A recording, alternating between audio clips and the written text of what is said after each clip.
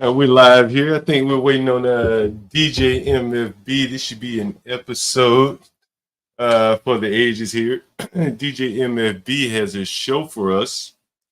Tonight he's doing an investigation. Let me drop the link here. He's doing an investigation. You guys let me know if you can hear me get my levels right here. I'm still a work in progress with this box here. Let me put the link in the chat for DJ MFB if he gets up here.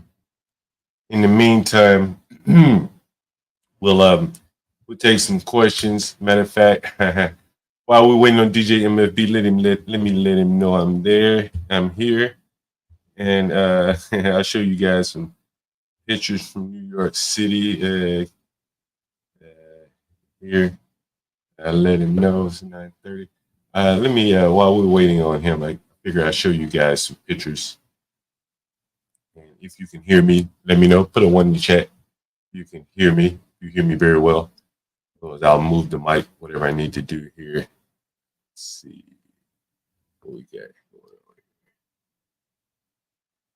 All right. All right. I think the levels are good here. But you be the judge of all that. Let me see.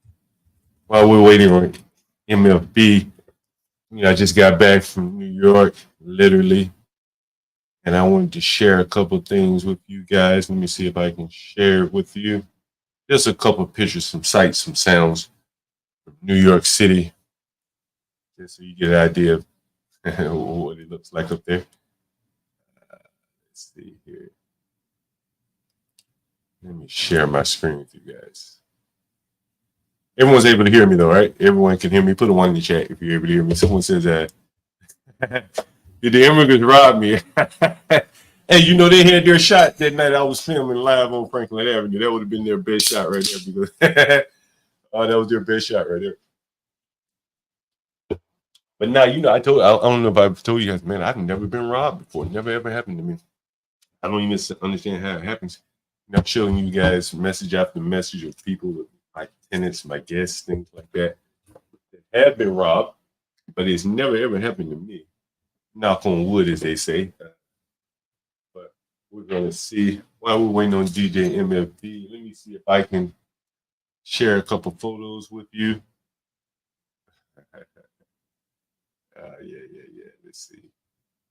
Make sure these are all the photos I want to share. Yeah. So here's some photos here from New York City. Let me share these with you while we're waiting on MFB. When is the Palace District? Oh man, I would have been done it actually, but I got a little caught up. I had an emergency. I had to go to New York, so I couldn't do it when I had it scheduled. Maybe I'll do it tomorrow. But then we got a couple things coming up tomorrow. We have Jenny from the block. If you guys saw my preview of the Jenny show, Jenny on the block, she's going to be pretty good. I think she'll be a pretty good kind of co-host on this real estate show we're going to have. And let me share my screen with you and some New York City photos while we wait on DJ MFB here. Let's see. Share my tab. Yeah, I'll have to zoom in here. Just some of the sights and sounds you see. These women here. Not sure if I can zoom in a little bit more. Anyone know what that is right there? We're on the train here, and this is a nasty New York City subway train. And they're having their little snack time on the train. Hold on for 1 second, guys. 1 second.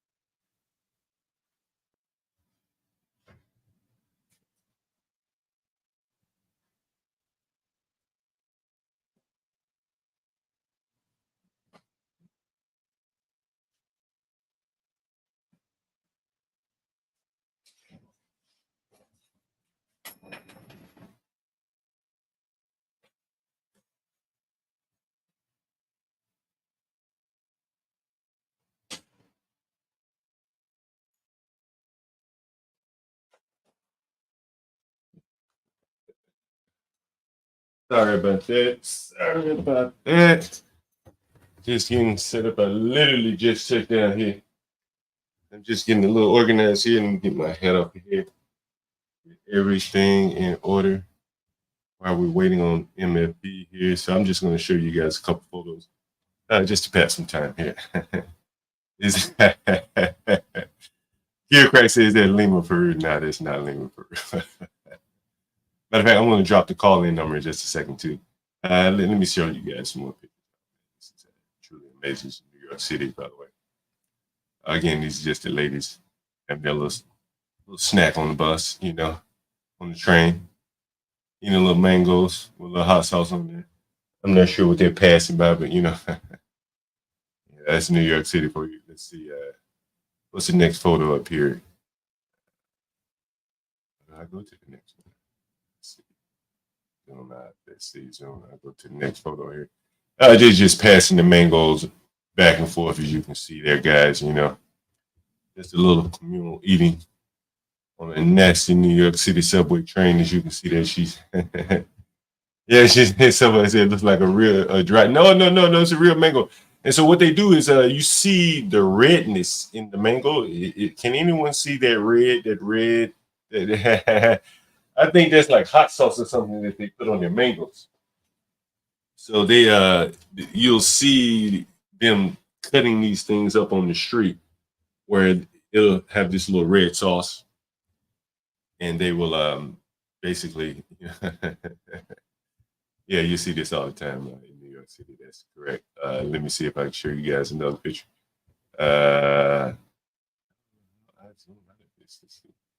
All right, let me go to the next picture. Oh, you can see that mango real good there. Let's see. Let's see what else we have here.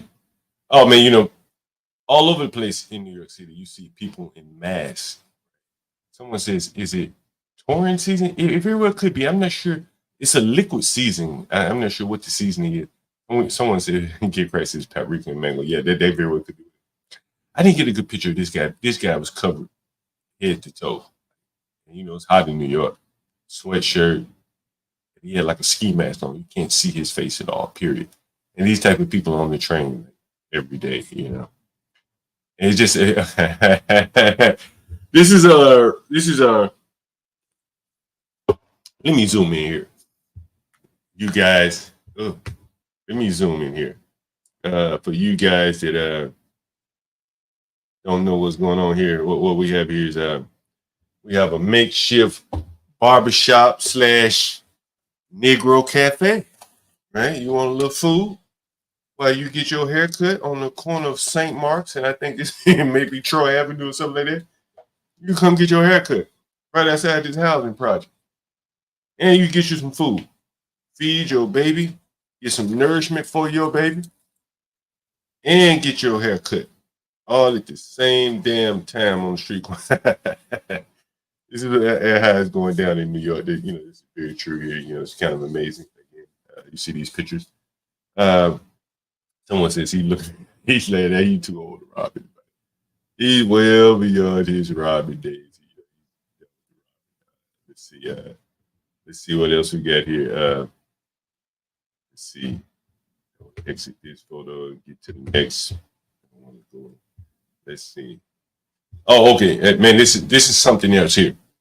So this is a park very near. It's a park that I go to a lot. Not far from where I stay when I go to Brooklyn a lot of times.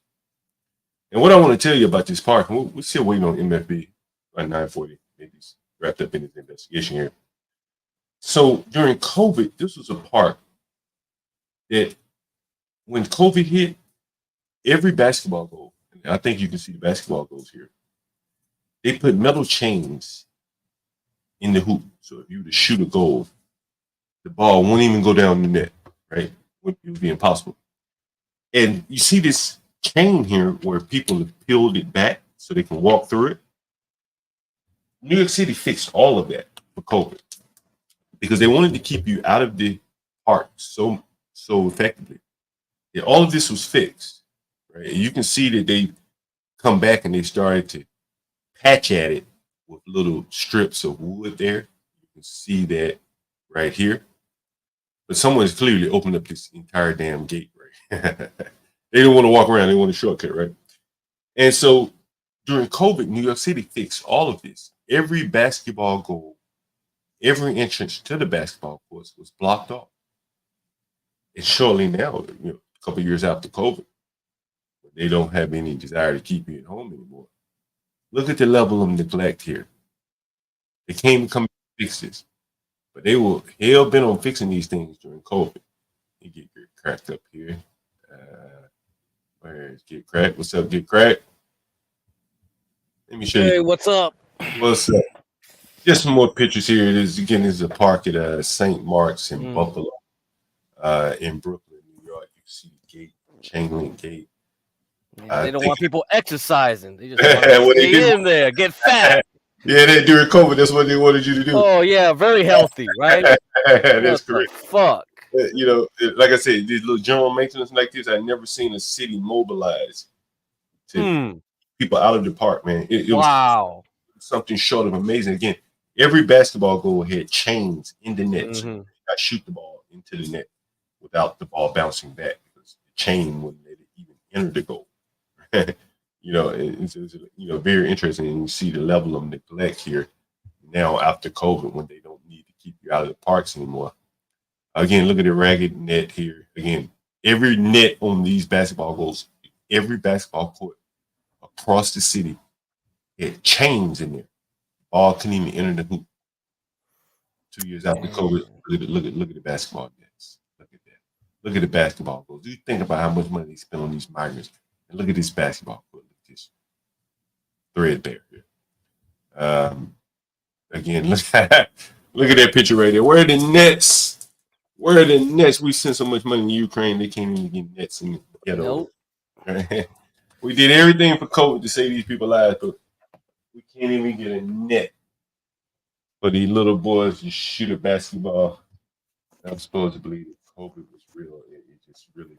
Hey, it didn't stop the Latinos though. They could still kick a soccer ball. Yeah. See? You see? It's all planned, man. That is true. They did not stop them. Give me 1 second.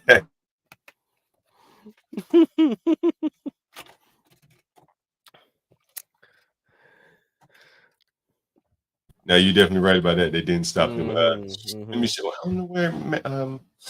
Let me see if MFB has got my message yet. Otherwise, let's see.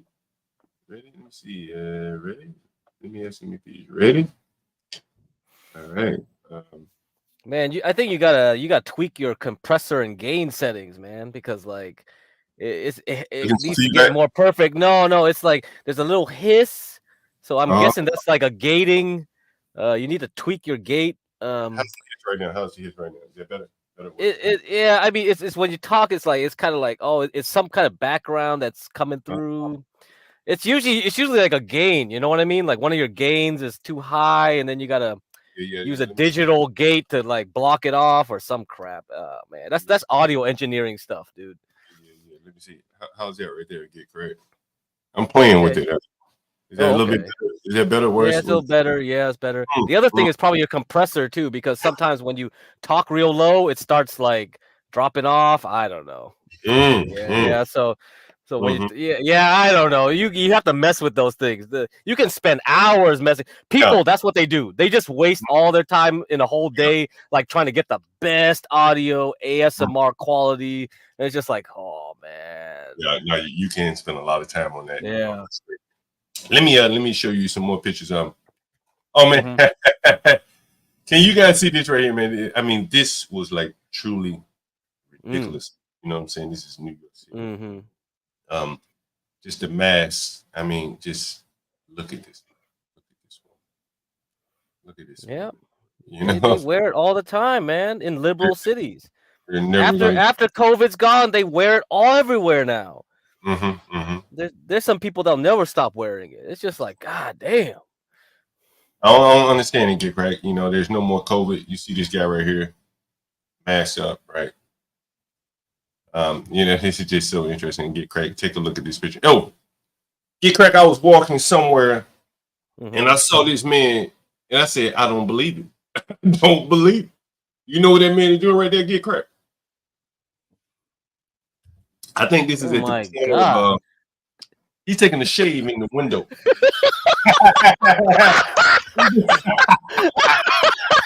Does he have a cream with him too? Does he have a single blade, man? He's got. You probably dry shaving, get crazy dry shaving. Oh no! No, don't do that. Mm. Mm. Look at that dry shaving, get cracked. Oh man, fuck, bro. Shit is unbelievable. God. Let me respond to Ryan here. Ryan, the city, when they wanted to spend money to stop you from doing something, they found it. Not only did they find the money, they found the organization, the ability to go chain up every basketball court throughout 5 boroughs. They cleared up every entrance way into the park to keep you out of the basketball courts, tennis courts. And now they can't even fix the things that, that they were quickly able to jump on top of it during COVID. So the money is there. They're just choosing to spend it on the migrants, and maybe that's the case. But there hasn't been enough money around. I mean, there's a lot of cities in like fucking California that don't even pay for potholes, dude. Yeah. And they have people that come out there doing it themselves, and the city complains, "You're not supposed to be doing that. That's our job." It's like you do it. Look at this guy right here, another mess, man. Yeah. I mean, like I don't know what explains it. Get cracked. Is it low IQ? Is it just they just go along with the next best thing? Ukraine, COVID, whatever. Yeah, humans are just like that. They're creatures of habit, man. Once you get them habitually into a mode, and that's it. That's how they get you. Someone says if it's hot sauce, they'll probably use it top Yeah, they'll use that. They'll use paprika if they don't, and then they'll use that other seasoning that the other dude said. Yeah, I mean Vietnamese eat the same shit. Like we get mango and we'll drop pepper on there too. Yeah, check this. I'm on my way to the migrant shelter right here, and this lady's outside. Can you see what she got on? Get cracked. Look at there. Look at that by herself. By herself, man. And then now I want you to look across the street, right? I want you to look across the street. I'm on my way to the migrant shelter here in Clinton Hill. Anyone know about Clinton Hill? You know what kind of neighborhood it is. If you don't know, you look across the street and you see the houses across the street. You see that? You're correct. Yeah. Are you familiar with New York at all? Get correct. Not really, not too much. I only wandered around parts of Manhattan, little bit of Brooklyn, little bit of Queens, but not enough. It's big. You know what I mean? But what I loved was the subway. Like you could go anywhere, but I just didn't have enough to have time to like explore on my own. I was there with a friend, so like he was a med student, so that's where I crashed in his place. When you hear about those brownstones and things like that, this is like one of those nice brownstone neighborhoods. Fort Greene, Clinton Hill, Brooklyn Heights, Cobble Hill. See, anything with a hill on it, I automatically think it must be good because it keeps it away because lazy asses don't want to climb up, so bums don't want to climb up a hill, Hill, heights, yeah, perfect. And so you have all these nice neighborhoods. Like you can see here that these are like those traditional brownstones. Clinton Hill, look how big the windows are. How tall they are, long. Houses, stoops, limestone stoops, things like that. And you see, I'm telling you, a block down from here are 4,000 migrants. What? 4,000. And I don't know if I played you the interview. Did I play the interview with the white man, the white liberal? I don't think so. I don't remember that one. A white liberal. Okay, no problem. Why are we waiting on MLB? We'll play this video. White liberal. Huh? Yeah. Get cracked. These liberals everything coming to them, they deserve. They've earned it. All the migrants want to go be moving on up. Oh shit! Oh, we got MFB up here. What's up, MFB? We go ahead and get on the topic, man. Let me. Whoa, yeah. We're on location. We're on location here. MFB. That's right. That's right. So, hey, can you give us a little background? You've already told me, but tell everyone else we're investigating here. I think this is gonna blow their mind. Yeah. All right. So, I got contacted a number of days ago by this Middle Eastern man. I believe he's from Saudi Arabia. Very wealthy, wealthy type guy. I think he might be a dentist or a doctor or something like that. Anyways, he has some suspicions about his soon-to-be wife, his fiance, who's also a Middle Eastern woman who is lived with him, and he's currently out of the country. He's in, I think he's in Saudi Arabia or something like that. But anyway, she's staying at his house here in Yazoo City, Mississippi, and he's thinking that he has his suspicions or whatever that she's seen some other guy on the side, and he wanted me to confirm or rule it out.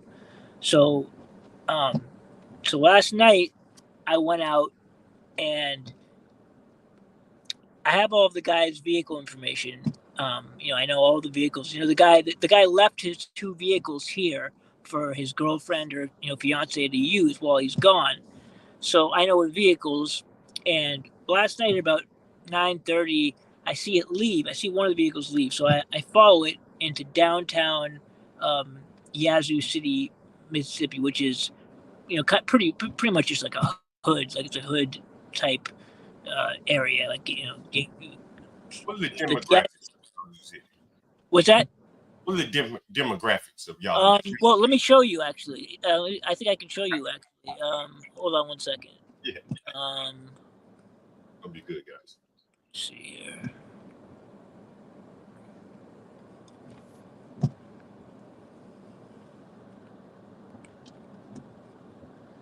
Streams.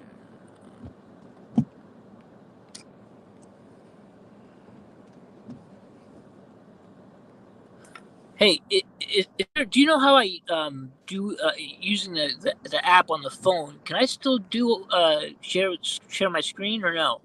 Yeah. And I'm sharing right now. I have from your phone? No, well, I'm on the computer, but you can do it from your phone. I think you can do it from your phone. Get cracked. Do you know if you can? Because I'm not seeing it. I'm just wondering. I never used the phone like StreamYards before. Well, so if you want to send it to me, you can. Yeah, maybe I'll send it. Well, I mean, what I'll do is, John, I'm going to send you a number of Dropbox links. So it'll just be like a number of links to Dropbox. Oh, okay. And each time I'll just have you click on the link and it'll bring you directly to a video or a photograph. Like that's how we'll do this. Instead of me sharing my screen, I'm just going to send you. Okay. I'm going to put a link in the back chat. It'll just be a link to my Dropbox, and you'll be able to see it. It will bring you right to the video. Get cracked. Can you bring that up for me? Can you manage that part? I can try to do that. Yeah. So you're gonna be let me make sure that I have the because I want to show you guys the spot, like this hood spot that I was at. It give you kind of an idea of like where this is kind of taking place, where this whole thing's taking place. Just, it's a real black city, right? MFB. Yeah, the demographics are. If you look there, I mean, it's almost all black. Like it's very few. Look at that. I mean, it's 88. I mean, look how few white people there are, and right. the people who average income here is like around 30 grand. It's not very. They don't make a lot of money, which is surprising because this guy has money. The guy who hired me. Let me ask you this now: why the hell is he there, MFB? That's a very good question. I don't know. I have no idea why in the world he would come here, because this is the hood. Like I mean, last night when I was down here, I felt like I was just in the ghetto. Mm-hmm. I don't know what the fuck he's doing. Anyways, so so this guy, anyway, so I see his vehicle leave last night, and I follow the vehicle, and right away, whoever is driving the vehicle is suspicious of my car. I could tell right away. I can just pick it up right away, just by the driving behavior of this person. So I knew right away. Okay, so this person, whoever's driving, is already looking out for someone following him. I can just, or him or her, whoever's driving the vehicle. It's either because my client may have like accused her already, and that so she's already on guard. She thinks he might hire a PI, or whoever driving is just being cautious or whatever. So I back off. And I let some space get in between us, but I'm still following him. But I let it, it's dark out, so he can't really see that well. And I just let a couple cars get in between us, and then he can't really tell the difference between my car and any other car. So I'm still following him. He ends up going to this after hours joint. Like it's a place that's like operating illegally after hours. Like it's a place. I guess they're it's operating as like some type of bar or club. What's the name? Place. What's that? What'd you say? What is the name of the place? Oh, What's the name of the place? Yeah. It's actually it's during the day. It's some sort of hair salon or something like that. Yeah, they get down at night, I guess. I don't know who knows what they got going on there. But juke joint. It's a juke joint, maybe. So I think I follow this guy. I follow this guy's car, right? And I follow it, and it parks inside this after hours joint, and I see another guy get out of the car. Another Middle Eastern man gets out of the car. So right away, my client appears to be right, because there's another man driving his car, while he's away. That shouldn't be happening. There's no other guy supposed to be there. So anyways, the guy gets out, this Middle Eastern guy, he's a middle-aged guy. He goes inside. So this is my opportunity. Once he goes inside there, I snap a GPS tracker on his car. So that just means, basically I walk by his car and I pretend like I dropped something, and I kneel down, and just within a split second before you even know it, I put the GPS tracker underneath the car, and it's a magnet, so it snaps right to the bottom of the car, and before you know it, I'm already back in my car. Like no one even no one will think twice of it. So once I get that GPS tracker on there, that's huge, because that means that I can follow that vehicle now I can follow it for 2 months. That battery will last for 2 months, so I can follow. And I'll get a detailed printout of every single place that car goes, up to date. Like, so I'll know exactly where they are at all times. So I don't have to follow them anymore. I don't have to worry about tailing them or losing them. I can fall back. I don't even need to hang out even in their neighborhood. I can be in a gas station down the street. I just I don't have to worry about following anyone. I can just show up wherever they're going. So anyway, so the guy comes back out of the after hours spot. Now I see this is my first time seeing the fiance, the woman, and she's dressed up, kind of nice. She's not wearing. I noticed she was not wearing her normal. What do the Saudi Arabian women wear? What do they call that? The getup that they wear. Yeah, the burqa, the whole thing. Yeah. So she's not wearing that. She usually does. In all the photos that he sent me, she's always wearing. Whoa, even in America, she'll wear it. Wait. She normally wears a burqa. Yeah. Yes, but not last night. Not last night. Hey, hold on. How does she look outside that burqa, man? To be honest with you, she's that burqa, man. She's not bad for. I usually am not into Middle Eastern chicks at all, but she's. That's why they put them bags over them, man. But them things look good up on them, man. I'm gonna send you a picture of her right now. Okay. Okay. Put in the back chat picture. Hold on one sec.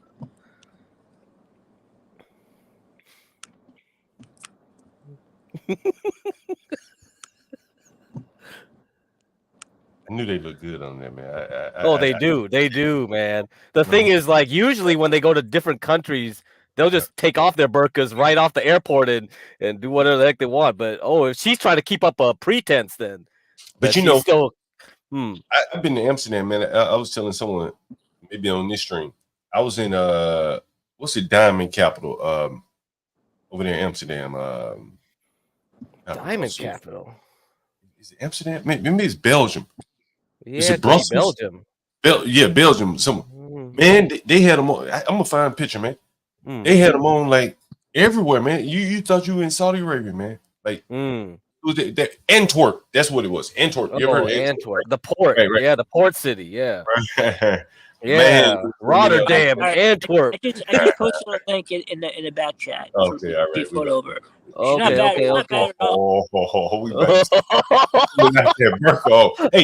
Hey, teasers.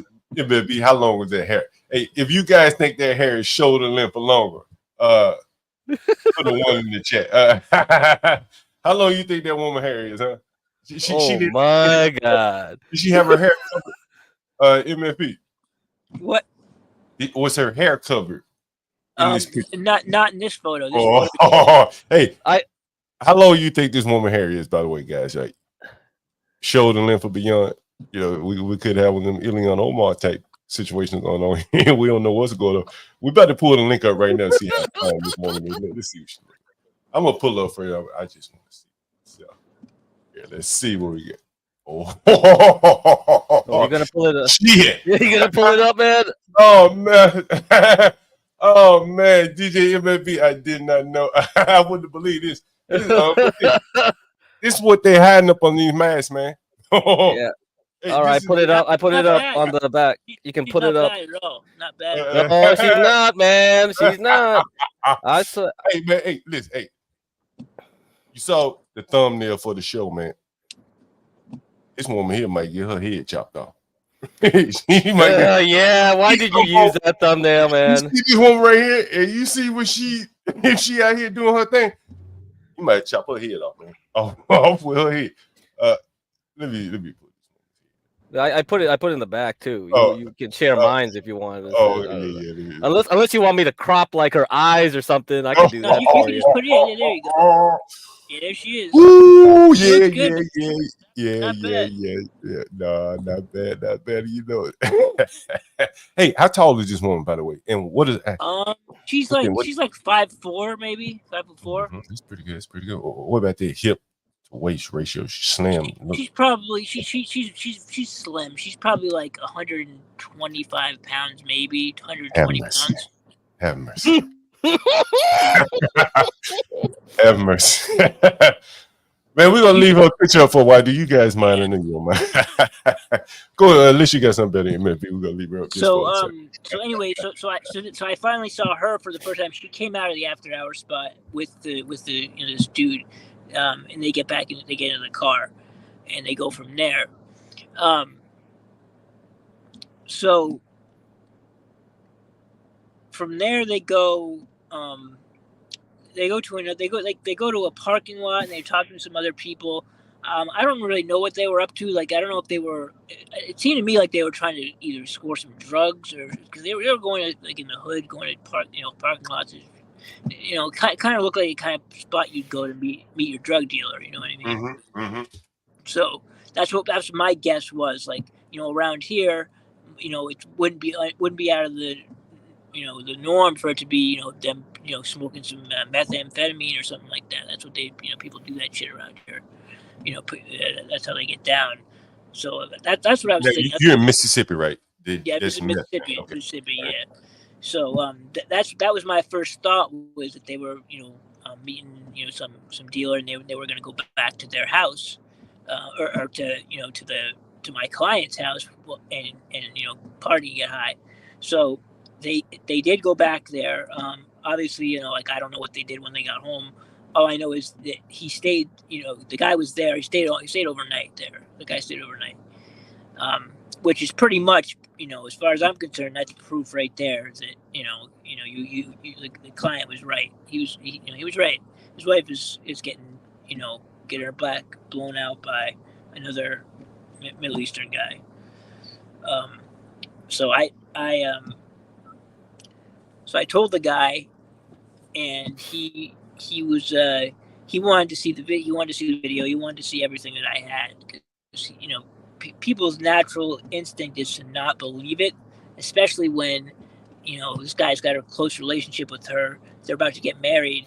He doesn't think that there's any reason in the world that she would do this. I mean, he has his suspicions, but deep down he can't believe it that she's actually doing it. So he's still not convinced. Even once I show him the video of his car driving around with another guy driving it, he says that he can't see because it was night. I had to use the night vision camcorder, which is kind of it's kind of like the image comes out kind of green colored when you use infrared light, so it does degrade the image a little bit. So he tried to say that, well, I can't really see who that is driving the car. He's in denial. Saying I can't see who it is. To me, I can not only did I can I tell him that the video shows a guy, but I saw the guy in person when when you're there in real time, like I saw what he looks like up close, like I was right there. So I told him without a doubt, this man, right, this man, he's middle-aged guy, he's definitely a mismatch. It seems like this dude's like at least in his mid-50s, like a little bit overweight, kind of balding. Not not what I would expect to see with the girl who looks as as decent as this woman looks. So tonight I'm back out on it tonight, and that's where you see me now. Right now I'm in the neighborhood, I'm within about 3 or 4 blocks of the residence. I have the GPS active on the vehicle, so all I need to do. Here, I'm going to show you. I'm going to put something in the back chat, John. Hold on a second. MFB, the other day you told me that there was some children or something at the house. Oh yeah. So so I noticed that there was that there appeared to be some kids, some 14, 13, something around that at the home, and they don't have any kids. They're about to get married. They don't have any kids. They're very strict, religious wise. I don't know, at least he is. My client, he says, no way, we don't have any kids. There's no reason any kids should be over there. I said, well, I'm telling you, I saw, 2 teenagers at your house, and he didn't believe me. He said, no, you're mistaken. And I said, no. This wasn't something I got on video. I don't, in a case like this, I don't really want to be taking video like right in front of their house. I don't really want to have my camera where anyone can see me right in front of their house. So it wasn't something I could get on camera, really. It was kind of something I just saw as I drove by. But, it was just an observation when I first got there. As I drove by the house for the first time, I saw the kids there. And let me ask you this question. Yeah. Do you think those kids could be the woman and the man's kids? I mean, you never know. That's I guess that brings up the question: does she have a separate family on the side, or is these just the children of that man, and he's bringing them over to stay at her house while my client's out of the country? But I've seen stranger things happen than that. Like that's not even that's could be very possible. Because as you were telling me the story, I'm thinking about this. Like, could this be some kind of like honeypot? What would you say? Have you ever heard of like a honeypot? No. What is that? Basically, where he sends her out to snare a rich man, and they take advantage of him. Oh yeah. They could be a couple. Well, clearly, they're a couple. Yeah, I mean, I don't know. See, my client didn't get too detailed as far as I don't know how long he's known her, how long they've been engaged, but she could very well have gotten engaged to him very quickly within a couple of months. To try to, it could be some kind of insurance scam. Who knows? She could be planning on getting rid of him and getting the insurance money. Who knows? Damn, that's interesting. Did he tell you how long they've been dating? No, he didn't. We didn't get that far, so I don't know how long he's been with her, or how long they've been engaged, or anything like that. So, this guy doesn't speak very good English, my client, and he's not. He's kind of, to be honest, I don't like him all that much. He seems kind of like a prick. To be honest with you. MFT. Yeah. Go ahead. No, I mean, that's why I don't feel bad, because I'm charging him a lot of money. He's paying me a lot of money on this case. Anytime if you put a GPS on a car, it's gonna be very expensive. This case is gonna be, I demand a certain amount of money up front. Like he has to pay me up front, at least $1,500, $2,000 up front, and it's gonna be more than that in the end too. So for the GPS activity, if you have to put a GPS, if I have to put a GPS on a car, that's $1,000 just for me putting the GPS on the car. Just the physical act of me having to get out and put the GPS on the vehicle. I'm going to charge you $1,000. That's a danger. It's a risk to me. Me having to get out and put a GPS on a vehicle, I could get shot. Someone could see me. I get beat. Anything could happen. So it's going to cost you $1,000 for me to take that chance. Do that, so my clients understand that. I let them know beforehand that this is I'm taking a risk by either going on someone's property and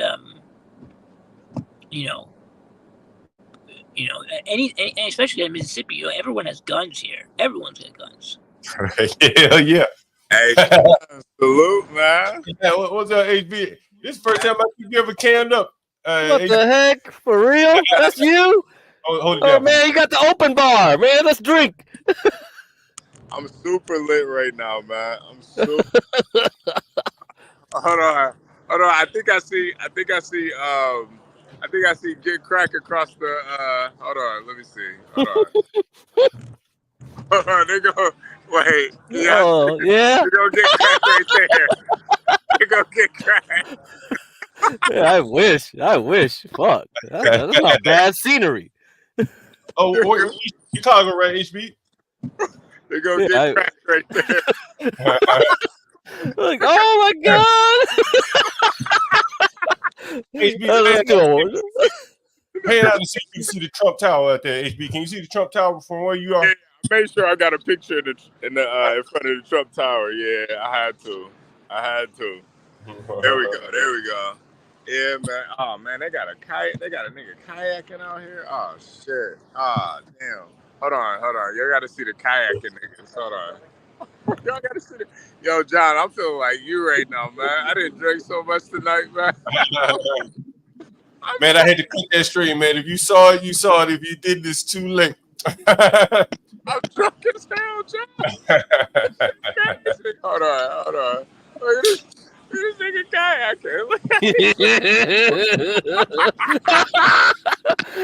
Well, they're gonna try catching balls from Wrigley Field or some shit. Oh, What are you drinking on, man? What are you drinking on? Hey, there we go. Yo, HB. What you sipping, man? What are you sipping on? We kayaking, man. We kayaking. Okay. What are you drinking, dude? What are you drinking? What are you drinking? Hard liquor? Bro, the better question would be, what am I not drinking, man? It's open bar, man. I didn't drink tequila, fucking vodka, wine. Oh man, that's a yeah, lit now. I'm about to drop this phone in the water, man. I'm about to drop it in the Chicago River, man. You better be careful, man. You get shot down there in Chicago, man. I'm about to drop it in the river. Goddamn river, man. Goddamn. Hey, HB, before we get back to MFB, did you see my preview with Jenny from the block today, live from Drink Nightclub? Yeah, I saw her, man. She seemed cool as hell, man. Yeah, I think you and her would be great in this show tomorrow if you had time, man. Yeah. I have to pull up, man. She blunt as hell. She is blunt as it gets. And with your levity and comedy, I think it would be a great show between the two of you.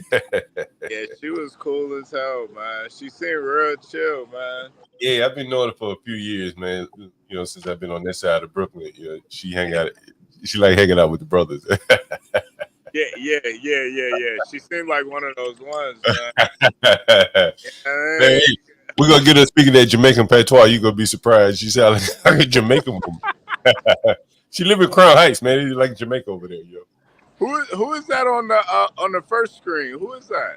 It's DJ MFB. He's going through his investigation. This woman gonna get her head chopped off at the end of the story.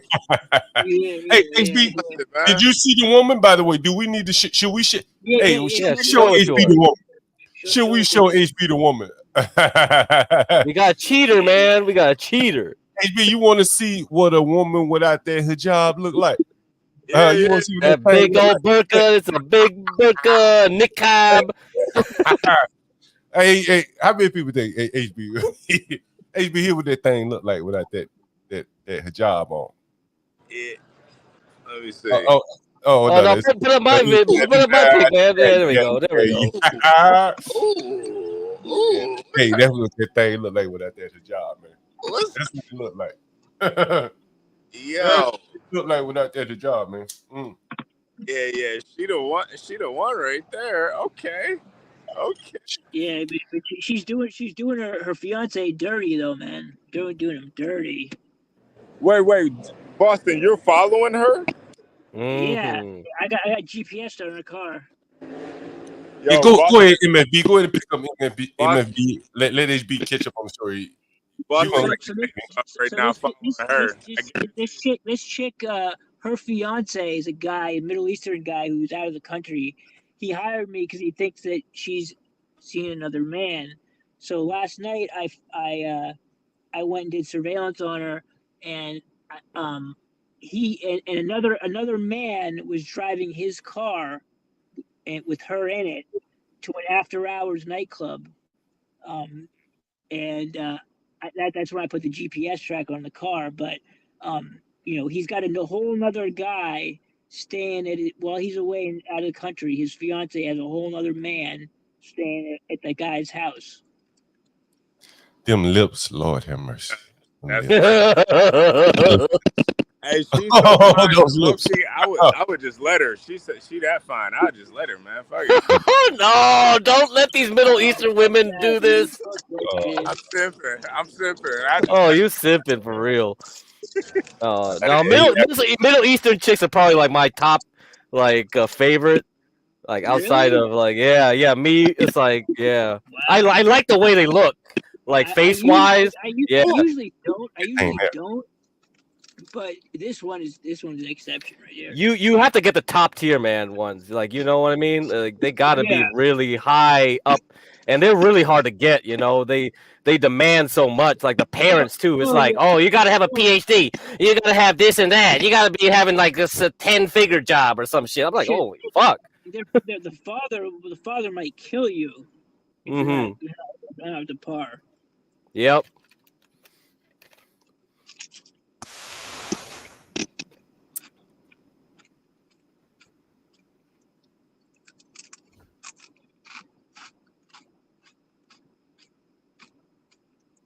Oh, you muted, John? Were you talking? Oh, sorry about that. I was gonna say, damn, them lips just threw me off, man. Oh man, Lord have mercy. Let me take this woman down here before we get her killed. MFB, you still there? Because you have a question in the audience. Yeah. So now that you're aware that her husband could potentially kill, do away with her for an honor, retribution, do you go through the business contract / preservation of life? No, I don't get involved in any of that. That's his business, whatever he wants to do. I think we lost MFB. No, he answered. Oh, sorry, I missed him. Yeah. So, what was your answer again? I'm sorry, I missed you. I said that's his business. Whatever he wants to do afterward, he can do it. It's got nothing to do with me. So if something like that would have happened to her, you wouldn't feel like, damn, I shouldn't have done that. No, I mean, I'm just bringing him the information that he wants. I mean, the bottom line is if he is willing to murder her because she was unfaithful to him, That's got nothing to do with me. He didn't tell me that he's planning on harming her. As far as I know, he's got a right to know if the woman he's marrying is being unfaithful. So I'm just giving him a closure one way or the other. I know, I have nothing to do with any, he gave me no indication that he plans on harming her. So if he does decide to do that, that got nothing to do with me. I You mean, have another question. he already was suspicious of her anyways. I just am confirming that. I'm just telling him the truth. I'm not lying to him. I'm telling him the straight up truth. You have another question here, MFB. So it's his fiance, not his wife. That's correct. And so she's only going to get taken back to the old country by her dad, and her dad's going to have to forgive her transgression. Islam is definitely about degrees of faith. That's right. That's right. I'm not sure what that means. I can one It of you basically means that in their religion, being unfaithful in their religion is very, they take it very seriously, and I think the woman can even be killed as a punishment. and you still have no qualms about that, like what you're doing. Well, first of all, we're in the United States of America, where that's illegal here. That's not how we handle business. If he were to make a decision that he's going to remove her from the country, force her to go back, and she's going to be willing to go to her own death, that's their decision. I hear you. Yeah, it's very interesting. But go ahead. We don't want to get too far away from your investigation. Go ahead, FB. I'm going to send you a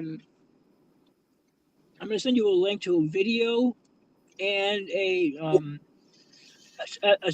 photograph of what the GPS screen looks like. So the screen I'm looking at, the map of where the vehicle is, just so you get an idea of what it looks like. Like on my phone, I have a map of exactly where the car is and all the places it's been.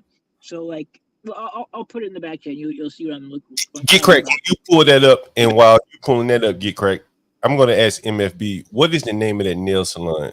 This juke joint nail salon, and I'll pull that up. I'd have to look at my notes and see what that see what that is. I'm not 100% sure. So, do you think that's a dope spot or like an after hours club? It looks to be some sort of after hours spot where they just drink and they, didn't look like it was there wasn't a whole lot of activity. It seemed like it was just, maybe 15, 20 people there. Did the woman go in or just the man? Yeah, no, she was. I saw her come out. I didn't see her when they went in, but I saw her when they came out. So I don't know what's going on with that. I could have sworn that the guy that she wasn't with him when they went in the club, but she was definitely with him when they came out. Now, just a reminder for the people who just joining, this is Yazoo City, Mississippi. That's right. 85% Negro. And this beautiful young thing then took her hijab off and walked into a club, some juke joint in Mississippi with her Saudi Arabian paramour. Can I say the word paramour? Paramour. Perfect. Oh, that's great. Paramour, right? While she's cheating on her husband, while her soon-to-be husband, while he's over in Saudi Arabia. He's probably rich somebody. So here, go ahead, MFP. So this is her without that job, by the way. So right now, I'm going to be on mute for a second. I'm going to be putting a couple of things in the private chat. Just give me a sec. What y'all rate this woman right here on a scale of 1 to 10? What y'all rate this? She look like how old is she? Way to 20, 25. Yeah, she looks about like that.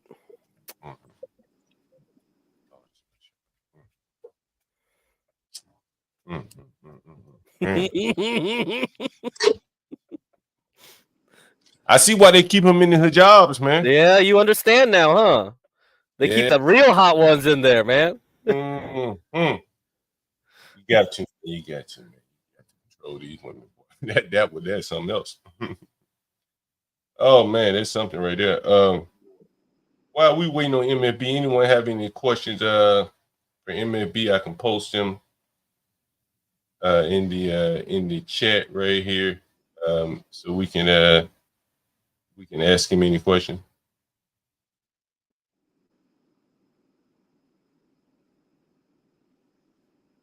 People are kind of quiet today. Filters can. Someone said she got filters on.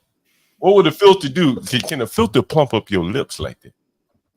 Man, they are getting fancier though. That's for sure. Mm. Asians know how to do that the best. Them Chinese, they know how to do that. Koreans probably too. Stanley says she's a 7. Stanley, while we were waiting, this story prompted me. Actually, I was thinking about this today, and then this story. Actually, you came across my mind, Stanley. To be quite honest, you and Get Crack and Master Kim, me, some of the other guys in the audience that we all kind of grouped within about 10, 15 years of each other, right? And so one of the topics that I wanted to discuss, and you can tell me, you guys, what you think while we're waiting on MFB, is the male midlife crisis real? Have you experienced it? Did you go out and buy a Corvette? Did you get a new young woman, replace your old woman? Anyone going through that, been through that, have experience with that? Lawrence, I think Lawrence is about 70. He probably could really give us, an after action report of sort of the midlife crisis. This one story I was kind of interested in talking about, not from a woman, this is not a man's question, but like a male evolvement or human evolvement, human nature type evolvement. I think it can be an interesting topic. Someone like Stanley probably would have some very serious, could lead a very serious discussion. He's a man who has a son. He's kind of, what do they call it, empty nester now. Right. Yeah, so I think that would be very interesting. And he's also a widow, so that'll be another interesting dynamic. He's done very well for himself. So that'll be an interesting story to hear. Is the what is it called? The what do I call it? The midlife crisis. Is that real? Have you experienced? Sounds like you never had one, huh? Nah, that's what I'm saying. I wonder, is it real? Maybe I haven't had it yet. I haven't well, I mean, because I always mentally I feel like I'm still in my 20s, so I never feel like, oh man, I'm whatever. I just do what I do, and I mean, I don't know, because I think some young people, they do have some kind of quarter life crisis going on, like they miss being teenagers. It's actually like quite more bizarre, isn't it? I think if you ask younger people, they'll have a different problem. Hey, get cracked. We got that. We got something from MFB in the back. Yeah. Oh, okay. And let me get it. Let me get it. Name of that juice. Well, you say you don't know the name of that juice. You don't know the. Oh, this is a video. I have to look at my my notes and get that. But I posted a video in there. This video is the video of you'll see on the video. You'll see it's taken a night shot. So it's taken an infrared camera. So it's not the clearest video because it's taken it very dark. It was almost pitch black where I was filming last night. But you can see in the video this guy, and you'll see the female too, hanging out outside this club, or after hours joint, and then getting back into the my client's vehicle. Just so you have an idea of this is what I sent to my client. This is like the evidence I sent to him. So far, that's what I have so far.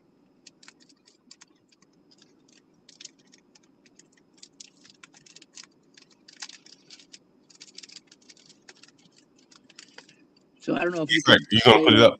Get cracking, gonna put it up.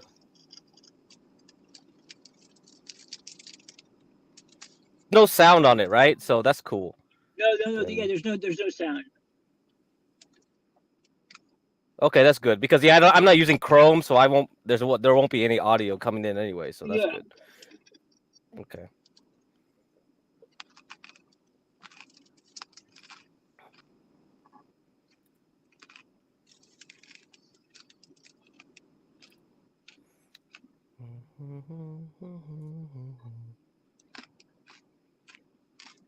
All right, make sure it works. Okay, good. All right, let me share it.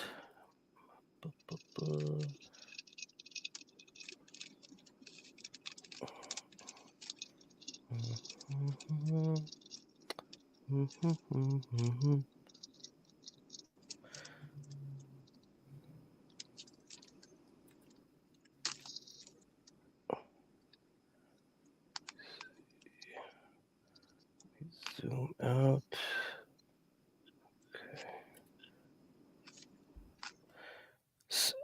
Oh, MFB, like the file has a name on it, so I have to get rid of it somehow. Crap. I'm not concerned about it, really. Oh, okay. I mean, it disappears after it starts playing for a while, but it'll show back up if I hover my cursor over it. Lord have mercy.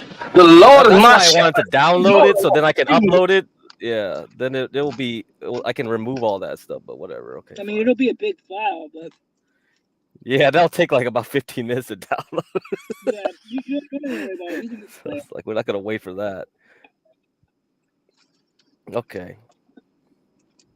Okay, you can share it, John. It's playing right now, so you can just put it up. Yeah. So this is taken almost pitch black condition. Like, there's very, very little light. Like if you saw how dark it was there, I'm using an infrared camera with infrared light. Normally if you use a regular like your cell phone camera, the screen would be black. The only way you can see there is through having an infrared light. The camera I have has an infrared light flashlight on it. You know, it's not visible to the human eye, but you know, to the camera, can pick it up.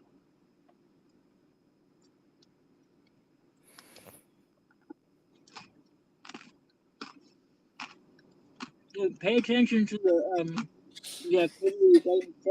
It's hard to see, but Man, these people right in the there, chat. in the right hand corner, right there, is a guy and a girl. Wait a minute. Do you guys see? I can't see.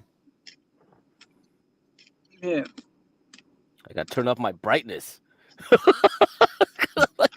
They're walking in or out. They're walking in and out of the club, right? There they are, right there. There they are, right there. They're in the right hand corner. If you want to pause it, they're right there.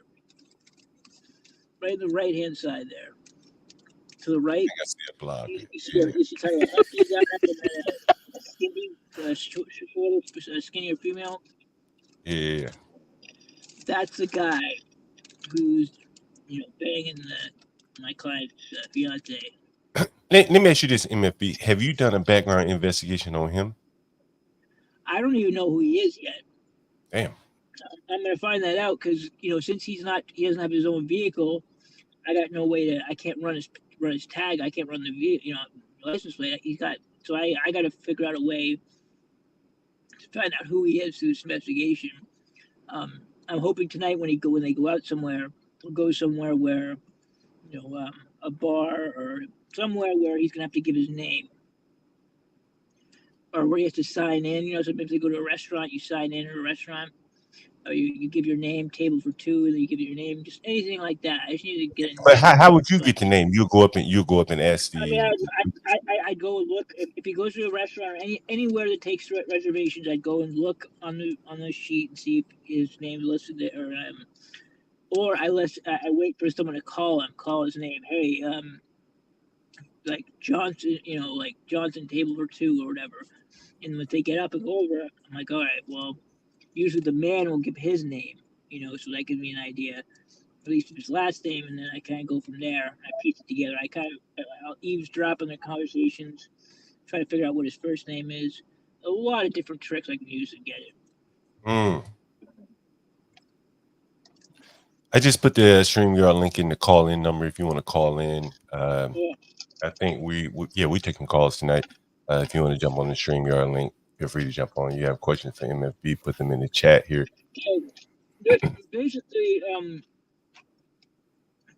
I'm expecting tonight to be the night because I have the GPS on the car now. So it's Saturday night. Her fiance is out of town. She's at the house to herself, and she got her new man or her side piece there. Hey, MFB, you had to come. Hold on, MFB, you had to come in the chat. Someone says that the husband was right to question that video that that we're looking at right now. What do you think about that comment? I mean, yeah, but it is a man. You can see that it is a man driving the vehicle. It's not a female. It is definitely a man. Well, you guys haven't even seen the car take off yet, have you? No, not yet. No, not yet. Yeah, you see, it's definitely a man who gets into the driver's seat. It's a man. Like, you may not be able to make out his wife perfectly, but you can definitely see that it is a male driving that vehicle. MFB, we have a comment from someone is asking, what are we looking at here? Can you give us just a 10-second summary of what we're looking at here? Let me see if I can put that comment back up. Go ahead, MFB.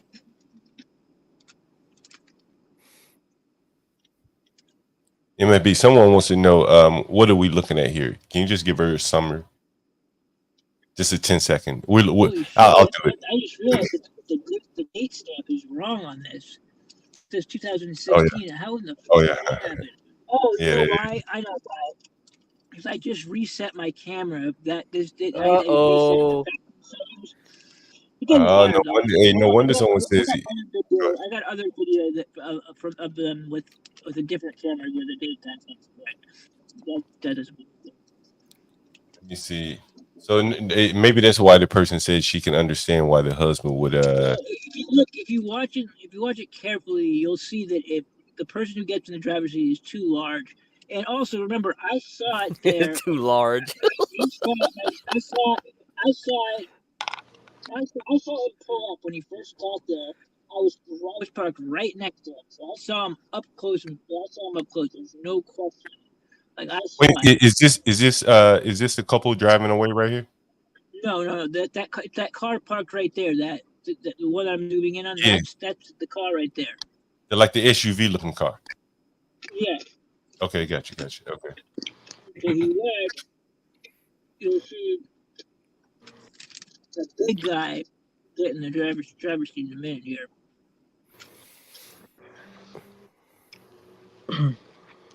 I hope this lady doesn't get killed. Well, hey, she's got an excuse. They don't teach women to drive in Saudi Arabia. She's like, I don't know how to drive. I need a dude to drive me. Yeah, that might work. I don't know. How is she gonna explain him staying overnight there? Yeah, I don't know. She can drive him home. She can drive him home. I'm scared for her right now. Maybe it's her brother or cousin. Oh God! All right. She hasn't mentioned him. She has never mentioned before to him. You know, here's the thing, MFB. There can't be that many Saudi Arabians in Yazoo City, Mississippi. Right. Right. So he probably knows her. He probably knows all these people. Makes it even worse. Yeah. Oh. Wow. Somebody's gonna lose their head over this. Yes. Yazoo. Have her hands chopped off or something like heinous. It'll be some kind of honor killing or something. I don't know. Master Kim, can you put that picture back up again of that woman?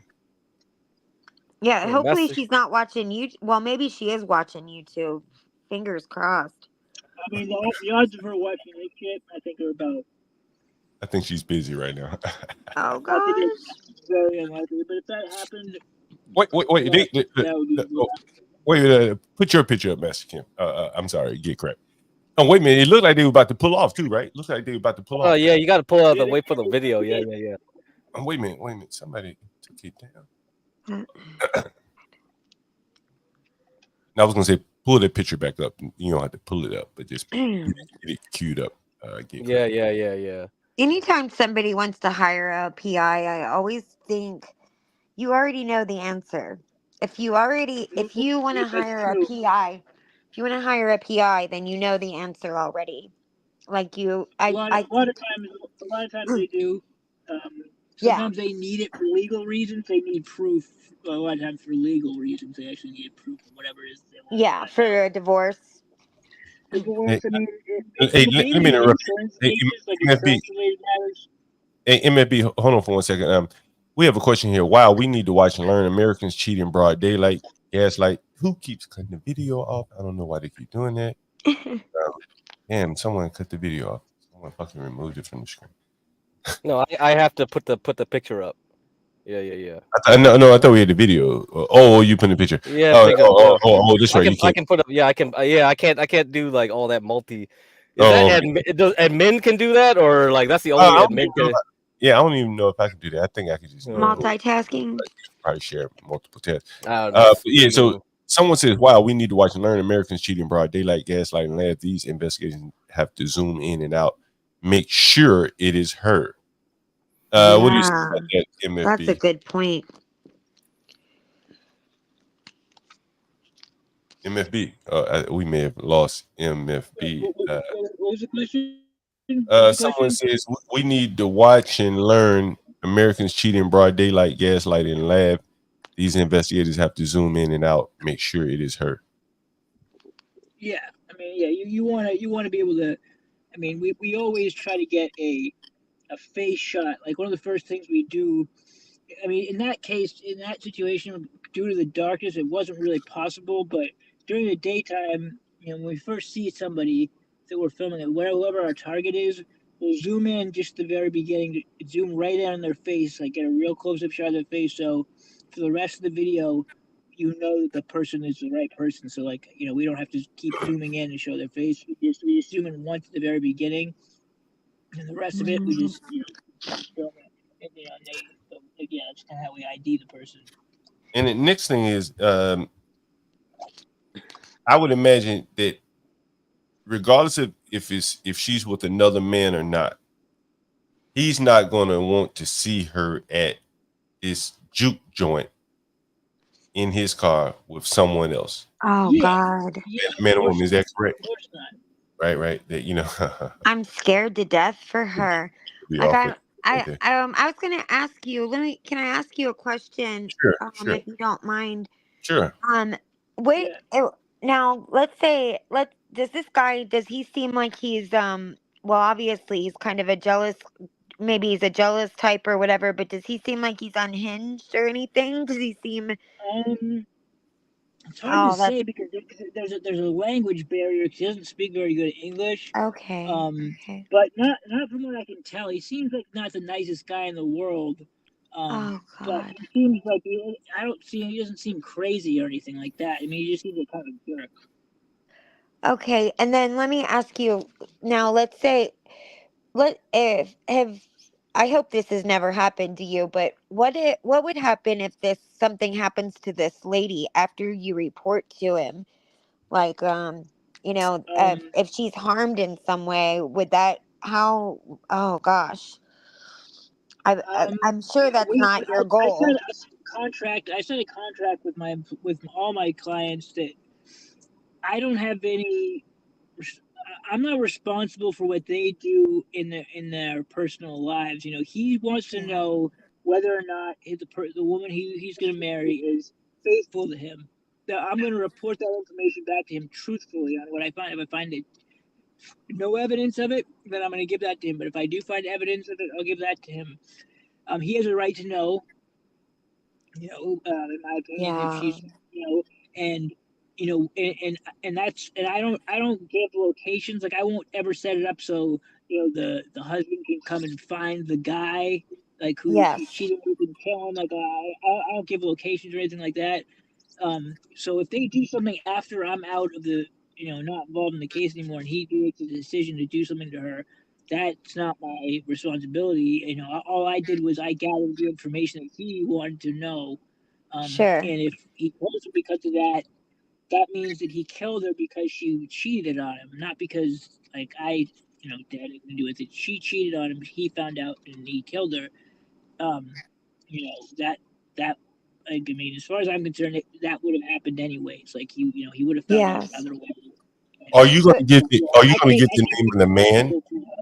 Are you going to give hold on? Are you going to give the name of the man to the person she's cheating with? I don't think so. Not in this case. I don't think I will.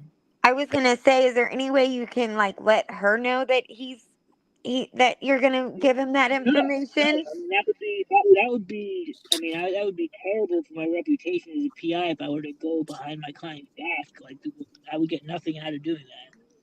Nobody would tell. Just let her know. I mean, I'm so why nervous would for her. Why would like? I'm getting paid by him. Why would I do anything for her? I know. I just am nervous for her. That's all.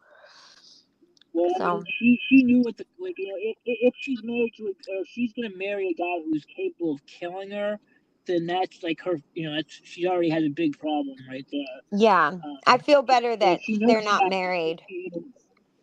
Yeah, I mean, like she obviously knows what kind of guy he is, and she still is taking the chance of having the or whatever you want to call it, an affair or whatever they're doing in the Yeah, guy's house. and to let her And and then to leaving the let the other vehicle. guy drive his car is awful. And have kids Yep, over. yep. And have Oh, kids. I guarantee they're sleeping in the guy's bed too. I guarantee they're sleeping in the guy's bed. oh God. Hold Don't on, did you make say it worse. Somebody's lost their head. you Oh said they had God. kids Somebody's lost together? their Lost their head for sure. head. You said they You had know. kids together or no? They had kids together? No. No. Okay. Okay. No, they don't. Oh Are They they don't are they God. engaged? Are they engaged? Yes, yes, Wow. It's good he's finding out. She looks yep. young. She's really young looking. Yeah, she's like she's. I think she's like early. I think she's like 31 or 32 years Oh old. wow. She doesn't look that old, even that old to me in the face. Oh, Yeah, heaven. she's young. The Lord is my shepherd. He know what I want. Excuse me, bro. Nice. You know what I want. You got a soundboard going for that already? Oh Well, you my. gotta tell You them know what who I the want. guy is. You gotta tell them. I mean, number one, the main thing is she loaned out the car. Okay, that's just the most egregious act right there alone. Like, if she's sleeping with the guy, that's one thing, but she's loaning out the car. Yeah, that is yeah, That's that's way really across the bad. line. So, Wow. no, All right. seriously, All it's right. like, All right. yeah, that's really that's the Disrespectful. guy's stuff. Yeah, that's what I'm saying. So, I mean, if she's gonna sleep around, that's not good, right? But at the end of the day, don't loan You out have a my problem property. with her letting his car out? That's what you have a problem with? I have a bigger problem with that. I mean, Well, because it's disrespect. It's disrespect. You're It's joking, right? I think it's disrespectful. It's very disrespectful. I Well, I agree mean, with yeah, that. there's a to beg some other dude is also extremely disrespectful. Yeah. well, that is. I For mean, that is real. too. But look, let's be honest. He's not like he's gone. It's kind of like, okay, well, whatever. You know. Like, okay, so it's like this. I just view. What? I just see it like this. Like, your wife is like it's like a rusty hammer in your garage. If your neighbor wants to borrow it, who cares? But don't What? loan out my car. I'm just kidding. Hey, I'm just hey, kidding. Wait, I'm hold joking. up. I'm not being serious. I'm hold not on, being serious. I'm not being MFB. serious. Hold on, MFB. I have another question for you Yeah. based upon some of Yeah. the comments in the chat. What kind of neighborhood does this man live in?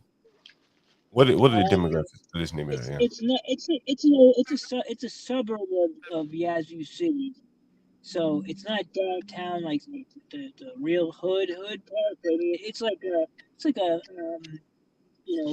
middle class neighborhood, working class neighborhood, I guess that's call it. And why does he live here if he has like this amount of money? You know, why That's a good why would question. he live in it? He owns the home, he owns 2 vehicles, and he owns another property as well. So I don't know why he's doing that in this place. I couldn't tell you. Maybe it's close to where I think he's some sort of medical professional, and it's close to where he practices. He probably practices at a hospital near here. Maybe he's a surgeon or something. Okay, cool. Well, go ahead, MFB. Get back on track here. So I'm gonna put another. Or hold on, just one sec. I'm gonna put something in the back chat.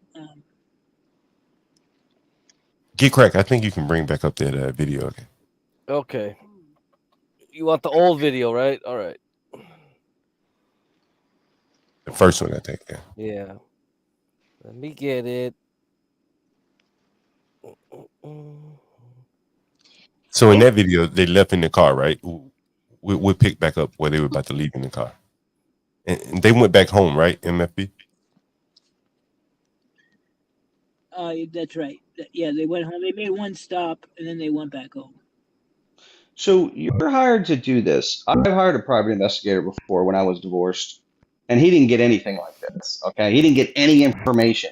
I spent like 15 grand. He got nothing. Okay. Yeah, So So someone's mic is burping, by the way. very typical. my mic PIs is. are shit. Yeah. Someone's mic. I'm not sure who's. Is it my mic? Is it my mic? No, Hold on.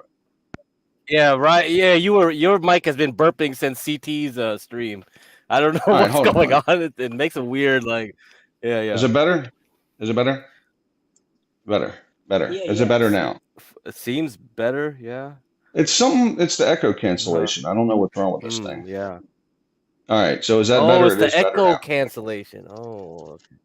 Yeah. It's better now? It's better. Okay. Yeah. All right. Cool. Yeah. All right. Yep. Go ahead, Ryan. You had a comment? Oh, okay. No, I was just saying. So I hired a PI myself, and they didn't get any information. It was like 15 grand. And Hey, Mike. Hey, Mike. hey, man. Do you have to turn over? I'm going to show you a live feed of the GPS coordinates. If I post that, will you? Well, actually, now you got me nervous. Now I actually don't want to post like stuff that's live because you got me. He's right. This is not. I shouldn't be showing an active case live, but on a show like this with the audience that we have, I don't feel like there's any possibility whatsoever that they will see this. And even if they do years later, I don't really give a shit. It's for training purposes. So do you show him the video, or do you just say, "Hey, don't do it"?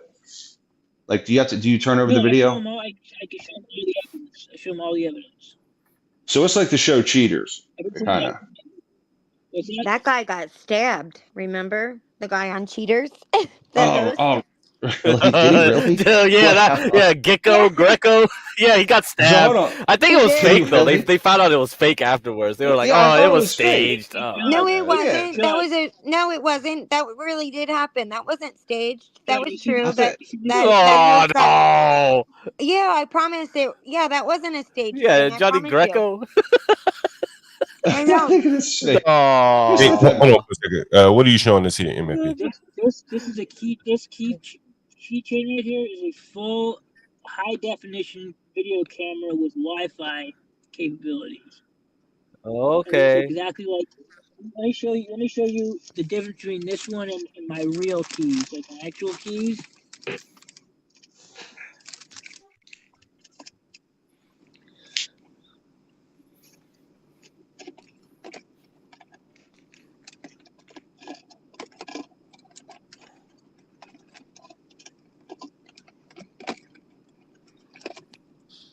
I'm wondering how is it that you're able to like put this video on a live stream right now? Like, I mean, aren't you running the risk of somebody seeing these people, or like just that? I mean, and then yeah, I also guess like technically, you're putting her business out here like this. That's, you know what I mean? I'm not putting her location. I'm not putting her location or exact location. Nothing that anyone can do to find exactly where she's at. Yeah, but you're also putting out in the world that she's, sleeping with somebody. That's she should have thought about that before she decided to do it. Yikes! Wow. Oh man! Boom. Mm-hmm. I think she shouldn't have loaned out the guy's car. Yeah, I'm with you on that. I have no respect for anyone who cheats on. I just don't respect it at all. I think it's a behavior. Right. It's suspicious. She's running a car rental service. But what about if let's say this fiance of hers is like treats her terrible and she's trying to get out of the relationship and she's and maybe she's trying, like, listen, I'm just playing devil's advocate. I mean, I guess it's possible. If that was the case, he's out of the country. Why wouldn't she just leave? she has a new guy. Why wouldn't they just leave? Maybe because like she's worried about getting beheaded. I mean, she can easily. Man, They're so in tough, America. They man. don't do So that. tough. Well, She can easily she should avoid worry that. now. I know, She especially now should. that that the other dude is driving his car. That is like really disrespectful and like Well, the dude is bad like or what? that's really kicking the guy when he's down. You know. I mean, You Hey, loan out my and having car. a man at your house with his Sleeping children, in shit. his bed as well. Oh That's my what he's god. going to say. That's what he's going to say when he beheads her. He's going to say, you know what? It's bad enough you cheated, but the fact that you loaned I out my mean, car is why I'm doing I mean, this. Right. I was even I'm with condoning you. that. I'm with I you was on never that. At least she condoning didn't that. loan out the horses, man. Where's the horses at? She loaned them out. It's like, oh hell nah. Don't say that The that they're camels, the sleep. They horses, better not hell be nah. sleeping in his bed. Are they sleeping in his bed? Why wouldn't they be? Oh my Probably. god. What is this, the No. Three Probably. Bears? Yeah, why The wouldn't three. they at this point? This is the Yeah, Three why Bears. else would they let him have a driver's car? Like, why wouldn't he be sleeping in his bed? What if he said, no, I'm gonna draw the line here. I'm not gonna sleep in the guy's bed. Like, no. Never. Never. Mhm. That's nuts. This woman has a death wish. Also, I read And I'm going to now tell you, like, isn't that a little risky? Like, Yes. I don't think all little More than a people would like little, a lot. kill their women. if For you're going to sure. be a backdoor man, don't do it in the dude's house, and Right. certainly not driving his car. Okay. Hell You no. think this Like guy cares, he man? should know better. I don't think this guy cares at all. Yeah. I mean, I'd be He has no nervous. respect for that guy. And How's this guy sleep? I There's a think this guy's Saudi. behavior.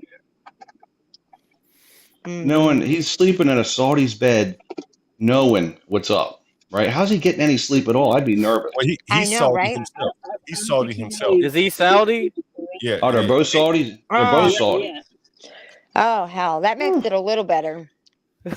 No way. He knows what's gonna Yeah, happen. Yeah, to but him they one Right. day. know. all that means is they both will sacrifice. Mm-hmm. Yeah. Yeah. Lord. There's some things you shouldn't borrow.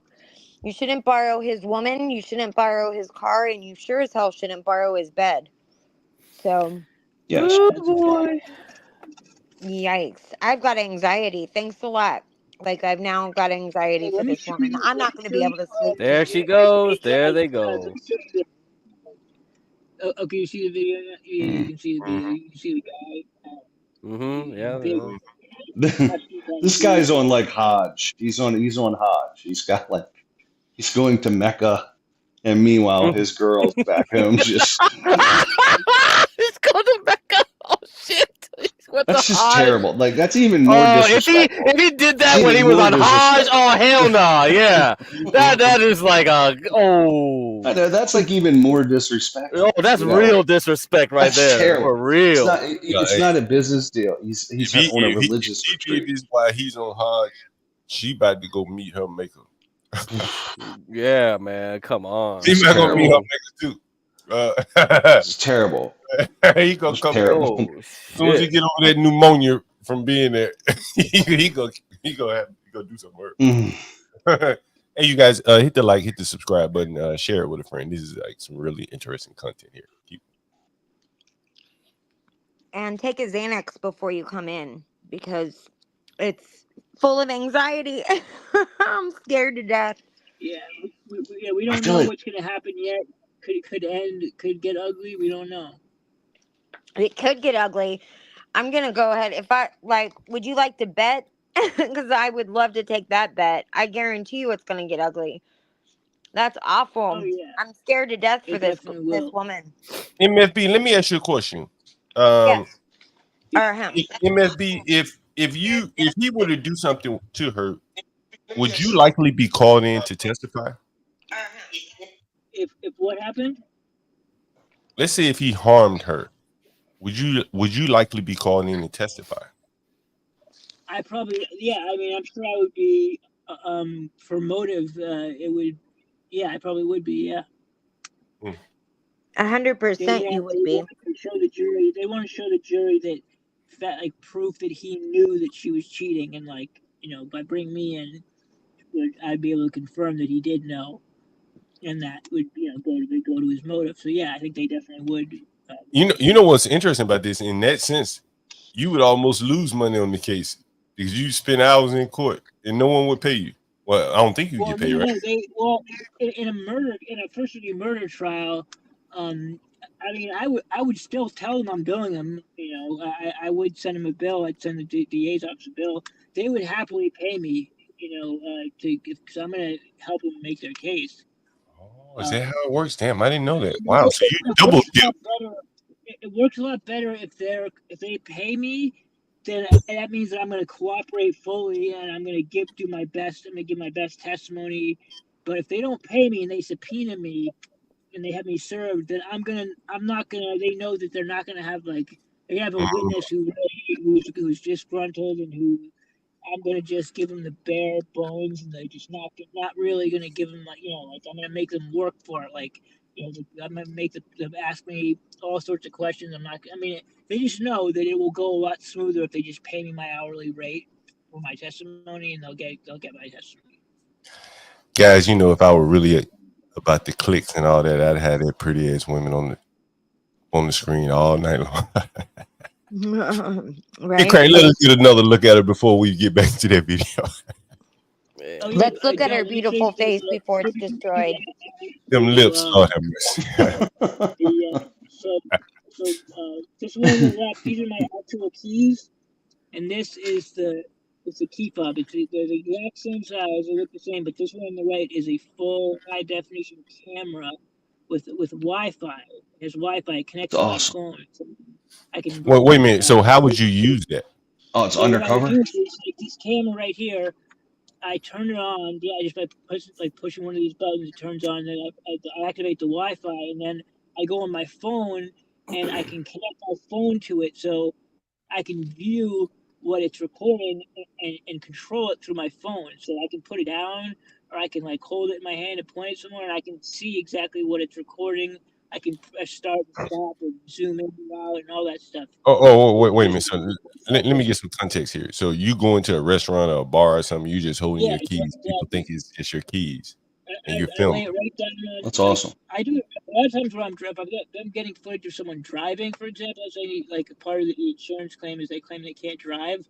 A lot of times instead of having a dash cam, I just put this right here, and I drive with it, and it gives me video of whoever driving. But if I'm in a restaurant, for example, I put it right down the table, and then I take my phone out, and I can look at my phone the whole time and make sure that it's angled right, that I have them in the frame. I can, and it helps that I don't have to look in their direction. No eye contact. I can be looking down. And by not making eye contact, people don't pick up on it. Since I'm never looking in their direction, they just think I'm looking at my phone for doing whatever. Yeah, I've seen it on pendants before, those secret cameras on pendants, and I've seen the ones that are on pens, little ones on pens, and I've also seen them in a pair of eyeglasses. Where they've got a tiny little camera. They have just about every item you could think of, they've made into a hidden camera, but sure. There's really only one company, or well, maybe there's more than one, but there's only a few companies that make actual, real, reliable ones. You can get a really cheap pen camera, but most likely it's only going to work half the time, and the quality is going to be shitty. This one here is about $300. This camera, but it works. It's reliable. It works every single time. The picture is perfect. It does what it gets. I never have to worry about not getting the video because of something not working. It's never failed me in a year. Yeah, I come from the true crime community, and I know that one of the ladies in true crime, she is, I think she got hers at Amazon. It was a pen, and I was amazed by. That's where you go if you want to get a cheap one. You could go. You probably get them for $20 on Amazon, a pen camera or whatever. Yeah, it worked really well. I was surprised how well it worked, and I mean the picture was clear, and I don't know. Yeah, and it's kind of hit or miss. A lot of these products come from China, especially the cheap ones. So sure. It all depends on what you get. You may get one that's made really well, or you could get one that just doesn't work at all. That's why I use an American company that They make like law enforcement grade stuff, so like I know that. I mean, I'm paying a lot for it, but I know that I'm getting what I pay for. You know what I mean? It's commercial. Yeah. We have Master Kim up on the stage here. MFB, keep going here. I This want is to show very you interesting. also. So the camera that I use, the main camera, the camcorder that I use.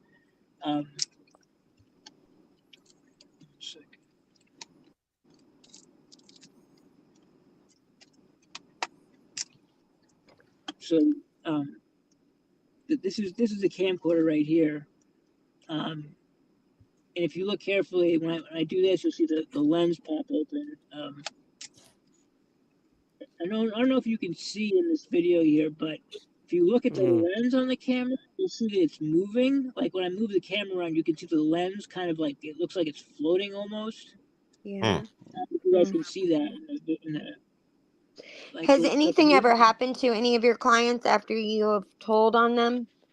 No, not that I'm aware of.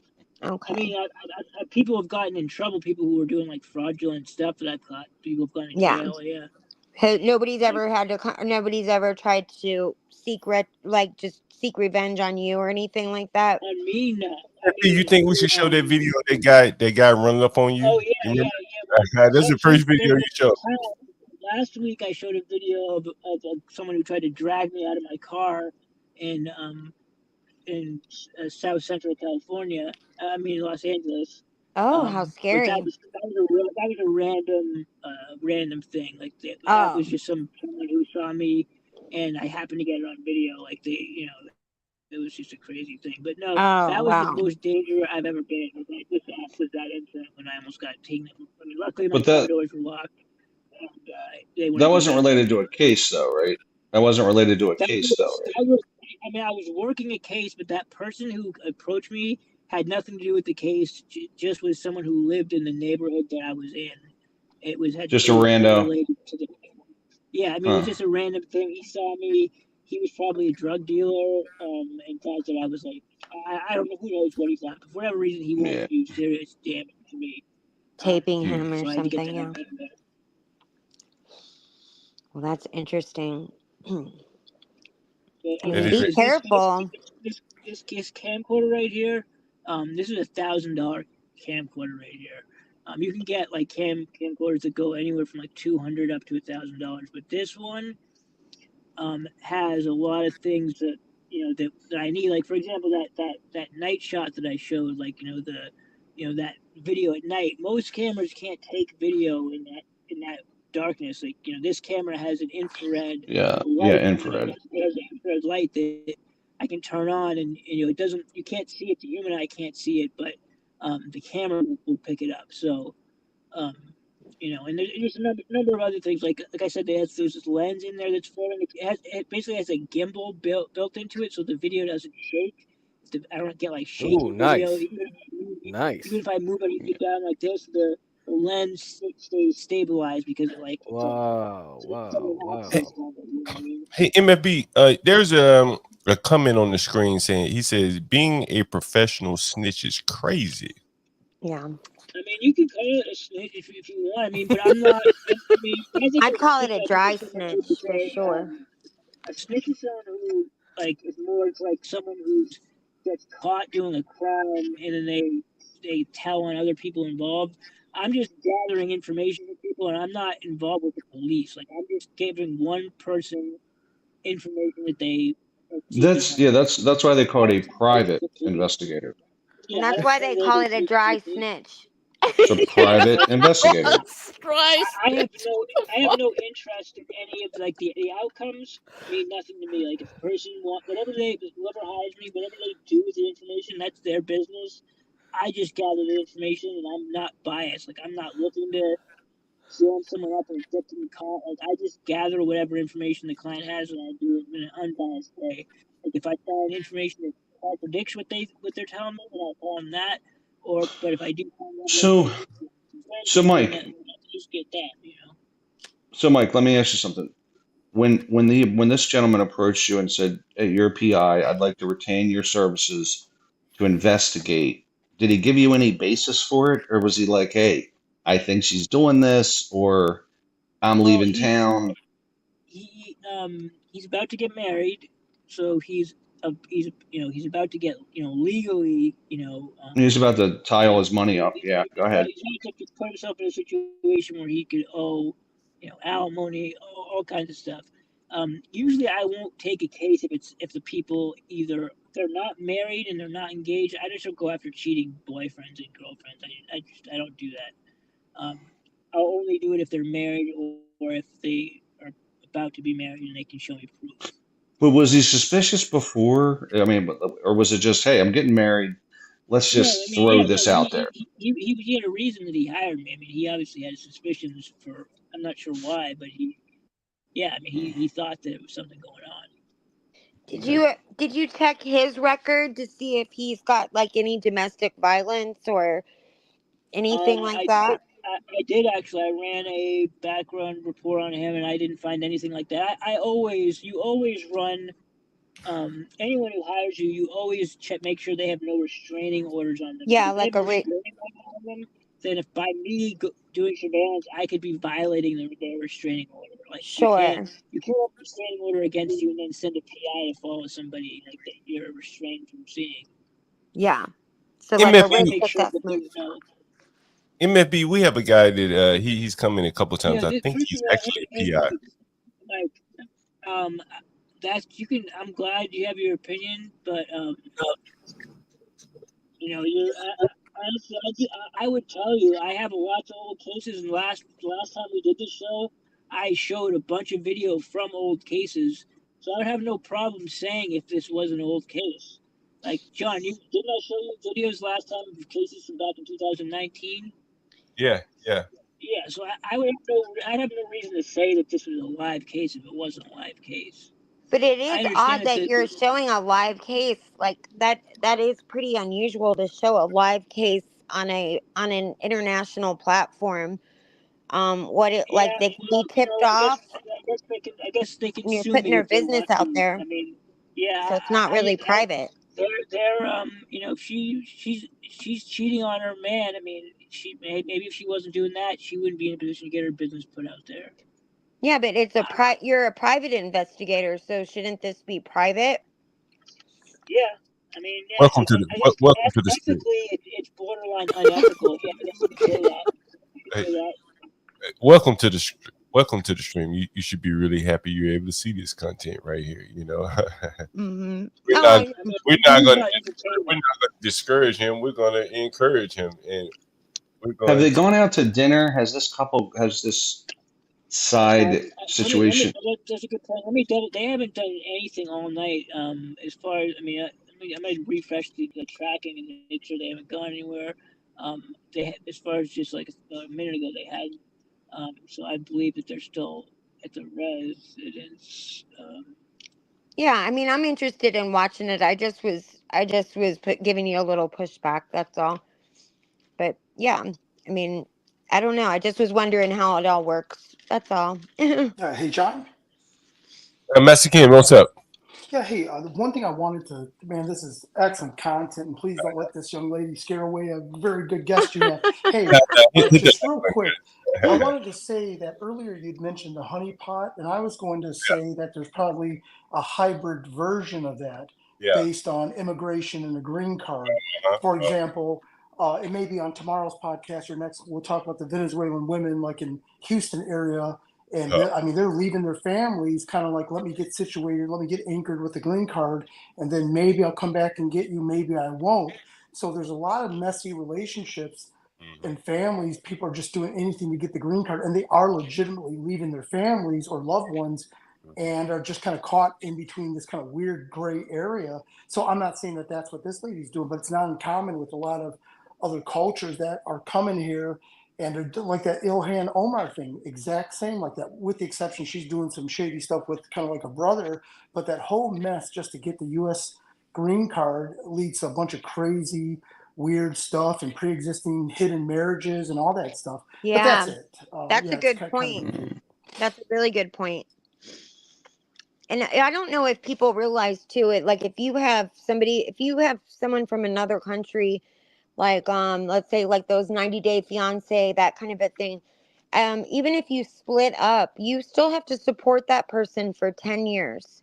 If you bring another person in from another country, if you, let's say you split up in 90 days, you have to support them for another 10 years. That's how that works. If Yeah, you have to, it's a sponsorship, you have to sponsor them. yeah, you can be put in prison for fraud. Like they ask you very intimate questions, like Oh what type, yeah. like what type of toothbrush that you use and things like that. Yes. Very Yeah. intimate. Yeah. They want to make sure that you're not like just trying to do it for the green card or whatever. And so they ask you questions that, for a couple, so that, because I'm sure there's a lot of people that have tried that or whatever. And sometimes, like, I've seen that show a bunch of times. In that show, some people get denied, but they only have 90 days. So how much can you really learn about somebody in 90 days? So I imagine that's like a hard interview to go through, right? Yeah, that's very true. We have a comment here, Mike 123. I think it's the same guy. He says, I think we've lost MFB. Hell, he's in Mississippi. The service is probably not that good there. I will have to go back and check out some of your work, though, MFB. I'm new here to the channel. Hey, I hope you've subscribed, by the way. MFB has actually done an investigation for HB2N, our resident trucker on the panel. So I think he's pretty credible. Yeah. Yeah. I don't think there's any doubt. Like, he's showing you $1,000 lenses. You could go back and watch the first stream that we did, where he went through some of the lenses and the gadgets that he's used. Right now, he's using a GPS tracker on the car that he's on the car. Right. And so he's coming back here. It looks like, so he'll be able to, further expound on that. But I don't think we should doubt his credibility. I think. Oh, I wasn't questioning his credibility. I think it was Mike 23. It was. That was. Oh. Yeah. Let me go through the comments while we wait on MFB here. What is it? And this is the guy next to you. Looks like a white master. Ryan, I guess that's Ryan. Master Kim. Let's see, I've done cases like this before. Moved into bail apprehension. Okay, he was a PI. Okay, someone's being shadow banned. You're not. I didn't shadow ban you. I'm just telling people, like, they gotta really understand shadow ban's a real thing. Like, I had to make multiple YouTube accounts, and like when I see my comments start getting like disappearing from chat or the regular commenting, then I'll know like it's time to move on to my next account. So always make multiple accounts. Like, eventually your social credit score will be so low that YouTube won't even let you post anywhere, yeah, it's very specific, and there's a time duration. I'll go back to my old YouTube accounts and see if my comments start showing up again. That's when I know my timeout has expired. Yeah, that's how they play now, man. They play that game. We may have to do a show about social credit score. That's been a very interesting topic for me. We're gonna have to do that. We're waiting on MFB, so we're just filling a little bit of time here. Put up that picture you want. You want to put up her picture again? You said you wanted to put it up again. Yeah. Anybody miss it? Yeah. Anyone miss it? We'll bring up again. I know you guys want to see it. You don't want to see us. I need to put a split screen of a crispy treat, and then one. Telling what we get the views. Don't make me look like I'm the cheater. That's true. But, it's all about the views, crispy. Yeah. Okay. Pretty white women bring out the lights. All right. It's about the optics. I don't. Honestly, I don't play the YouTube game, so we're just gonna put her up just for shits and giggles here. She's a beautiful girl. All those lips, I tell you. And very pretty. MFB, are you here yet? 31 years old, I tell you. Supreme Science, John, it's all good. Me and Crack knows. Hey, man. They're actually on the move, so I'll be right back, okay? Oh, where are you going? Can you film it for us? We want to know where they're going. Yeah. get to where they're at, and then I'll start filming. Yeah, hey, we can follow them on Google Maps here. We on Street View where they're going. Hell, anyone ever been to Yazoo City, Mississippi? Right. There's Man, that. I thought it was a fake place when you first said that. I was like, Yazoo, Mississippi. What the heck? I've been to Kalamazoo. Oh, Kalamazoo. Kalamazoo. Yeah, I heard of that one at least. What the heck is Yazoo? Yeah, I've not been to Yazoo. Right. I've heard of Yazoo. I'm from Alabama. Is that Michigan? Is it? Oh, where's Yazoo in Mississippi? Mississippi. Yeah. I think Kalamazoo is in Michigan, I think, right? I think it's a Yazoo in Michigan too, if I'm not mistaken. Maybe Oh, really? Let me check. Oh, that's right. You're in trucking, so you should know where everything is, right? No, I'm not in trucking. HB is our resident trucker, and is he gonna come back? Let's see. Maybe it's not Michigan. He better not leave everybody hanging. No, there's one in Michigan. The only one I see is Mississippi. So there's only the one and only Yazoo. Yazoo. MISSISSISSISSPPI. Uh-oh. Uh-oh. I think I put too many S's in there. So they're in Yazoo, Mississippi. So you're telling and both of these dudes are Saudi? They got to know each other. Yeah, that's what in an 85% Negro populace. Yeah. You know, I mean, there's two Saudis. They got to know each other. Yeah, they really do. You know, I was Googling this, right? Oh, that's a good point. But I was on my way down from York today, and I was Googling this, and I came up with something rather interesting, and let's see if I can pull it up again for you. Let me see if I can find it. Wait a second.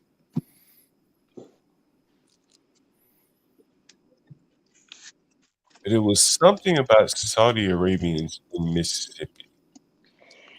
Yeah, I would imagine that's a small community, and then I would think that they would all. God, wouldn't that be terrible if he knows who it is? Oh yeah, I'm sure he knows. Yeah. I mean, look, I'm in DC Metro, and I don't know any Saudi. I know zero Saudi. Yeah, but so they would know each in other. Mississippi, they got to know each other. I mean, what is there, like maybe 100 of them there? Maybe 200 in the whole state? I mean, yeah, honestly, man, I don't know, man. It's like something. how how Indians all sort of know each other too. Like they all know each other. You mention any Indian doctor, they know they're friends with the other Indian doctors, or they all know each other. Like here are the demographics of Yazoo City, by the way. Oh wow, let me see. There's 6 Native Americans at least. What the heck? There's more Saudis than Native Americans down there now. What? Oh wow. I guess these would be in this mix right here. All right, other 200. That's got to be it. Oh yeah, 200. Yeah. 200 people. I mean, it's right. Like, they got to know. Well, isn't she a Saudi? Yeah. She looks like she might be. I don't know. She looks like a mix to me. I mean, there's 3 out of 200. She looks really light skinned, in my opinion. Yeah, that's why Stanley was like filter, or somebody else was on the thing saying filter, really? Filter. Yeah. But I mean, the thing is like, yeah, there's some that are really light skinned because they mixed a lot with like some Persians or some other like Chaldean or some other tribes, So they didn't mix with Persians. Persians and Saudis don't get along. But because they had a lot of coastal colonies. The Persians did in around Arabia, so you never know. They could have had some bloodline that Well, usually they're Iranian, and Iranians and Saudis don't. They won't. But back in the day, they could have married one, and they kept that bloodline pure because, like, oh man, she's hot, and then they'll just try to breed that like all the way through. Oh God! I mean, that's how they are, man. That's like that's serious. They will do that, just like horses. Her eyes light or her eyes? Yeah. Pretty. That's why I'm saying they must be some. Whoa, they must have got some real bloodline that want to keep pure here. Or she's like she's an Irish girl, and we're all thinking that she's something that she's not. Like she's blue-eyed with fair skin. That's Oh, I don't unusual. know. You know, there was this Iraqi general. He had red hair. He had like light eyes. He looked Irish too. Yeah. Like there's a lot of people in the Middle East that are like, you know, UK. Yeah, well, you know, if they keep their family line pure, they could keep it like that for a while. Yeah. Yeah. Hmm. She's a beautiful girl. She really is. Yes, she is. Them lips, God, them lips. Yeah, she does Lord have is big my lips. shepherd. He know what I want. Yeah, I agree with you, boys. She's a beautiful girl. Know what I want. Well, we're waiting on MFB. Well, you know, let me grab another beer while we wait on him. And Cheers.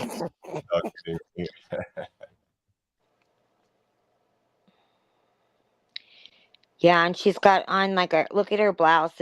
It's buttoned all the way to the top. Let's see what we can figure out with her clothes. Look, that's unusual to have your blouse buttoned all the way to the top like that, unless those aren't even buttons. I can't see. I've got a detached retina. I can't see shit. You But know, does she have buttons right Yeah, there? yeah. And Wait, so they're buttoned to the detached top. retina? You have a detached? Yeah. Oh man, you can't get that fixed? Yes, I'm getting it fixed. Like Oh, okay. Thank God. I've had an operation, and then I have to have 3 more. So Oh man. yeah, it sucks. She's probably maybe she let that guy drive the car because she's not allowed to drive because she saw it. That's what I was Oh, saying. That was the excuse. Yeah. I are was they like, not that's allowed a to perfect. drive? They're not allowed No, to go Yeah, anymore. they're not they're allowed to not drive. allowed. They're gonna Yeah. change the law. They're gonna try to change the law because the new crown prince is coming in and he's doing all this like liberalism stuff. So yeah, they're gonna try to change it. do we have anyone in the audience here that lives around any Muslims or Jews or small? Hell, I ain't saying shit. In Crown Heights, I was about to say Small Heads, but it's out now. So anyone living in one of those communities in New York City, you know, you'll hear tales that say the goys that live around those. Yeah, the Yeah, that's goyim, just whites. That's just goyim. whites. Right. Well, I live around Irish Catholics. That's all I live around. and what they call the blacks, the Schwartz. I can't. Yes. What do they call them? Is that Spaceballs, bro? That's Mel Brooks, right? Yeah. Anyone from New York in the chat, you know what I'm talking about, right? But anyway, so you'll hear like the Yemeni people that own sports and things like that. They won't answer the door if the woman is home by herself. She's not going to answer the door. That's probably true. They wouldn't. Yeah. Oh wow. And oh my God, and she's got the balls to do this. Yeah. She's obviously not a Saudi then. If she's so westernized that there's no way that type of a woman would step out like this in public. And I think she's probably an Irish girl. I don't No. know. I mean, you think a woman like that's not Man. allowed to answer the door would be with another man out in public like this and letting somebody else drive the car and stay at the house? Well, I mean, that's the way that they live. The Saudis, from my understanding, they're pretty strict as well. So it is pretty interesting. Like she's come out of the burqa, like he mentioned. Yeah. Where's the burqa? Yeah, I mean, a lot of them do that. That's why I said was like, if they flew over here, a lot of them do just take off they take off that niqab like right away off the airplane, and they go straight to shopping in LA. That's what they do. Really? Yeah, yep, they'll do that. I mean, the rich ones will. I don't know if she's wealthy. If she is middle class wealthy, it's possible she can act like this. But then, can't they get in trouble? Like, can't they get in a lot of trouble for doing such a thing? Like, that really depends on the family. Yeah. I mean, that's like I mean, I'm not sure. Correct me if I'm wrong, but does that fall in line with the honor killings and stuff like that? Well, yeah. The thing is, like, I see the people in the hijabs and the the Cobbs or whatever they call them in Brooklyn, Yeah. right? Yep. You know, I was telling someone earlier, I've been to Antwerp. Yeah, Antwerp, the diamond capital over there, and it was so many of them there, you would have thought you were in Saudi Arabia, right? Really? And you're gonna maybe I should pull up pictures here. But Well, yeah, the thing is, John, if their brothers are around, they'll act like that. But if their brothers ain't there, their yeah, husbands ain't there, boom. Yeah, that's it. Really? Yeah. Wow. That's scary. Remember like years ago there was a princess that escaped and she was Mm. do you know what I'm talking about? Like I think I pulled that up once. I was saying like, "Hey, you got the AI prisons in Dubai," and I pulled that up. I was yeah, like, it was "Totalitarian yeah. government." She had been like punished and like held against her will inside the Mm. house for over a year and she finally escaped and she escaped on like a ship Mm-hmm. and I think her name was like Princess oh gosh, I can't think. Do you know what I'm talking about though? Do you Yeah, I think I pulled Yes. it up once. Let me see. Let me find it. Latifah. I found Latifah That's here. it. Yeah, Queen Latifah. No, it's Princess Latifah, and she's in jail. Yeah, is she Queen Latifah is not in No, jail. no, Queen Latifah. Let me see the Dubai's. Yeah, she's daughter who vanished. I mean, this is pretty Yes, old stuff. Yeah. it's an older case. Yeah, I wonder, but I think they found her or whatever. But she's Mm, been exiled from the family since she escaped or yeah. something. Right. Sure. Yeah, she's one of 25 children. See, like they don't Yes. care. It's like, we'll punish her. Who cares? We got 24 other ones. Yeah. I mean, she was treated really, really, really terribly and beaten and stuff. And then she finally escaped. But she had tried to go to the police, and the police wouldn't help her. And I don't know. I Yeah, felt bad for no. her. Women don't have, they'll be like, nah, your word is only like 1/10 of a man's or some shit like that. That's how it goes. Yeah. Yeah. Yeah. Very, very, it's very scary for this woman. I think, like, I wish somebody would drop a dime and let her know. what is she gonna do? I really believe that there's probably something sinister going on. Yeah. What are the odds of a Muslim man having some children running around and no wife or anything like that? You just very rarely see that happen. And so my thoughts is that they're like stealing from the man and he sent her kind of as a honeypot to him. That's an interesting point. I remember, I mean, my mom used to always say not to get involved with those men because they would steal your children. Like when that they will take your children and fly overseas with them and you'll never see them again. And that happens a lot. You'll see like if they split, if they are married to an American woman and then they will take the kids on like a family trip or something and then don't come back and then you don't have any say. You can't get your children back. Once they're over there, they're over there and you're not able to come just go and get them. There was a movie star that was involved in that kind of a thing and I can't remember who that was. And they had spent just a fortune trying to get she had tried to get her money or her kids back and I don't think she got them back until they were of age. But yeah, I mean, that's a scary thought to think that if you marry somebody that seems to be an American, but then once things go sour in the divorce, they don't want their children being raised without them, and so they'll just you know go over there or take your kids. Not all of them, of course, but just there's a good amount that have done that for sure. So it's scary. When you cross over the border, you no longer have the laws of the United States to protect you. So Yeah, you definitely bring up a point. You don't know what her immigration status is. She could, uh-huh. be passed around to man after man. Mhm. LB, Mike 123. Glad you subscribed. that brings me into something I want to get into while we are waiting for DJ MFB. He's trailing a Saudi woman cheating on her husband, and he has been hired by her soon-to-be husband. And her soon-to-be husband is a Saudi. They're living in Yazoo City, or the suburbs of Yazoo City. Yes, there he is right there. Lord have mercy. Let me cue that up again. I may have to put that in my soundboard here.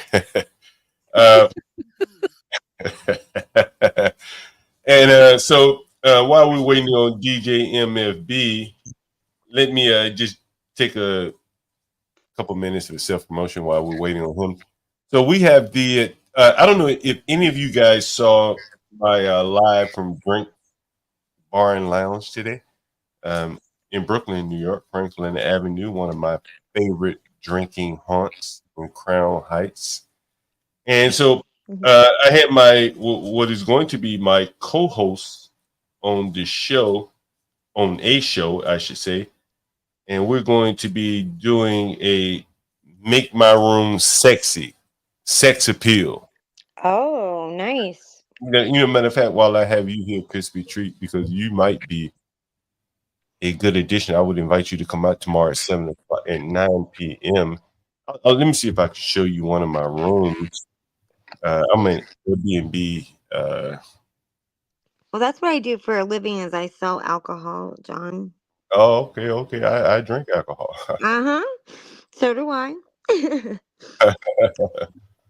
But that brings me to my other point here. I did another stream on Franklin Avenue. I don't know if anyone saw that stream. If you saw it live, you won't get to see that again. But if you did see it live, I've cut it. So I cut the bad parts out. But I broadcast live on Franklin Avenue in Brooklyn using a bus stop Wi-Fi. Truly amazing. And I was sitting in front of a bar. So I was on the bar's Wi-Fi. I'm literally right in front of the bar. The bar's Wi-Fi wasn't even capable to carry the stream. So I said, well, damn, the bus stop is right here. I'll use the bus stop Wi-Fi. We ran a whole stream with, I don't know how many people in the chat. I'm running the soundboard, all this video, showing videos, everything. Not a problem. The bus stop Wi-Fi in New York is pretty damn good. All right, so yeah, let me we got HB in the chat, man. Why don't you hop up if you had time? You may be a little sauce right now, so maybe we don't bring you up. But Crispy. Yes, sir. So here's what we're going to be doing like tomorrow. Let me see if I can What time Eastern? Eastern time. So we're going to be I rent rooms on Airbnb, so and other platforms. So we're going to be doing something like this right here. Let me see if I can pull it up. Here it is. So, hey, Lawrence, I'm glad you're up here. I actually have a thought about a show. I actually mentioned you earlier. I don't know if you heard me mention you earlier. But anyway, I'll get back to that in a second. So here's like some of the. This is the bathroom here. This is pretty slick right here. That's nice. It's not bad. Here's the another picture of the bathroom, bedroom. It's not. Oh, a blank slate. This is my favorite thing in the world to do is like bedroom and bathroom. Right. So we got some lamps hanging there from Lamps Plus. I mean, the room wasn't complete at this point, but we just kind of putting it together to see how it would look. So this is my God, it's beautiful. So yeah, we kind of. So what we want to do is do a show, kind of make these rooms sexy type thing, and have some women come on, and be like brutally honest. Sure. That's what will make the show more so than I just would love to help with that room. I would love to. Here's the rest of the room right here. Yeah, so you come on tomorrow at 9 p.m. It's going to be a ladies only panel, at least for the first part, in terms of critiquing the rooms and things like that. Sure. Because again, most of the people that book my places typically are guys, and they they're trying to impress the ladies. You can understand that, right? Right? Yeah, it's beautiful. They're Where gorgeous. where a lady feels more comfortable, she's willing to get more comfortable. Does that make? Is that the goal? Well, hey, that's what they come for, right? Yeah, right. But it's when it doesn't work out for them, sometimes you hear them fussing and fighting up in the room because she's not putting out. Yeah. Right? Money she's not putting out. Hey, hold on, we got a guy up here, Woody Johnson. I've seen him in the chat. What's up, Woody? Yo, what's up, John? I see you, Judge, property manager. Hey, hey, I'm looking for a property manager. Yes, Hey, John, I'm a property manager. Stop by. Excuse me, I'm sorry. I'll stop by tomorrow and we'll go over that room or whatever. I'm gonna take a phone call though, real quick. So I start my stream here in a little bit. But thank you so much for having me, and I'll be back tomorrow. Hey, put your stream in the chat, and we'll take a look at your stream. Sorry, you got to leave. Okay. Yeah, I'm at Mel Pandora's tonight. Oh, I've been to Mills. Yeah, I'm a co-host over there. So. All right, so I know her stream, so I'll put it in the chat in a minute. Okay, thank you so much. I appreciate it. We're celebrating our 3,000 subscriber tonight. So. Hey, put it in the chat, and I'll bring it up on the screen. Okay, thank you. Big people jumping over here. Hey, thank you again for joining. Yeah. Oh, I appreciate you having me.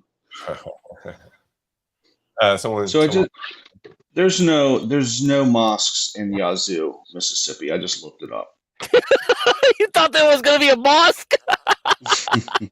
Oh man! All I'm saying is, this whole thing is just it's a little sus. That's all. Yeah, they got Saudis up, here. Man. Yeah, it's some craziness, man. I don't know what's up, but you think there's a conspiracy, man? You think these guys are planning some shit, man? No, I don't. Ron's a conspiracy theorist now. I'm not. I'm really not. They ain't no call to prayers in Yazoo. They ain't no call to prayers. I'm like, what's there's two Saudi. I mean, there's no mosques, and there's two Saudis. They know each other. They gotta know each other. Something's up for sure, man. Yeah, something's definitely. She's a honey. What's that? She's a honey pot. I don't know what that is. What does that mean? A honey pot? What does that mean? Like, she's probably a woman that is very attractive, clearly, and this is an older Muslim man, and they probably are seeking his money.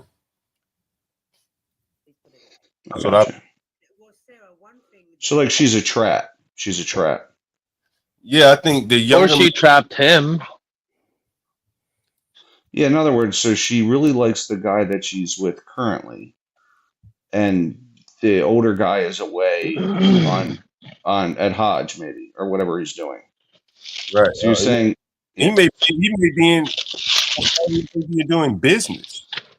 Someone needs. Yeah, he probably is. But I'm looking at headlines here, and you'll see some Muslim Saudis, Mississippi. So there are some down there in Mississippi. So that is. I couldn't find any in Yazoo anyway. Well, he doesn't live in Yazoo. He lives in a suburb of Yazoo. Oh, really? Okay. So maybe that's why I'm not finding anything. Like, here's an article. I probably won't be able to read it. Let's go to the archives. Let me see. Maybe I can read it. I was just curious. I just don't know where. Yeah, I don't know. Where did Mike from Boston go? He's hot on the trail of these people. So he's planting bugs in their car. That's what's going on. Oh, he already one of the metal things. No, oh, he already has a Jeep on the car. Yeah. Wow. How does he get that? How does he get access to that? Well, as long as it is the person who hired him's car. Okay, so he gives them that. Okay. No, so he has permission to do it. It's not illegal. Yeah, I gotcha. So he's putting it on the man's car, and so he was showing this video of him following the man and the woman to some little juke joint somewhere in Mississippi in Yazoo City. This is pretty much an all black town, but you see here that there's apparently a lot of Muslim people. I think primarily by way of the universities. I think that's kind of. Oh wow. Yeah, I think that's how it works here. Okay, Starkville. Oh, so let me finish up this preview while we're waiting on DJ MFB. So I talked about the preview of with Jenny from the block, I call her. I mean, she's quite a character. I've known her as long as I've been on that side of Brooklyn. She sells weed, real good weed, I will say. Very brutally honest white woman. She's So living in that's Brooklyn. Jenny from the block. Jenny from the block. Okay. The real Jenny from the block, right? Like she hangs out in it is like I showed you the spot where I go. We actually was streaming from there, and the place wasn't even open. So she has like carte blanche access to just going out of the bar, like like it's like Cheers in a way. In New York bars. If Nina was on here, she could kind of chime in. It's kind of like your extended living room a lot of times, right?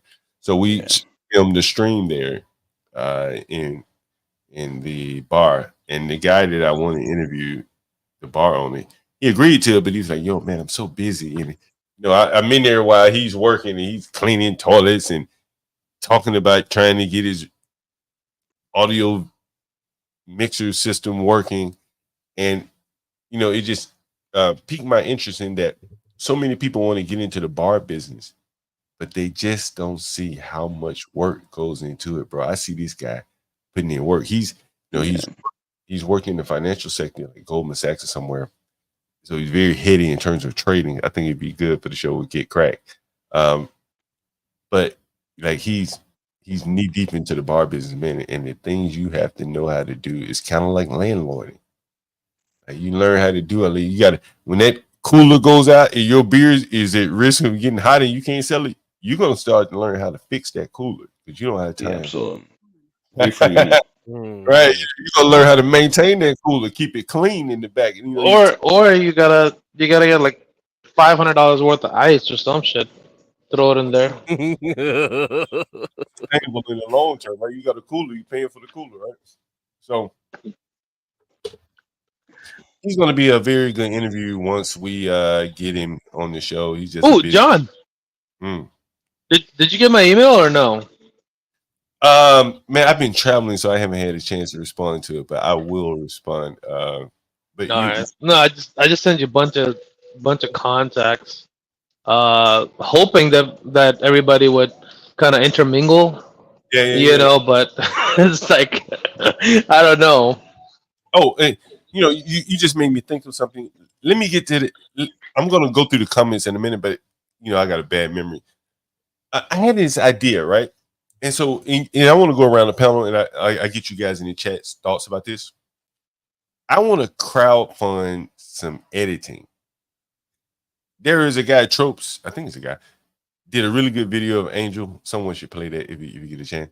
And so I was thinking, since we're like upstart here, I can reach out to the crowd. They have some technical skills. We get them to what they call that, crowdfund. We've put several people cash apps here on the stream, and so on the days that we go long, we can have your cash apps streaming across the banner, and I think it'll be productive for all. You'll be rewarded for your work. I know an animator too. I'm gonna contact him, see if he does a lot of good. I guess he's been on YouTube and kind of playing with his channel with different animations, presentations and stuff like that. So I'll see if I could. Yeah, well, actually, he did email me back after I sent that email out to you and others. So let's see. I'm gonna ask him to kind of jump on for that type of project or something similar. And so another thing I have is I was in New York. I'm going to show you guys some pictures, maybe. And so I went down to the migrant shelter in Clinton Hill. I think I'm sorry talking about this. And I went around the corner to get something to eat, and one of the workers came by, and he works. They have all these workers, New York City Health and Hospitals or something like that. And I said, "Hey, man, I would love to interview you about your experience working in the migrant shelter." And he was a little hesitant. Then I was telling him, hey, now, I want to know what you think. You can be honest. And he said, I would love to tell my story, but I'm just concerned about my anonymity. I said, well, you can wear a mask. So anyway, we're supposed to have that call tomorrow, live stream tomorrow. And I'm just curious to know if anyone is interested in hearing this story. I can show you the migrant shelter right now where he works, if you want to see it. Clinton Hill. John, I would say, does he want to be anonymous? Then I don't know if it's a good idea. I don't know if he would like it if you kind of pointed at the location, where he would work at. I'm just saying. Well, I've already kind of given it away now, so. Okay. So, but man, this is a huge facility. I have pictures, and I'm going to show it to you. This is a huge facility, and I'm going to pull up pictures right now. But bro, I'm talking about this is a facility. It's massive, bro. And but is it? Go ahead. Go ahead. No, I'm looking for something. Yeah, I was going to ask that. Is it just like one of those homeless shelters, in New York, or is it specifically for migrants? Specifically for migrants. Let me see if I can show you a video right here. Wow. And it's 4,000 of them. Matter of fact, I'm going to start off with this, and we're changing the topic a little bit because MFB is working. So we're going to have him up there. This guy that works for the New York City Health and Hospitals. American man. Hey John, where is it? Where is it in Clintonville? Okay, let me pull it up. It's 47 Hall Street. Oh man, whoa man, I got it. Yo, I got it. Whoa, bro. Like what you're about to see is truly amazing, bro. Like, over. This shit is a whole block, and the size of these buildings, bro, they are enormous. Yeah, that's why I want to see, John, where it is in Clinton. I'll be sure to you, but and see the thing is, you probably never been there, blacks. There will be American man. There will really be no reason to go there. And I'm gonna tell you all about this. Hold on, here we go. Fear and killing from the shelter. Hold on. They say that demanding the closure of this migrant shelter at 47. Look at it. You see that building? Look at that building, bro. That's a brand new building, bro. That's a motherfucking brand new building. That's huge. That's a brand new building. That building. Here's the thing, right? John, that's a brand new building. They just built that. That motherfucker brand new. Big ass building. So I asked that nigga, no, it's more than that. That's the whole block, bro. All them buildings next to it on the left and the right. A migrant housing. To the right. They're living the dream. American dream. I tell you, the American dream ain't dead. It ain't dead.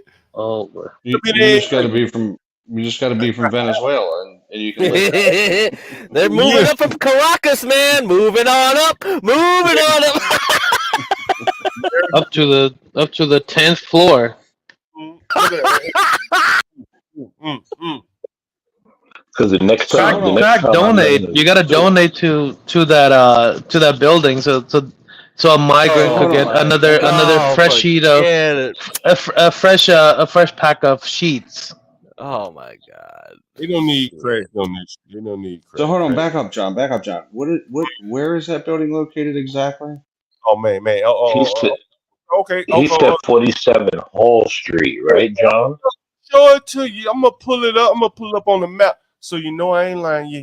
It's already. Well, I'm interested to see if it's probably a core. 1 minute. 1 minute. Give me 1 minute. No, John, I'm asking because I'm getting ready to look it up. You said 47 Hall Street? I got no screen, bro. I got no screen. Can everybody see where it is? Can everybody see? Yeah, but these people are not going to know where the building is. All right. Look. Understand, American man. Like, can everyone see what this is? Like, yes. So this is the American man would know this better than me because I don't drive in New York. and I don't really know my way around New York very well, like American Man does. He probably know it back and forth. Oh, it's in the Brooklyn Navy Yard. Yeah, that makes sense. Yeah. Okay. Yeah. Now, what? Yeah, that makes sense. Now, if you are a Brooklynite, the only reason you really coming at it is all industrial, and I got videos of both sides of the street. There's really no reason to come here, and so they have stuffed 4,000 people right here a block from the Navy Yard because part of this is restricted, right? Part of this this Navy Yard area, like let me see, I'll run my mouth. Like part of this, they just say from here around is restricted. So basically, these people are butting up to Flushing Avenue, and so the migrant shelter is from Flushing up to whatever this street is right here, up under the Yeah, BQ. from the front. Yeah, from the front. Where they Right. are is Let me where see if I they can. are. Let me Yeah, see if I can. John, where they are is from Flushing to Right. what's the name of the street? Is it Parkway? It's not Park. Is it Parkside? Something. Right. Yeah. Yeah. So wait a minute. This is Flushing right here. Let's see. Well, shit. Let me see if I can find this shit. This looks like the building somewhere down there. It look like one of these That's streets right here. crazy. John found the migrant shelter in the Navy Yard. Oh, That's wild. bro. But the point that I'm trying to explain to people, what I talk about on my channel is this shit is hidden, bro. The average, Yeah. That's why like I said in the Navy Yard. Yeah, I know. I know it's hidden. That's what I'm saying. It's wild that you found the migrant shelter in the Navy Yard. It's wild. Well, okay, so here's a little information on the building. Uh-huh. So it was rent in 2018. They built it. So this is leased. So a developer built it and then is now leasing it to New York. The building cost $1 billion. Right. It's 650,000 square foot. It's owned by Steiner Equity Group. Right. Oh, So basically, God. what do you think the city is paying per Yeah. square foot for 650,000 square foot? It's an arm and a leg. Yeah. I mean, it's an Oh, arm the and a city's leg. paying an arm and a leg. Yeah.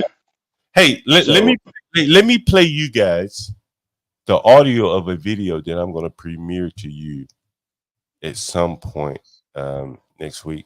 I'm going to try to get this video edited. And let me tell you, right? Go right ahead. Let me tell you what's funny is that John said that's a brand new building. That is a brand new building. And that building, because you have to remember it was built in 2018, right?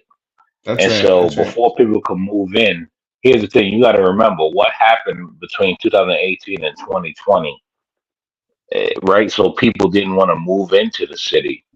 And so that building was probably vacant with very few, if any, people in it. And now, boom, the city and now the city is being paid to house migrants.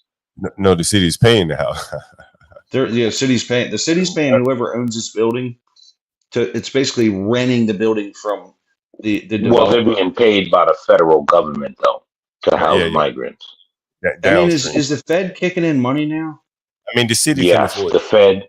Of course, the Fed's kicking in money for the migrants. Come on, I thought Ryan. that. Oh, look, I thought that's why Gardner was complaining though, saying the federal government wasn't paying their share.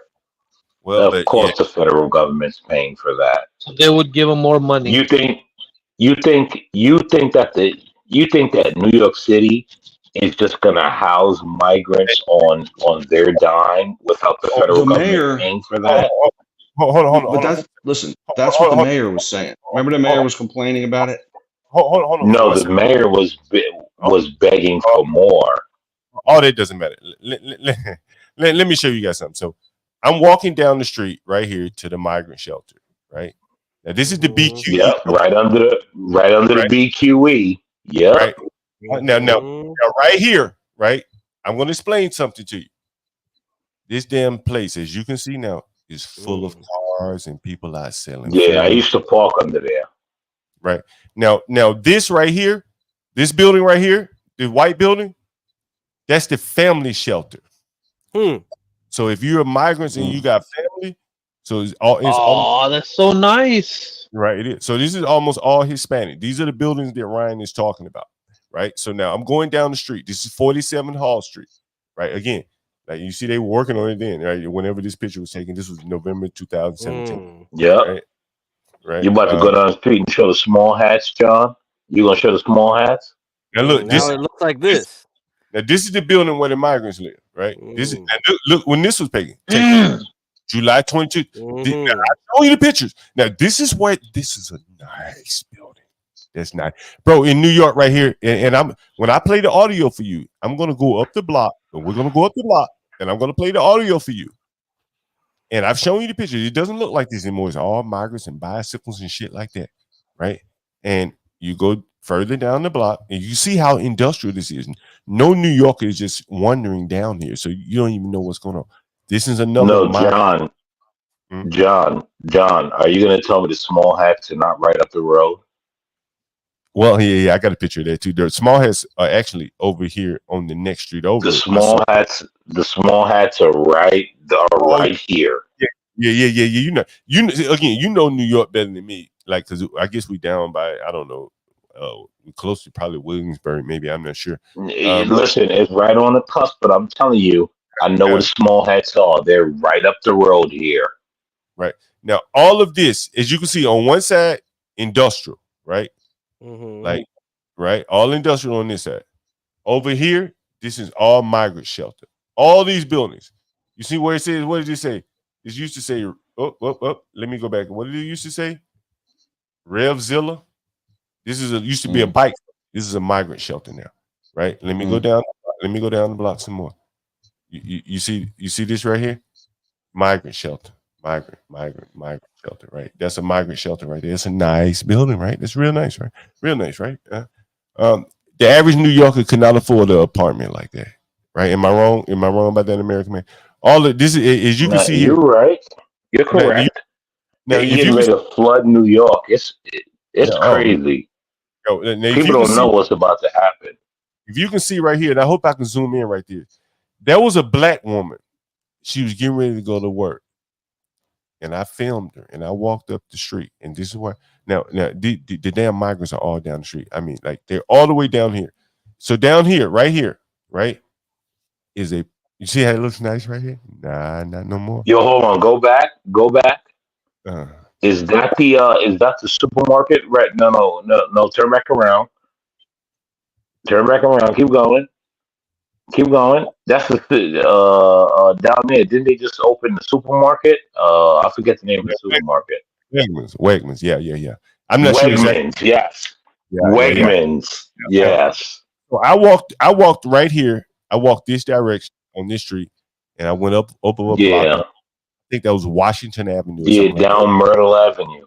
Yeah. Right. Well, no, the next block over from Hall, I think, is Washington. So the parallel to this street is Washington. So over there are like yuppie wood-fired pizza places. So I went to a place called Il Porto and had some pizza. And that's why I met the black guy who works at the shelter here, right? At the shelter here. And so as I'm over here at the shelter, we're leaving. I'm leaving. And I see this black woman. She was right. I showed you where she was. She was right here, sitting on this little stoop right here, right? She was sitting right there. Yeah, right there. Right. And now they have like a guard booth, and you can't just walk up here. You see, they got cones now, but now they got railings. And I'll show you pictures of this. Oh, they put up railings? Oh, yeah. Interesting. And bro, there's a guard booth. Interesting. And look, there's a guard booth. And while I was there, the police officers just stand right in front of right here. There were two police officers from, I think, the 75th. So how far is the small hat area from here? The small hat area is, listen, a stone throw away. Trust me. They're not, you don't see them, but they're not as far as you think. Believe me. Yeah, I'll show you something. So look, so all of this, everything on this block, you see how big these buildings are. They're all filled up with migrants, 4,000 people, right? So now here's the highway they call the BQE. Most New Yorkers aren't going to come beyond this highway on this street. They'll never know Not what the if you hell. don't live. Not if you don't live in those areas. Well, no one lives down here but migrants in an industrial area across the street. So no No, one but lives. on the other side of the BQE. But here's the thing: on the other side of that is Right, it's all houses. right. It's all Now houses. right now, this is a block up from the migrant shelter. In 1 second, I'm going to play you a video of a white man, a liberal, yuppie reporter. And when you listen to him, you're going to see the problem that we're in. Yeah, And well, I'm liberals. I'm not even going to explain it to you. I just want you to listen. And he lives right here. He was Yeah, out it's spraying. all houses. Yeah. Yo, The yuppie lives right here. yeah, the yup Yeah, live it's in all houses. These are Yup. all liberal yuppies. yeah, Yeah. right now. American man, Yeah, but hold on. They American need to man, stick him in that shelter for a while. Is what they need to do. American man, Let him get his brains beat in a couple times. American man. Let me ask you, very harsh. American man. Let me ask you a question. You know this area fairly well. What do you think it costs to live right here? To buy one of these houses? Oh, I know what it costs to live around here. Tell the I know audience what it costs to live around here. Tell us what it These costs. How much people, a you month? see, first of all, right? When you look at every floor there is 3 to 5 grand a month to live. Every floor. If you don't Oh yeah, own it's the big whole money. house, if they separated them, right? You see that ground floor? Look, think about it. You see where that Basement. fence is right there? That fence right there is a separate apartment from that first window, from that second window.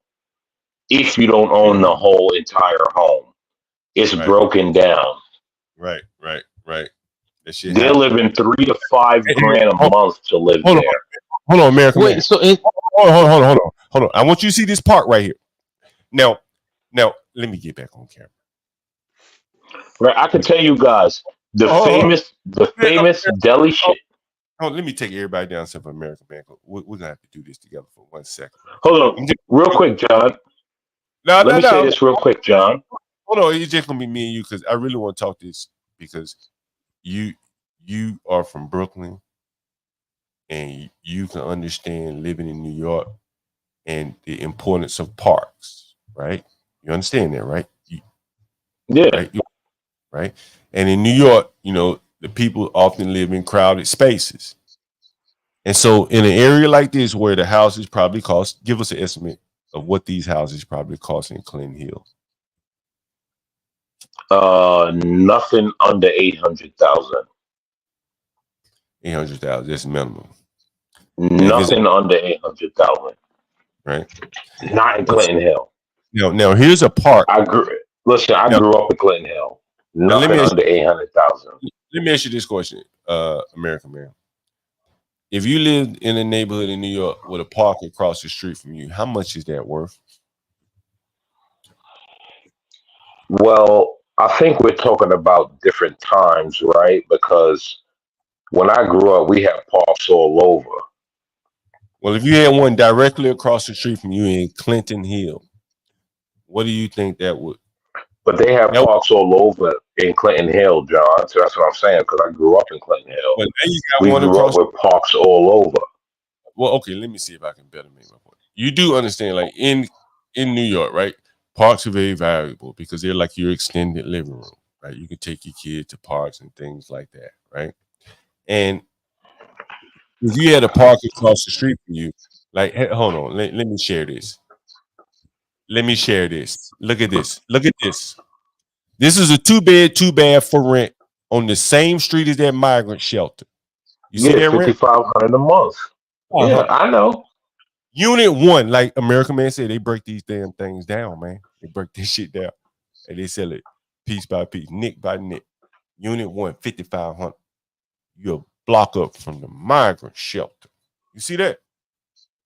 Black, them houses worth more than 800,000, man. If you getting 5,500 for one floor, that means you getting 15,000 for the whole building, right? And you a block up from the migrant shelter. Now I want you to listen, and I'm gonna bring everybody else back up. What this liberal yup is gonna say. Now I want you to listen to this yup, man. I've shown you where he lives. Let me go back to the tab so you can see where he lives. Right, this is where the yup lives. He lives in this block right here. This is a block up from the migrant shelter. Right, you see it? He was out here watering his grass. He lived in one of these damn houses right here. Let's just say, I think it was this one. I think it was this one because it had a side, because he came out the side fence. Now I'm about to play this damn yup, and I want you to listen to this yup. You ready for this? Let me get it. Let's go.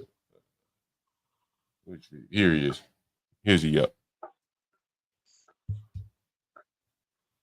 Can y'all hear this yup? Oh, hold on. Look how nice this neighborhood to have that kind of shelter. Damn it.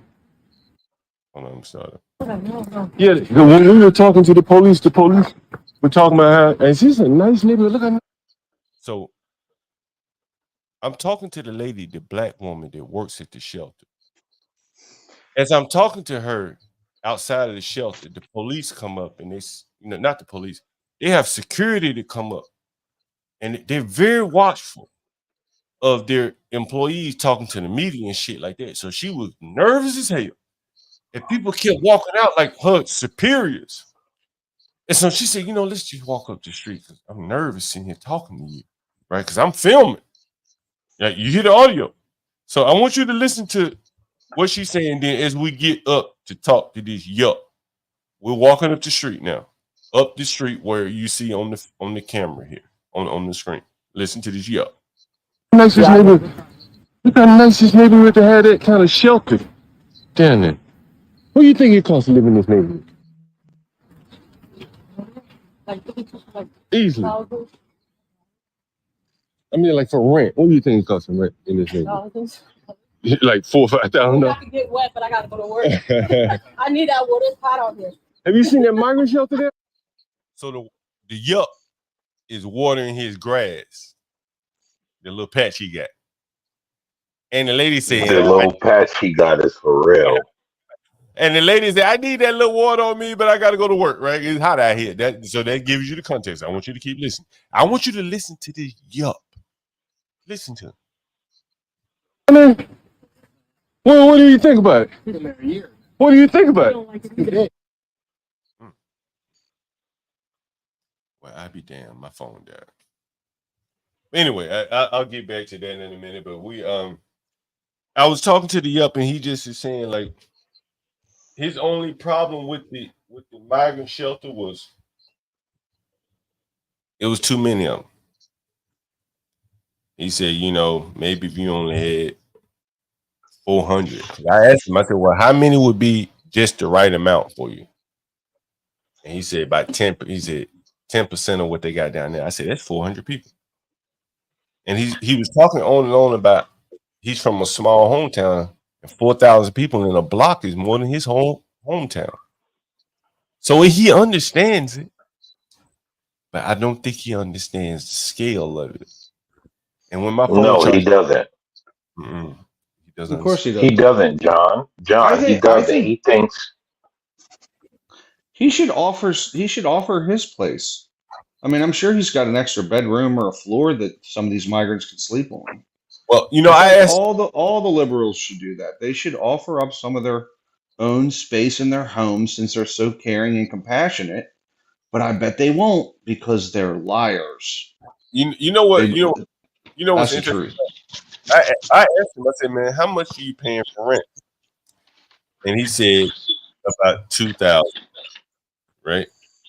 And I would imagine, it's a little bit over 2,000. He being conservative, but I would imagine though that he doesn't even understand the connection between how much he's paying and how much these migrants are getting for free. For a closet, right? Like 2,000 for a closet. Yeah. In that area, bro, that's a closet, bro. Like, yeah, but the thing is, these shit libs, they don't have to do anything. That's what the federal government is for. Well, I think now that's the way they say it. I think now it is really turned against. Let me share some pictures with you guys from. Is that hey, John, cutting can I hair? ask you a question? Yeah. Hey, John, can I ask you a question? Sure.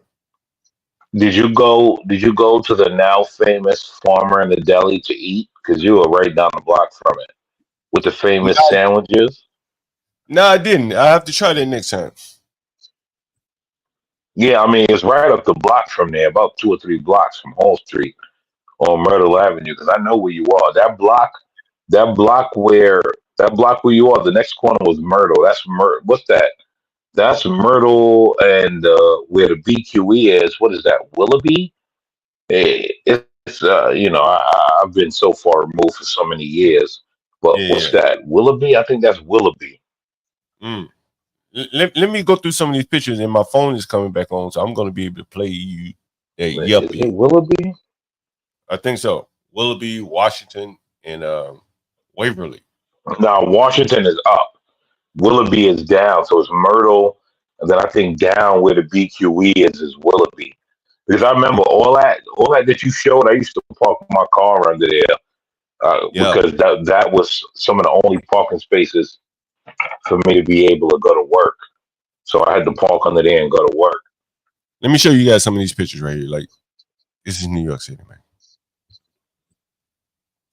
You see Time the to people? get a fresh shade. You see the mask? You see the mask? Look at Lord have mercy. Why they still got it on? Why?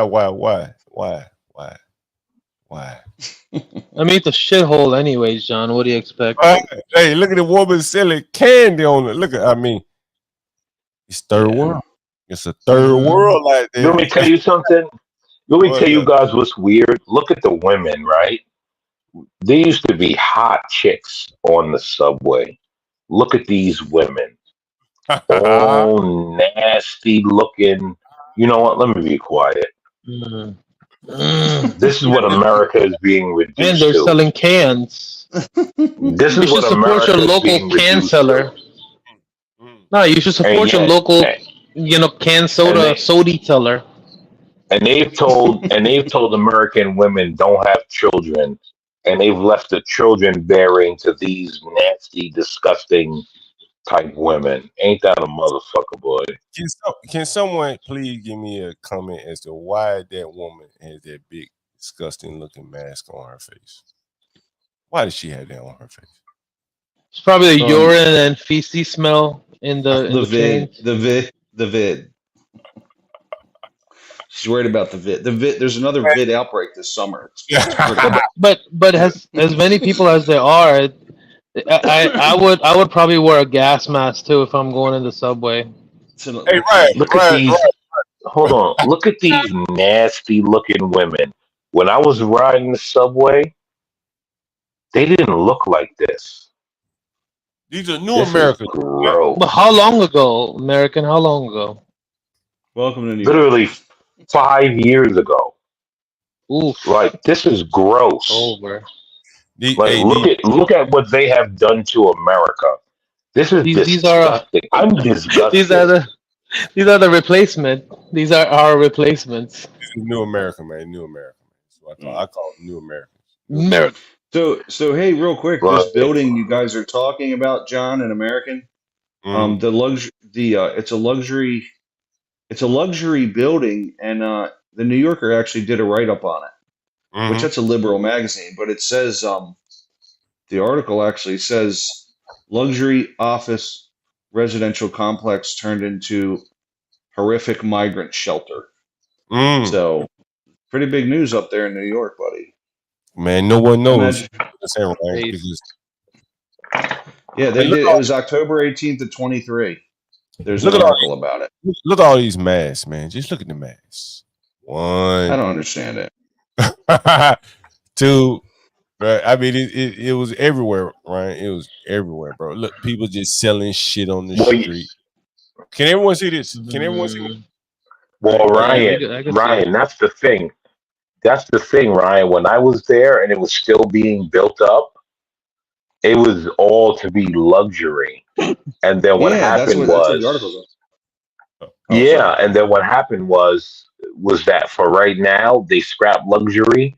It'll go back to luxury, but for now, guess what? It's got to be migrants until they fulfill their democratic duties. Yeah. Once the election passes, it'll change. Well, no. Look at Well, that. Look at no. that. Right there. Hey, man. Now, once the census Hey, passes, they'll be out of there. There you go. This is elderly abuse. I bet that damn woman can hardly breathe. She on a walk. Somebody else slapped the damn mask on her. John, how do these people feel about you taking their pictures? Well, you know, hey, You're just up there snapping camera at everybody. What's she gonna do?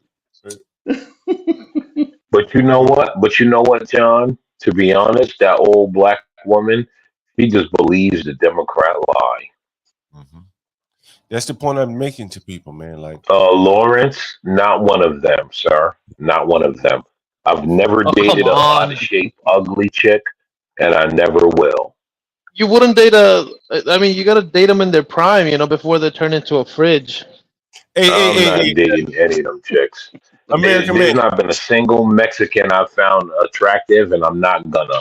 They gotta be American black or American white for me to find them attractive. American. Other than that, they can go kick rocks.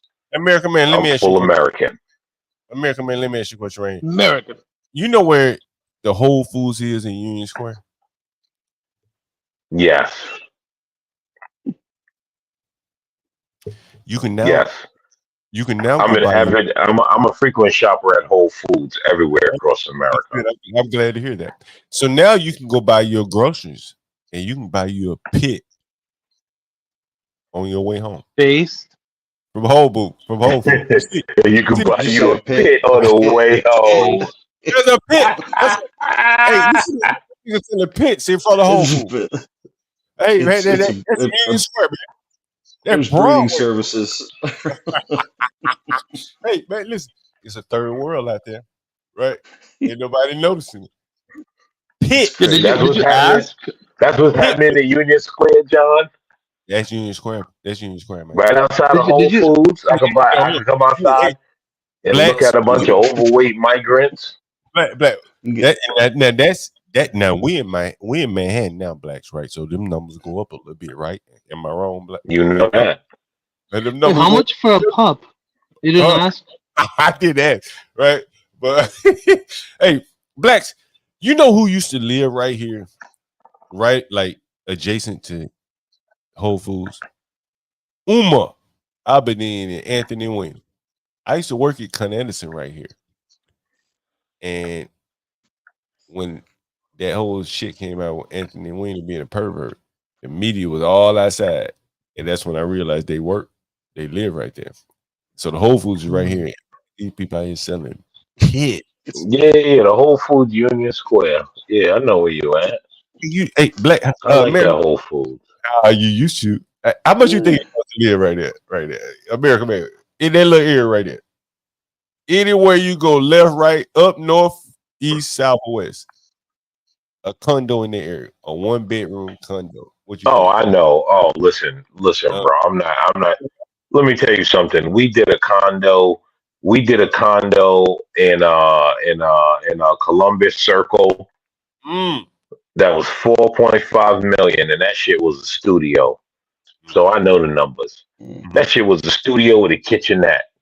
Not a kitchen, a kitchenette. This is in a powder room for and if you go west of here, there's what is that here? Tribeca or something? That shit is expensive too, right? Like if you go due west of here, like on Broadway or whatever one of them streets is, like you gonna run into Tribeca. Yeah, it gets more expensive. That's why I'm telling you, we did a condo, right? We did a place, a studio in Columbus Circle with a kitchenette and a powder room. Right, Mayor had a shower, but it was a powder room, and it was $4.5 million. Hey, black. What's the kitchenette?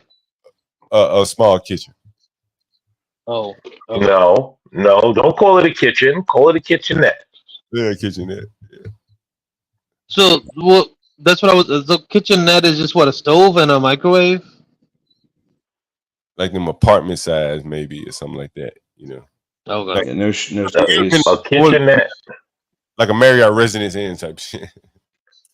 Yeah. There you go. When you go into a hotel, when you go into a hotel and that little kitchenette that you see, that's a kitchenette right there. Mhm. No So, like, stove, no a mini fridge, all of that. That's a kitchenette. yo, Now imagine paying 4.5 for that. at least you have a doorman. Hey, look, I want you guys to look at this picture right here. Now, you see the Whole Foods, so you know I ain't lying, right? You know I ain't lying, right? We don't believe you, John. Whole Food right there, and look at this. Yup, he look like a flag wearer. He looking Yep, pissed. and they just walking by. He's Motherfucker. prancing by.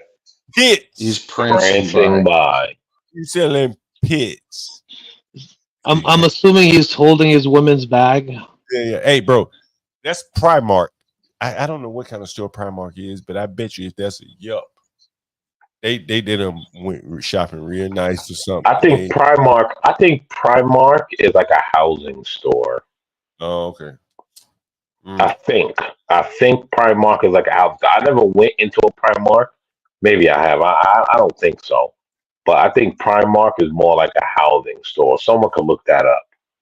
Now, you remember I showed you guys that building when they built it and it looked all clean outside? This is how it looked the other day when I went. Can you guys see that? This is from the new. Yes. You see all them Uber. That's the Uber Eats fleet right there. Yeah, you see them. You see, shout out, yo. Hold on. You see them? Shout out to Fox 5.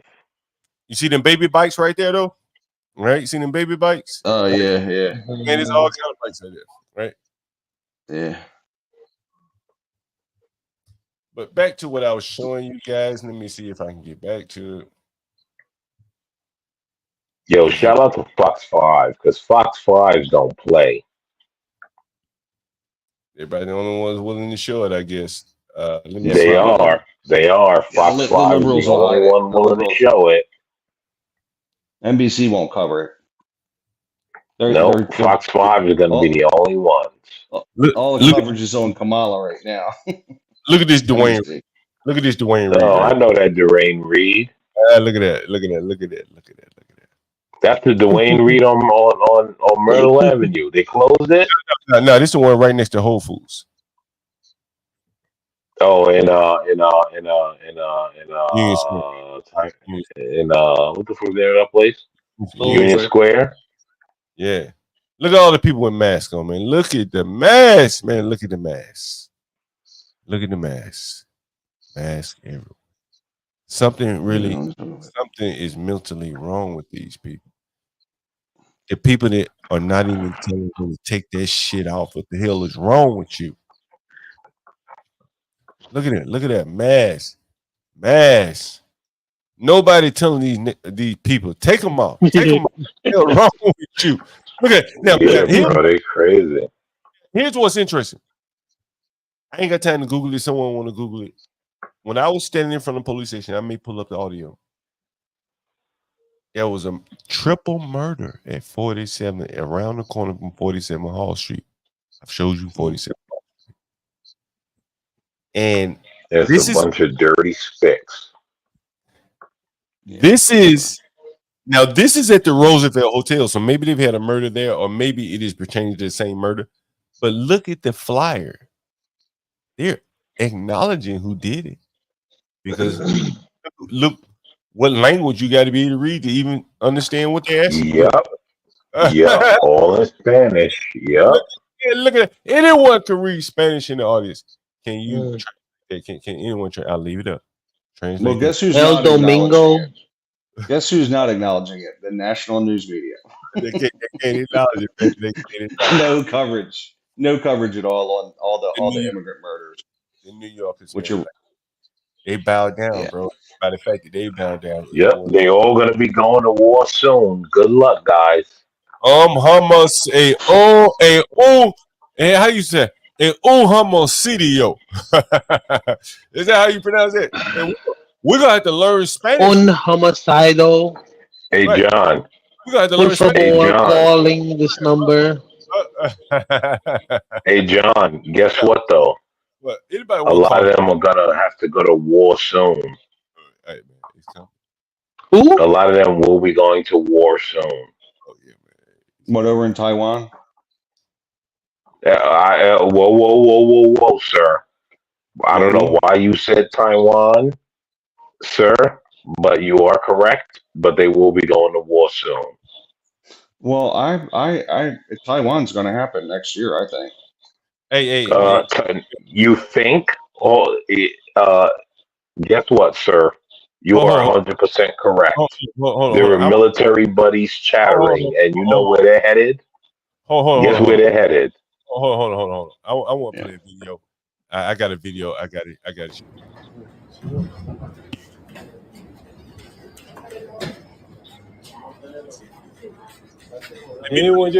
Let me give you some perspective here.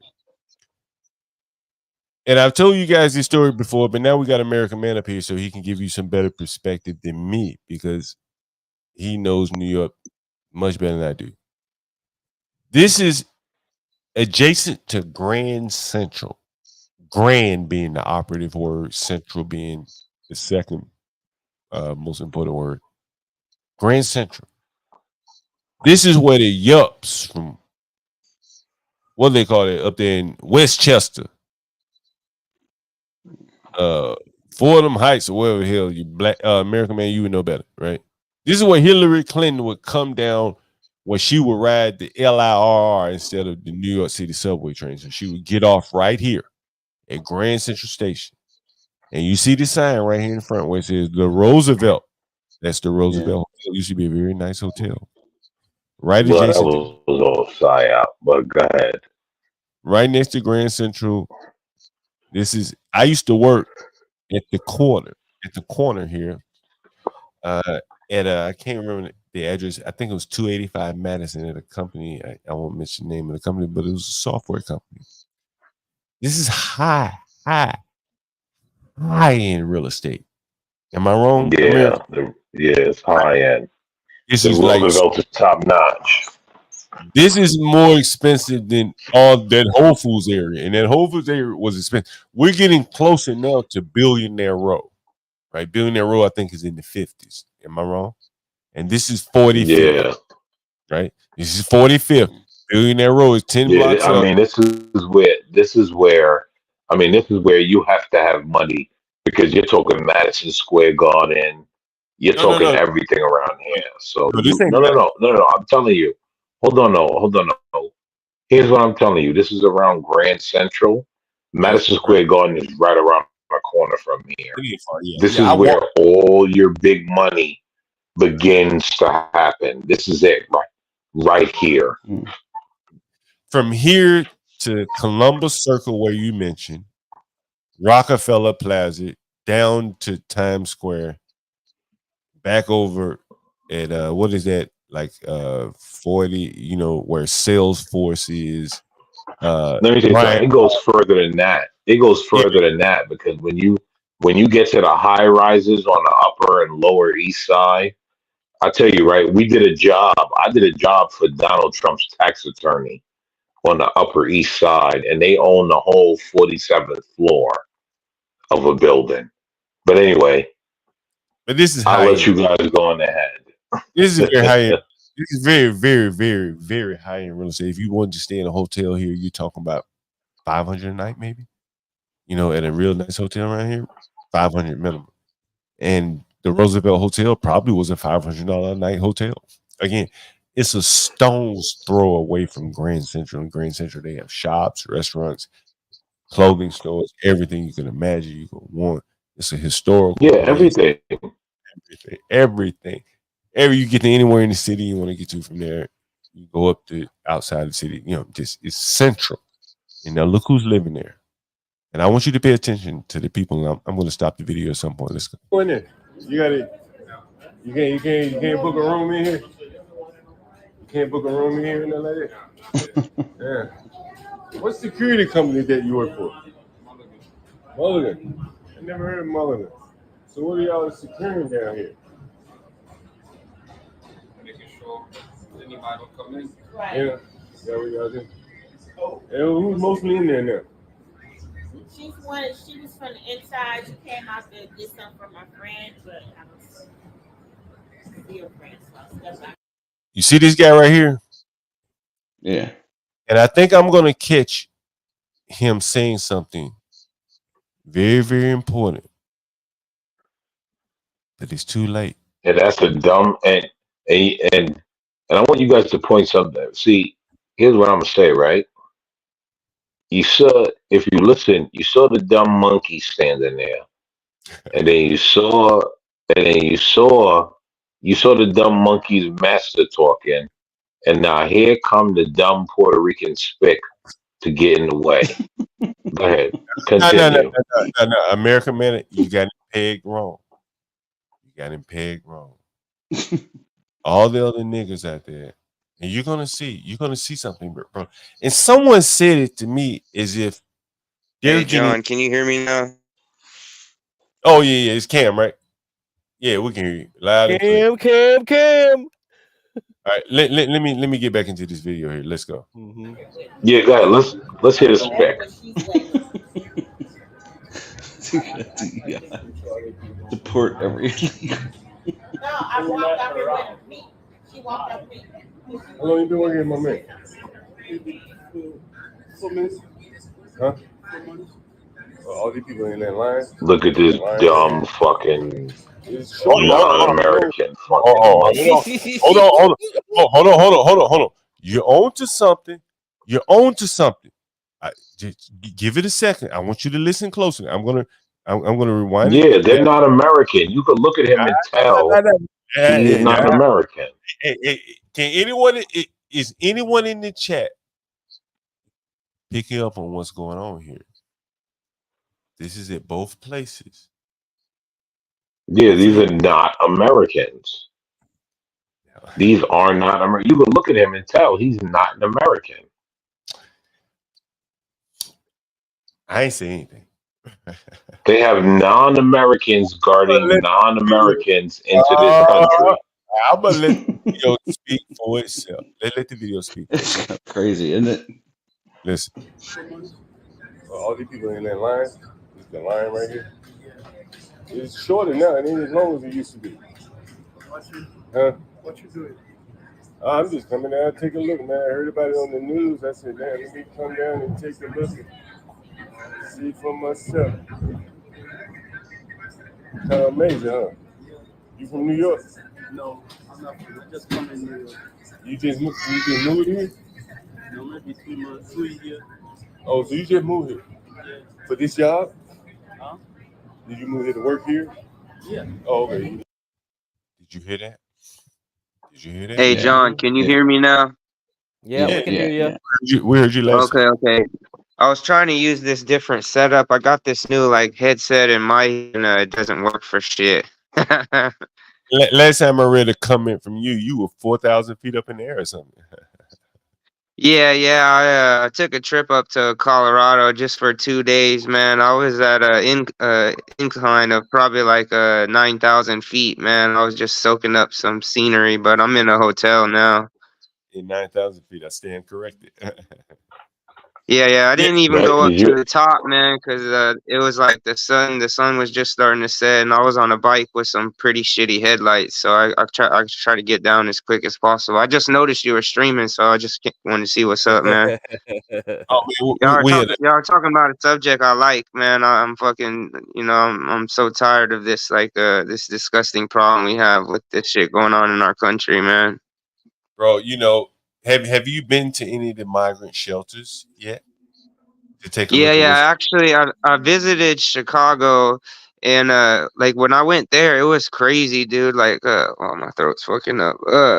It was crazy, man. They had these like hotels, John, that like if I had to pay for a night, like if I just was like just making a good estimate, I would say these hotels were like $300-$400 hotels. They had the whole hotel, like booked with these migrants, and then not only that, John, but they had these metal fences all the way around the hotels. And like if you try, I was walking the streets, I told you about how I went down there, like because one of my buddies has a YouTube page, and he was doing like filming the migrant thing.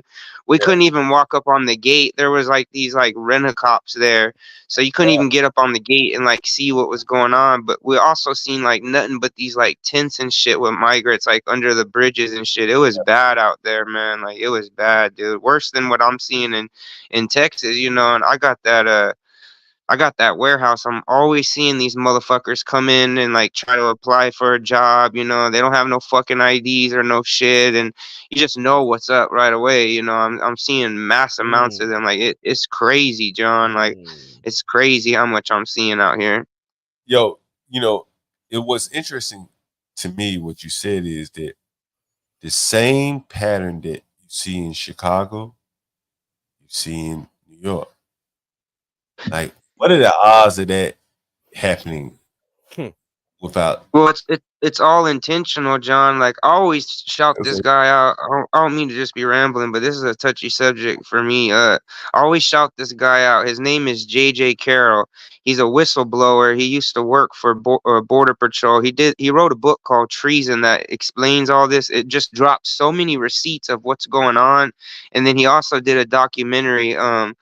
What's the documentary? No, the documentary is Invaded, or the book's Invaded, and the documentary is Treason. The documentary talks about it tracks just one airline, John, over a year, and it tracks hundreds of thousands of migrants being flown all over the US, like Washington, Chicago, California. They get these tickets for free and shit. Like when I watched this documentary, the amount of evidence this dude had, it was just fucking ridiculous. And you don't hear that number, 48 million. You know, you always hear these bullshit like 3 million, 6 million, 12 million. That dude dropped so much shit. I'm surprised he's even alive, John. You know, I think that the number is irrelevant at this point because Sorry, man. I'm going to show so many videos that and these men at this point they're having babies. They're having families. Yeah, it's crazy. You know, I'm going to play some audio and I'm going to play the video at some point once I'm able to edit it. Where like, and I started showing it where you got people living in $1 million properties where the rent is $5,500 a month. Yeah. And down the street, you have migrants living the best life ever. Let me get back to this Roosevelt Hotel video. Yeah. Do you know what a Roosevelt Hotel is? Aren't those real nice hotels? They're kind of like the Hiltons and shit. No, the Roosevelt Hotel is like an iconic hotel. It's adjacent to Grand Central Station. Someone Google Roosevelt Hotel in New York City. There's probably some history to it, I would imagine. But all around okay, you're talking about New York City. I thought you were talking about a chain of hotels, John. No, this is like an old Sorry, man. I'm still recovering from that surgery, so I'm fucking sounding like shit, coughing and shit. You sound good. You get vocal cord surgery, right? Yeah, I had that and chest surgery. I had to get like my vocals debrided after that wreck a few years ago. Sometimes I'll sound like I don't have no nuts, and sometimes I'll sound as deep as like the Mariana Trench, man. Damn. Yeah, it's been shit, man. They told me like 6 weeks. I'm on like the 3rd or 4th week now. Hey, who'd you say that Arthur was? J.J. Carroll? Yeah, J.J. Carroll, man. I put the Twitter on the chat. Okay. You can see that. You can also find a lot if you're interested. You can also find a lot of his interviews on YouTube called Redacted News. Redacted News is one word, and they're on YouTube. It's an independent news media. It's probably the best independent media I have found over the last 20 years. Okay, I'll check it out. All right. Hey, let me show this video. I'm sure you have some comments here. This is the Roosevelt Hotel right near Grand Central, right on Madison Avenue. So it intersects with Madison Avenue. Where were you living before? Florida. Okay, cool. You like it better in New York? I like the Florida. I don't like Florida. I like only when I take vacation. That's it. I don't like to stay. Isn't it more expensive to live here? Florida? Yeah. No, Florida. got too much space. I don't even think the work like pay really good. Look like New York. Yeah. How did you find a place to live in? Me? Yeah. I just work. I own my house. That's it. I pay my house. I mean, did your company help you find a house to live or what? I don't know. When I came, I stayed for my family. After 2 months, I live with. Yeah. Yeah, this is fucking amazing, bro. How many people you think in here? How many people you think are in here? It's a shelter. You think it's full? The whole place is full? Amazing. And are you from Florida too? Florida? Yeah, he said he's from Florida. No, I'm not from Florida. You original New Yorker or what? What's it like seeing like all these? What's it like seeing all these? What do they call migrants? I'm here in New York, like. What it's like? Yeah, I mean, like you in New Yorker, you see like the government taking care of these people in ways that they never took. Oh, I'm so sorry. In ways that the government never took care of New Yorkers like this. How you take it? I hear these people get money and everything free from the government. A free hotel room, man, it's not bad. It ain't bad, huh? What do you think? Is New York City give you free housing? I was thinking maybe they gave you free housing. How about money? They give you money? New York don't give you any money, they make you work for it? That's a shame. That's a shame. And how can someone... Hey, my man, let me ask you a question. If I just stood in line, could I get in? Like all these other people, or do I have to have some kind of paperwork? You can't really answer that question. Or you don't know the answer.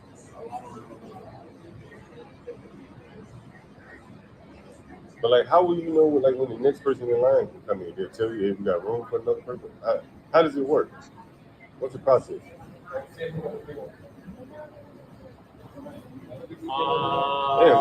Wait, did you see that? Did you see that? Did you see that? I'm going to show you another picture of that. But did anyone just see what someone just flashed behind that man? Did anyone just see that? No one. Is that a yay name? Did anyone just see that? No. Show it again. Because I'm going to talk about this, but I forgot and I didn't know that it was caught in this video. I didn't know it was caught in this video. Did anyone just see it? I have another picture of another guy, just like this guy. Did anyone see it? Let me go back again. I probably need to go back to 4 minutes. Let's say 6 seconds. 4 minutes. I'm going to go back to 4 minutes and 2 seconds. Now I'm going to try my best to stop it when I see it.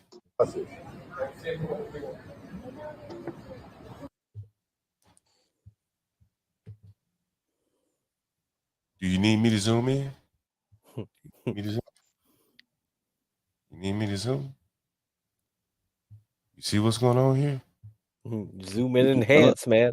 That looks military. That looks military. What'd you say there? What'd you say? It looks military. You look who? Military. Like he had his patch on the when you freeze earlier. It sure does military. I got more pictures, man. I told you guys. I be drinking this. Hey, hold on. I'm gonna let you guys. No, I'm gonna let you talk. I gotta step away for 1 second. I get some beer, put it in the refrigerator, and then I'll be right back. No, that's fine. What did I say? They're going to war zone. They're all going to war zone. They might be doing training. Ryan, they're all going to war zone. And Ryan, where did you say? Taiwan. Spring of 25. And guess what? Prediction. And guess what? I got a buddy. I got a guy. I got a guy that just said to me, his buddy's setting up his house for rental because he's being deployed. And guess where the buddy said? Guess where the buddy said he's being deployed to? Philippines or Japan or South Korea. No. What'd you say originally? Philippines. No. The first time. Philippines, Japan, or South Taiwan. Korea? Taiwan. No, Okay. Nope. they're going You said Taiwan, man. Taiwan, sir. Fortress Oh, on Taiwan, Taiwan. Okay. baby. Okay. No, Okay. nobody understands. We got to get those They're batteries setting. and those chips, man. Onward to Taiwan. We Oh need those shit! chips. Oh Oh, shit! listen. Nobody's understanding, right? I'm actually, because I heard that, I'm actually getting ready to be in touch with my military buddies that are still active and see what the chatter they have going on. You know, Well, if let's they put it say this way. Taiwan, then I know it's real. So I'm in DC Metro, and I have friends that work within the NSA, and you know, we've had conversations. They go play little war games over there now, where they'll deploy them to Hawaii and play games about how to defend Taiwan. And they've told me take your money out of the market in spring of 25 or before, because after the election, that transition period is the right time to attack. That's what we think is going to happen. So Interesting timeline. yeah, That's kind of like where my thinking. Just looking at charts, I'm thinking like that too already. Hey, Cycle yeah. wise. I want to I want to go Fuck. around. I want to go around the panel, and I want to go around the chat, Hmm. and I want you guys to chime in. I'm gonna give you 10 seconds each to chime in on why you think the military. And this is not the only one I saw. I'm going to show you more pictures. Why do you think the military is being installed in these migrant shelters? Get crack. I'll start with you. Because John, I could tell you why. Hey, hold on. I'm going to start with Because Get Crack. Oh, hold on. I'm going to start with Get Crack and work my way down the panel. I'll come right to you, Blacks. Go ahead. Get Crack. What are your thoughts? On the military, why is there? Yeah. The thing is to protect from people to see what's going on. I think. I mean, that's the only. Unless you're telling me like these migrants are now going to be like probably the new foot soldiers we have for Rome. Let me Is that go. what Let it me is? go, John.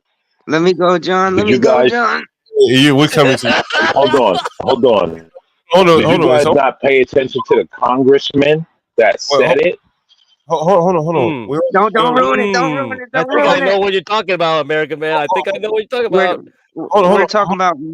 Hold on for 1 second. We only have 4 people up here on the panel, so we're going to Ryan. Then we open it back up again. So Ryan, what do you think? We'll go back to more of the video.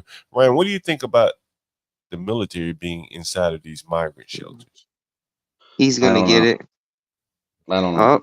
No, I don't. I don't know. I mean, I don't. If this is an Mm-mm. operation to bring him I'm in busting to at the send him seams. to Taiwan, why don't we just put him in the military and send him to Taiwan? I don't know why we would want to do it this way. Okay. What about you, American man? You're up next, American man. What you got? Just a guess. You can't just cattle them to war, Ryan. You have to make them feel comfortable and then tell them if you want to justify your citizenship, you have to do this. Yeah, You can't just cattle them to war I because gotcha. then the American people will make a big brouhaha. Yeah. So in order to stop the brouhaha, they're here. It looks good. Then all of a sudden, when the war comes and you cattle them off, the American people will say, "Oh, well, guess what? You wanted to be here as an American, so there you go." Right? But if you just Gotcha. ship them off from their country straight to war, wouldn't there be a liberal brouhaha? Yeah, that's true. All And right, so it's Cam, kind of like it's kind of like the Irish. Like when hold the on, Ryan. Irish got here, Hold we on, just Ryan. put them Cam, in. hold on, Ryan. Cam, what do you think? You didn't get a All chance to right. speak. This is gonna probably take me about a minute and a half. So what I've seen actually, the reason that they're there is there's two reasons. First off, military service guaranteed citizenship. There was a senator, I believe, that spoke on this, saying that they want to be able to let illegal immigrants serve in the military. If you do some research, a lot of these centers on the border, there's military outposts doing MEPS. What MEPS is what you do before you go to the service. It's basically like where you get your physical, you figure out like you already know your MOS, all that stuff. A lot of these immigrants that you're seeing, they're going to end up being in the military. The military, all branches besides the Marines, failed recruitment numbers by thousands of people the last like year or two. The Marines were the only ones that made what they had set standard, you know, for the amount of people they wanted to recruit, and they just barely made it. I see a lot. I bet you a lot of these immigrants already are serving in the military and police. It wouldn't surprise me if they're already on police forces too. In a lot of these cities, you're starting to see like, you know, different police officers from these different countries. So it just makes sense to me that the military is there. Do you think they're training the people? I think they could be. I mean, obviously the ones that are going into the service and getting citizenship, they're being trained. But I think it's a big recruitment thing too. You know, you have these migrants at these hotels in mass numbers, hundreds of people. You got the military there. You know, it's like when I was in high school, the military came my senior year and talked to all of us to try to recruit us. They could be doing that for recruitment things. You know. Yeah. No, they're gonna be. Here's the thing, right? You guys don't understand something. They're gonna be sent to war in Taiwan. Americans, right? They're not gonna be okay with American blood being sent to Taiwan. Definitely We're I don't not gonna doubt be it. okay with that, Definitely not. I don't doubt it. right? We're not gonna be okay with that. But we But will be okay with But the not just others that, being not sent just that, they'll send them to to Ukraine Taiwan. too. They'll send them to Ukraine too, because no U.S. I can see them citizen is going being. to want to have Hey, boots on the ground in that stuff that's going on with hey, NATO over there. Yeah, I can see them being sent there hey, for and sure. guess what? And guess what? And guess what? Hey, well, hold on, It Blacks. won't matter. Do you think that they could be It trained? won't matter. Hold on, American man. Do you think they could be trained to take over open police officer jobs in states where there's shortages, like Illinois and California, angry snowmen? Oh, most definitely, most No, definitely. no, no. Americans are not going to have it. No, they could do it. They might be able to get away with it in liberal cities, but in states that I am, Americans are not going to have it. We all carry guns. We're not going to have it. There is not going to be no plata plata, guala guala, speaking to us, telling us what we can and cannot do. But It is Blacks, not going to happen. American I'm man, sorry. American man, I just showed you these Africans that are clearly being brought here from somewhere. And they're all going to go to war. Now, you No. think that They all have to go to war. You have too much faith in the average American person. The average American person has their belly full. They're going to work every day. They don't give a shit to get out there and change anything. They're lazy. They're pussies. They're not going to do anything until they're forced to do something. Well, see, you know, and that's where No, I don't have faith. I don't have faith in the American. I'm telling you is that all those people, they're going to be okay with those foreigners going to war. They're not going to be okay with American blood spilling over those countries. They're not going to be okay with that. Let me I mean, actually, let's just take a poll. Not going to happen. I'm okay with it. Go ahead, send them off. I don't care. Hey, let me play a little bit more of this video from the Roosevelt Hotel here. I just want to get you guys' thoughts on it. Let's see. We have about a minute more, I guess. Let's see. You got the Air Force standing there? Since I told you I was from New York City, I already could pick up like you recording me. Yeah, I mean, that's cool. Nah, man, I speak off the record, so not on. Okay, that's cool. I gotta get paid to speak. You heard what he said, though. Speak off I the gotta record. get paid. I gotta get paid. Okay. A lot of these, now, I want to go back because, and I hope that I have another video. If not, I'm going to share it with you at another time. But those other blacks that were working there, particularly this one right here. Like, look at all these people coming in with bags. The blacks, right? This one right here, had called this man out to come and tell me to stop taking pictures on the sidewalk. And I'm saying, hey, man, if you don't like working, you quit. They about to replace your ass anyway. Why ain't able? Man, listen, man. Look, I'm gonna tell you a fucking story. Oh man, I tell you a story. I tell you a fucking story for real. I went in the military, no bullshit. I was in that motherfucker about a month. I was a young nigga, homesick and shit. I just went in there just to get a car. No, like I was like, man, I want to get me a car so I don't have to be walking around campus when I go back to college. I went in the National Guard. What's up, Angry Snowman? So I go in the damn military, and let's just say I ain't want to go in there anymore. I ain't want to work there. I ain't want to be in the military anymore. I'm in basic training at this point. And they trying to punish me. They say, hey man, you gonna make our coffee and all this shit. I said, shit. I make that shit one time, you won't drink it no more. I promise you. I promise you.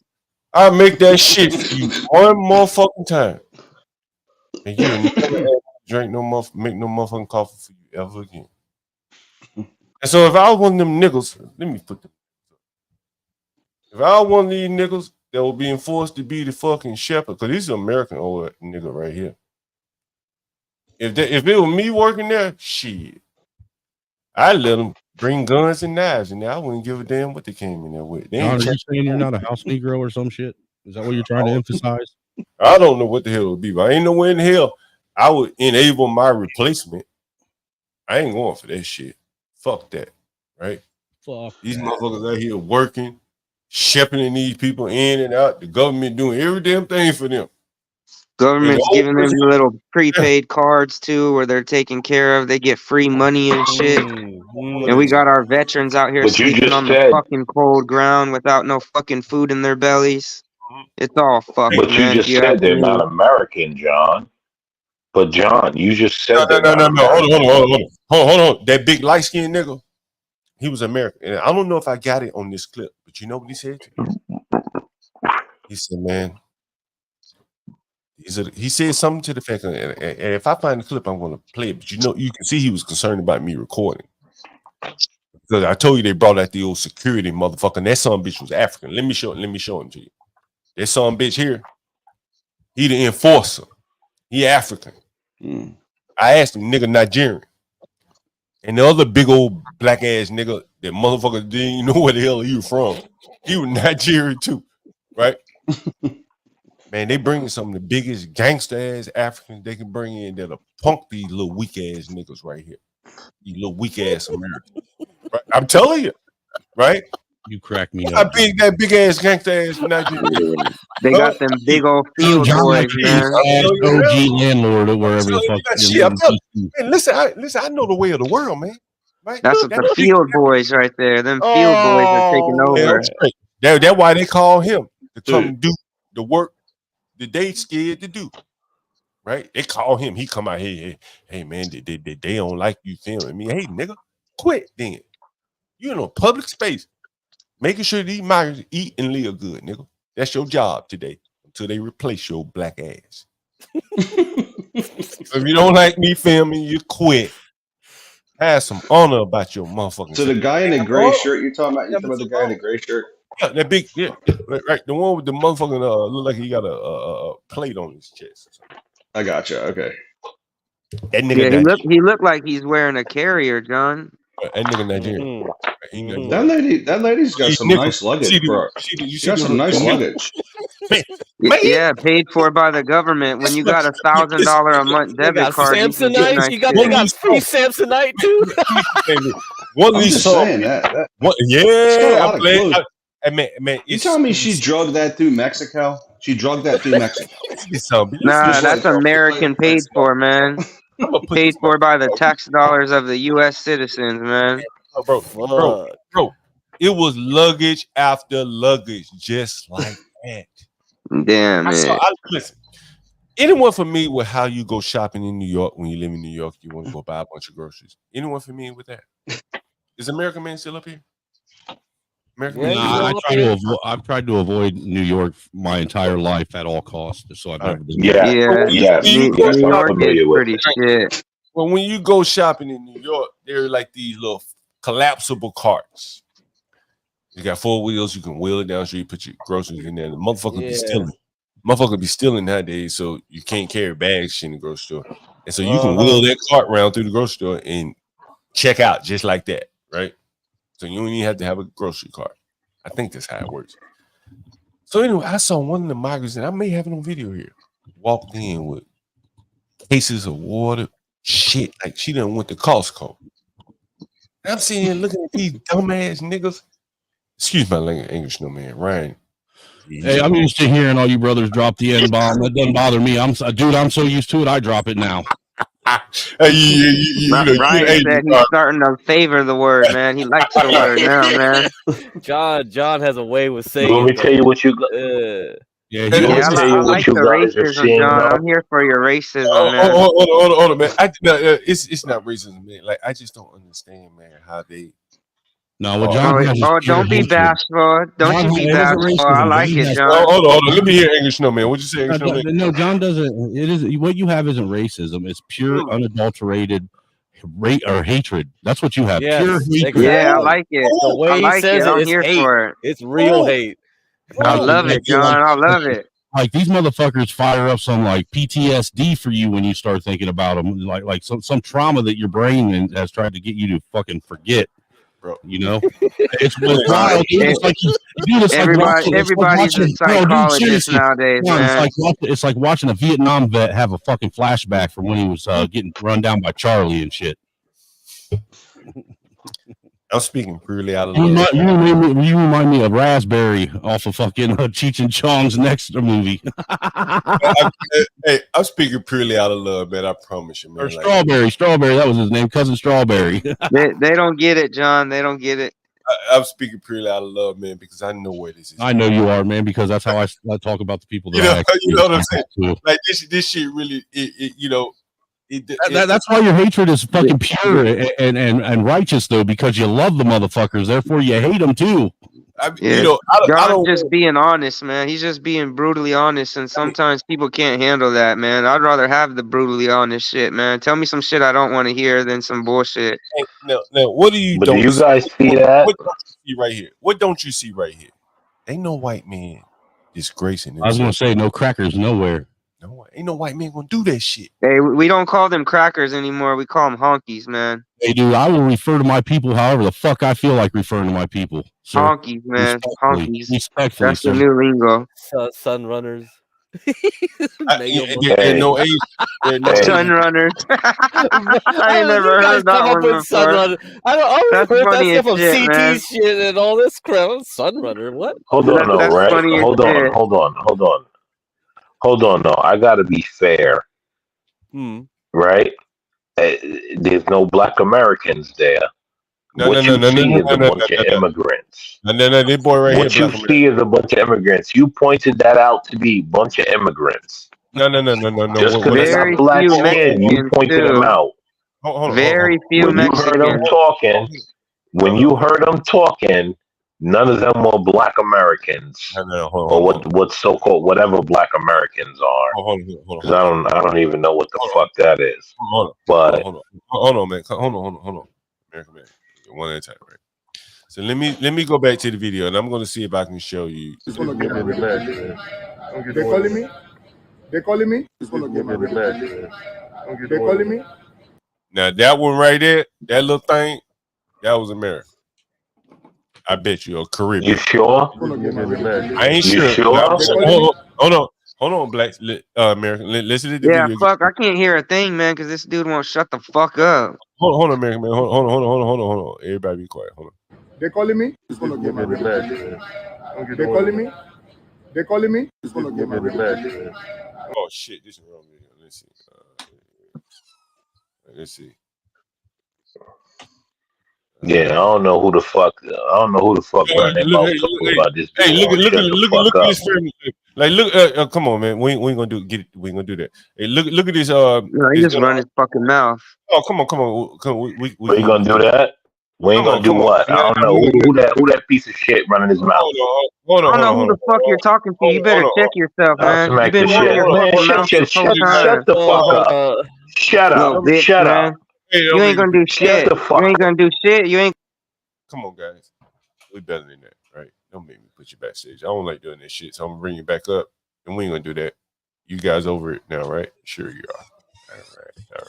Hey, let me show you some more of these videos, pictures. Look at the luggage. Someone mentioned the You're an luggage. angry snowman. I know how to get him, huh? Oh man, dude. Hey, Snowman, what do you think? Snowman, what do you think about this luggage here? I can't see no luggage. John, somebody's in the luggage. They're smuggling in more of their people. Somebody's in the luggage. They're smuggling in more people. What do you think about that, Snowman? It's big enough to smuggle kids in it. Yeah, you can't check that bet. You have to check that. You cannot. That's not a carry-on. There's definitely some people in there, man. You didn't drag it through the desert. What do you think about the quality of this? Like, just look at everything they have on. It's all nice, man. It's all nice. It's all fun. Nice. It's all funded. They look like they were paid to come here. Yeah, exactly. Whoever Tax said that's dollars on hard point, at man. work. Look at this lady right here. Disney World. Right. Look at this lady right here. Doesn't she look so nice? Doesn't she look nice? She look like from the That's waist. Lululemon. Dude, John, I think that shit Lululemon just right came there. out of the laundry That's too, man. Lululemon. That shit's steamed, That's man. That $200 stuff looks for them. nice. She got her $200 for summer that. dress on. Look, they're real Adidas. They're not Rika's. That's Adidas Look at shoes. it. And she got Adidas. That's not Rika's or something. Abius. All name brand shit. By the way, plus, hey, and this black man, like this African Kid's got real Crocs. Hey, and this black man that done got him some kind of non-black woman. This nigga is living the American dream. Tell me he ain't. Oh, that's an African. That's African. Say All right, funded by John. the taxpayers. Say You right, pay John. taxes, That's they're funding that African. shit. Right, hey, that African that came up here and elevated himself above of the American boy black man. He got a free place to live. Oh, yeah, he about to go to war and get his brains blown out. He work, man. You can't send that undisciplined motherfucker no war nowhere. Hey, listen to that Let man. me tell you something. You looking at dead people. Hey, all I know now, and all I know right now is all I know is what he care about right now. He get the layup for free with a Yeah. woman. That man living the Until time of his it's life. until it's time to head to war. Hey, I bet You looking at dead men. I bet this boy he sleep so good at night. He probably think he done hit the lottery of Yeah, his life. belly's probably real full too, man. Hey, man, listen. That man done hit the lottery, man. Like for real. For real. First class. Like America, like you can't even put yourself in his shoes, man. He don't have to work. He eat. He got a big old ass to jump on top of. That big ass. I'm surprised he don't got an iPad or an iPhone. He's not playing on one of them screens paid for by the citizens. You know how many niggas are in prison for selling dope? How many arms and legs do you think are in them suitcases? What you say? How many arms and legs do you think are in them suitcases? Man, them all closed, man. I guarantee you, man. Like, no, there's at least a couple legs in there. They pull them babies out and get credit for them. They get more money. The more children, the more it's money. Fucking disgusting, man. They pulling them babies out of them suitcases, dead or alive. It don't matter. Right? How many Armani exchanges are in that thing? Wow. Now, here's something that just crossed my mind, and I mentioned this one more time. You guys are degenerates. I don't know why the fuck I came over here, John. I showed you know, everybody's laughing about this shit, but this stuff really pisses me off, man. For real, Cam, for real. Yeah, it pisses me off to see this shit going on in our country, man, and nobody's doing a fucking thing about it. Every day, it's just getting fucking worse and worse, man. You guys are the deplorables Hillary Clinton we're talking about. I'm just saying, this is horrible. I see this type of shit, man, and it just fires me up, man, because I just know it's going on everywhere, man, and it's to the point where, like, it's just so fucking bad, man. Nothing's being done. Let me go ahead and play this liberal, because I think it's time. I got my phone charged him now, and I want to play this liberal that lives a block up from the migrant shelter. Lawrence, you're an asshole. I don't like country music. What are you talking about? How dare you fucking swear and slander my name like that? I'm trying to think. I know it.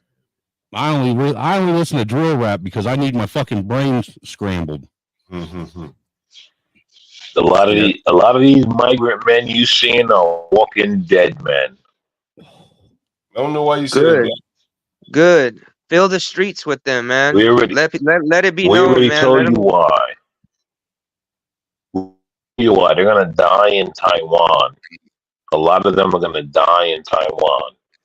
Yeah, that's a war we're not gonna be able to win. Let me see if I can play these pick it up, unfortunately. Not only is that a war we're not going to win, that's a war that none of us really want to send our kids to. Yeah. I'll tell you what, I'm not for it. I don't care who it is, what war it is. I'm not for any average American man going to a foreign land to die and lose his lineage for some stupid ass shit he's not going to gain of. But these politicians with stock in big military industrial complexes, I don't want to see no average man go lose his life. American men. But I'm just making a point on the Americans. I'm not speaking on the immigrants. Hold on for a minute. Hold on. We I don't care about the immigrants. Hold on, we got to come in from the panel. John, I have a request for Snowman. After you show this, could you play a country song? That's some bullshit. That's some downright bullshit right there. You don't like country music, Snowman, or you do? Dude, I don't listen to fucking rednecks cry. It's all talking about their last breakup. Dude, I don't even listen to that shit. I go to the fucking White and Black Manosphere. I go to Fresh and Fit and listen to them cry about all the fucking bitches they. Hey, Snowman, did you like that song? The Rich Men North of Richmond or some shit? Yeah, that was actually pretty good. That was a pretty decent song. That was a great song. That was bluegrass. That wasn't country. Let me ask you this question. Bluegrass, bluegrass is good. Snowman, let me ask you, and I know I'm all off topic, Snowman, but you don't come up here very often. So, did you know? I had a white guy from Baltimore. You had another token? Well, hold on, let me finish.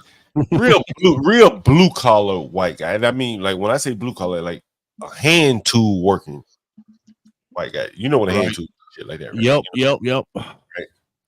And he hated that old rich man, whatever his name song is, right? Richmond, north of Richmond. And he thought that it was like a psyop or something. Like this guy came out of nowhere, made a whole bunch of money, blah, blah, blah. I don't remember his argument. But did you feel that way, or did you genuinely just like the song? Well, first off, I don't take inbred people out of the Appalachian Mountains serious. Okay? You can't take them serious. Their brains are fucking scrambled. It's like fucking mashed potatoes up there. And no, I didn't take that. Actually, I thought it was a pretty good song, you know. And obviously, it's something that he had been working on for a while, you know. Put it together because I had a lot of fucking feeling behind it. You know? You didn't see it as like someone was like he was artificially propped up in. No, not at all. Okay, fair enough. No, someone like Tom McDonald is artificially propped up. So you do believe it happens? You just don't. Think absolutely. Mm. Absolutely. Limp Bizkit was one of those industry plants. Hold on. You think Tom McDonald is artificially propped up? Oh, absolutely. Absolutely. Based on huh? Based on what metric? Based on the fact that all of his music is the same cookie cutter bullshit with the same cookie cutter beat behind it with the same cookie cutter message being regurgitated over and over and over again, and people keep listening to it. That sounds like fucking new age pop to me. Oh, I'm not going to argue with you because it is the same cookie cutter. This fucking guy can't write a different hook to save his life. No, at all, can't write a hook to save his life. And I was about to say his fucking hooks fucking suck. They're trash. Yeah, all music today is shit, man. Hey, let me play you guys some more of this video from the Roosevelt Hotel. Again, this is Grand Central Station, Manhattan. All right, let me hear what you got. John's POV investigation videos. I like it. Go ahead. Go ahead. Tell what you got. I'm gonna flip the camera around. This that big nigga that they sent out to talk. Look at the children and shit. Why are you so scared to record your face? I'm just curious. No, I'm just saying. Okay, I'm not recording face. I'm recording that way. Look. Yeah. That nigga right there in America, man. So these are migrants that are coming in New York? It's a migrant hotel, yeah. Used to be the Roosevelt Hotel. And then this an old 5-star hotel? Huh? Isn't that an old 5-star hotel? Used to be. That's what I thought. Hey, man. One of these days, listen, man, I swear we keep going off subject, and that's fine. I really don't have a problem with that. You know, one of the things I really would love to talk about is who owns all these hotels. Boy, it would blow your. Yeah, I yeah. know they probably don't live in America. Some of It's our all enemies, it's all the same people some too. of our enemies own those hotels. Like It's all the Pac- same people, John. I think the Pakistani airport owns the Roosevelt Hotel. If I'm not mistaken, they own one of these hotels. Maybe the Row. If you heard of the Row Hotel, um, after COVID, a lot of these hotels weren't doing well, whatever, and this migrant situation was coincidentally, luckily, a godsend. So what's funny is the taxpayers can afford to put roofs over the heads of illegal migrants that don't have a place to live, but they can't find a way to put roofs over the heads of legal citizens that are homeless in America. That's fucking interesting. You know, one of the intents of this Yeah, show. yeah. We got homeless vets. Hold on. That's what always blows my mind. One of the intents of this show, Snowman, is really to divorce people from the thoughts that their taxes do anything. Like you can't move these people anymore with taxes. And you know, I've tried to give the story about how I've seen DC change over the years. You know, I tell you, Snowman, you may not be familiar, but you know, I live in DC. Right? Yeah, I know that. Actually, I'm curious of what you have seen over the years and how it's changed. Because look, dude, last time I've been to DC one time in my life. Yeah. That was when I was in 8th grade for an 8th grade field trip. Went there for a week. That was back in I want to say 93 or 94. You know what I'm saying? So I'd imagine it's a lot's changed since then. You know,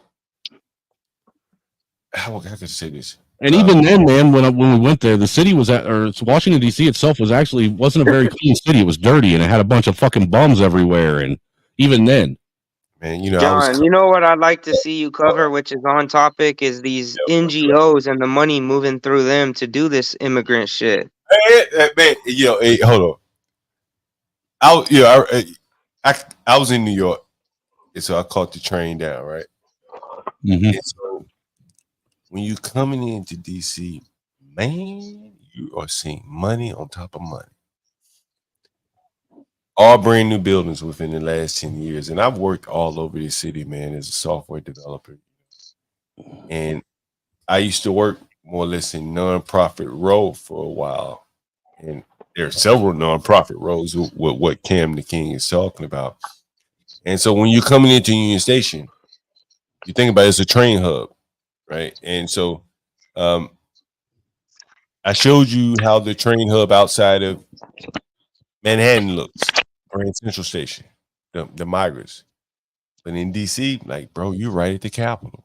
I mean, literally, you walk out of Union Station, you walk across the street and go up a little bit, you're at the Capitol. And so all around that is brand new development. Brand new and shiny. nonstop. Who do you think's paying for all these developments? Lobbyists. These are organizations that lobby the government so they can afford that Class A office space. If anyone is in the audience, is Ryan still here? Is Ryan still here? If Ryan is, he may have got fucking told. He may have got in trouble. He may be past his internet credit time. Well, if Ryan is still here, he would understand Class A office space, and that's the only thing they really build in DC. Nothing but Class A office space, because there are so many companies that do business with the government that can afford that Class A office space. All of it, like again, when you come down the Amtrak, you know, I rode the Acela today, and you'll see nothing but like marquee companies, more or less government agencies, like the American Psychological Association, the National the National Association of Social Workers. I work for several of these companies. Naming some of the ones I work for. Amtrak. You know, not just Amtrak's a big one. I worked for Amtrak years ago. That's crazy, John. That's crazy. Right. So I developed like some of the revenue management software for Amtrak, how they would do like somewhat in that time dynamic pricing. Damn. But John, tell Snowman how it's still a bunch of homeless all around. Yeah, that's true, man. You know, I got a video on my stream, and Damn, I should shut it. But the thing I wanted to get to, and the thing that I think what people in America really don't understand, because you're removed from DC, you don't see the machinations of how things are played now. And I can best give it to you by example, if that makes sense, no man. Uh-huh. When Donald Trump won presidency, what position did Mitt Romney want? Mitt Romney? Mm-hmm. Didn't he want to be Speaker of the House? You can't be appointed Speaker of the House. You have to be elected. Oh,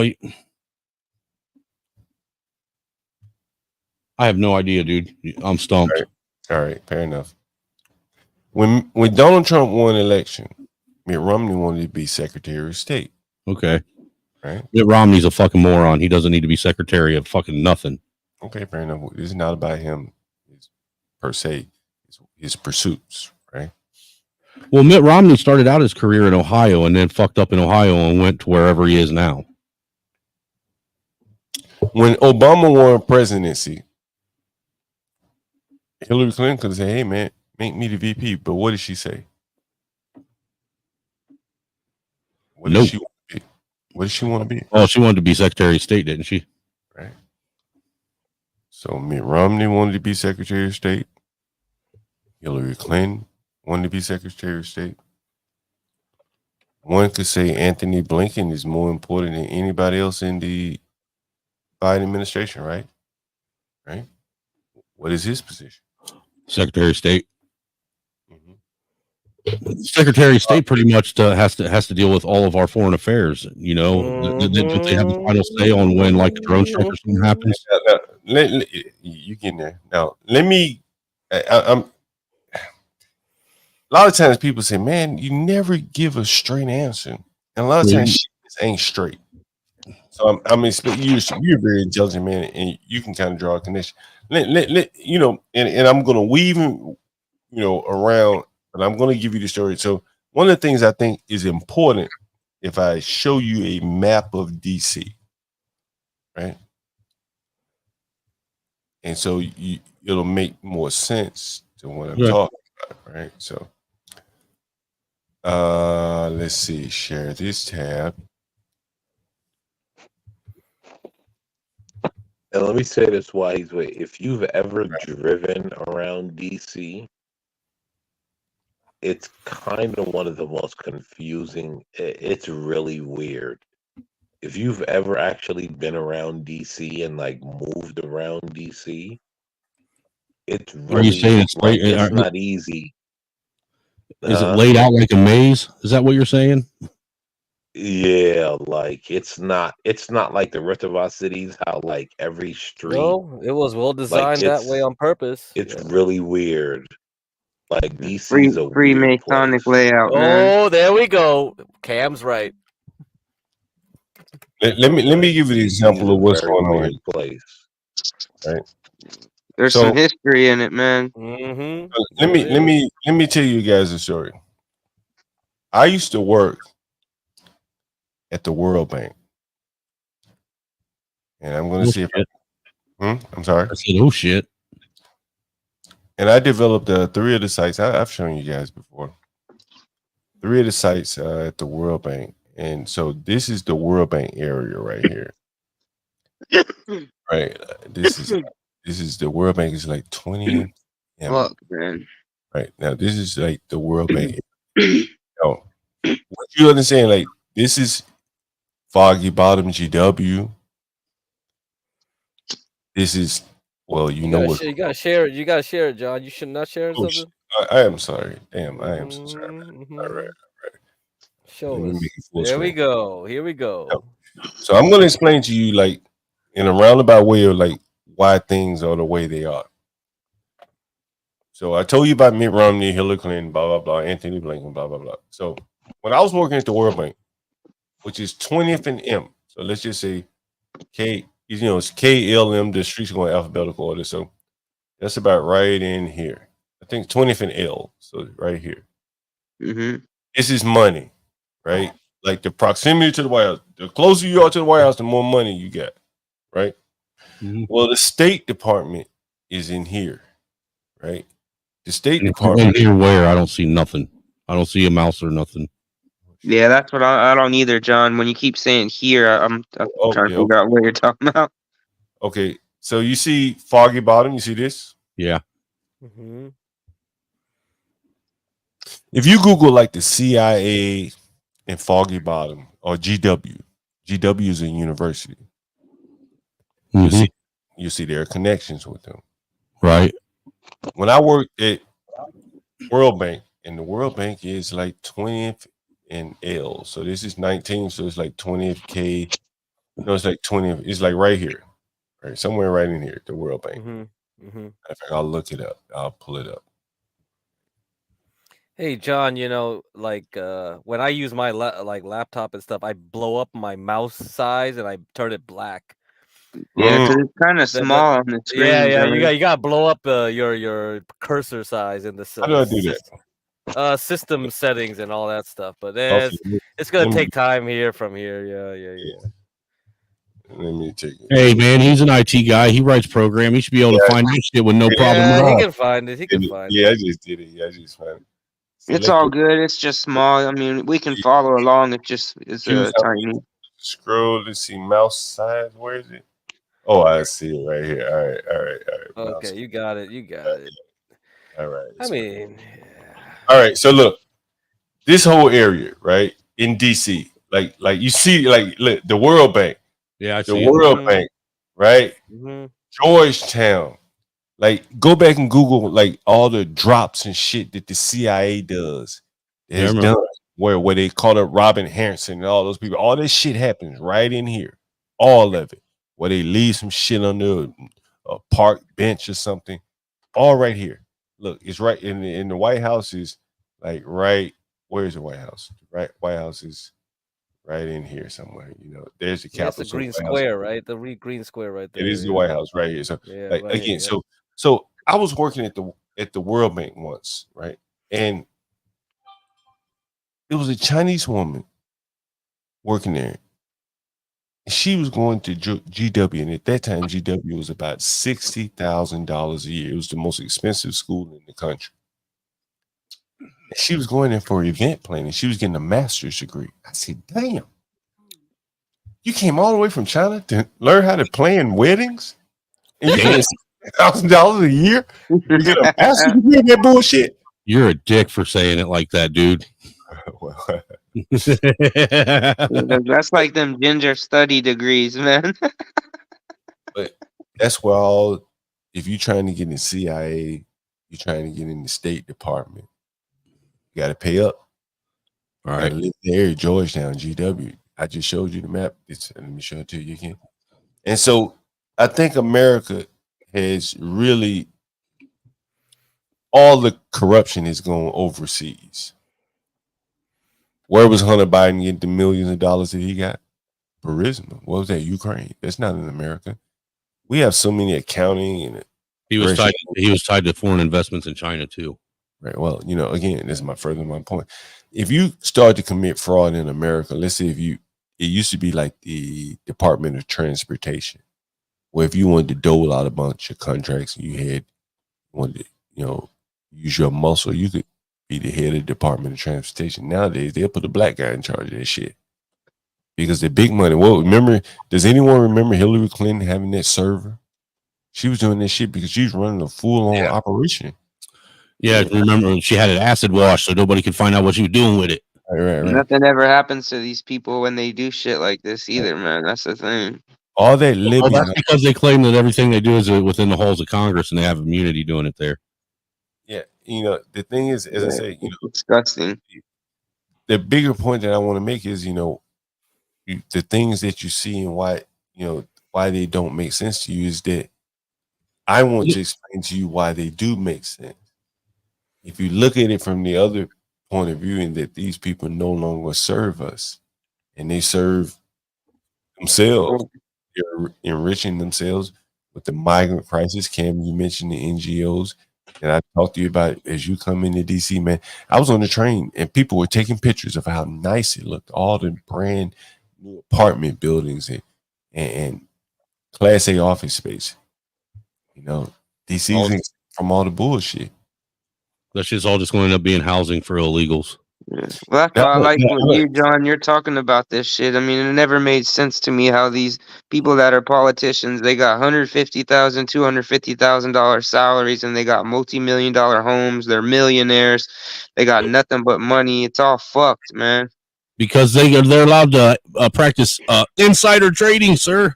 Yeah, not just that, but it's corruption like at all these levels. Like things like lobbying shouldn't be legal. Like we don't have a free country. It's bought and paid for. These people are committing treason at the highest amount. They should be hung in the street for a crew to see, you know, public to see. This is what happens when you do this shit. There's no repercussions for these people in the fuckery they commit. They do it in the open.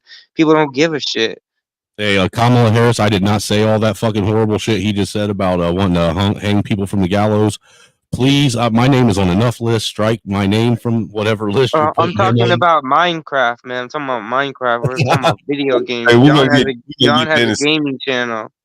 We're gonna get Dennis in here, and then I want to bring up an article once Dennison comments that I really want to bring up that I think it's going to be very interesting to some of you guys. Go ahead, Dennison.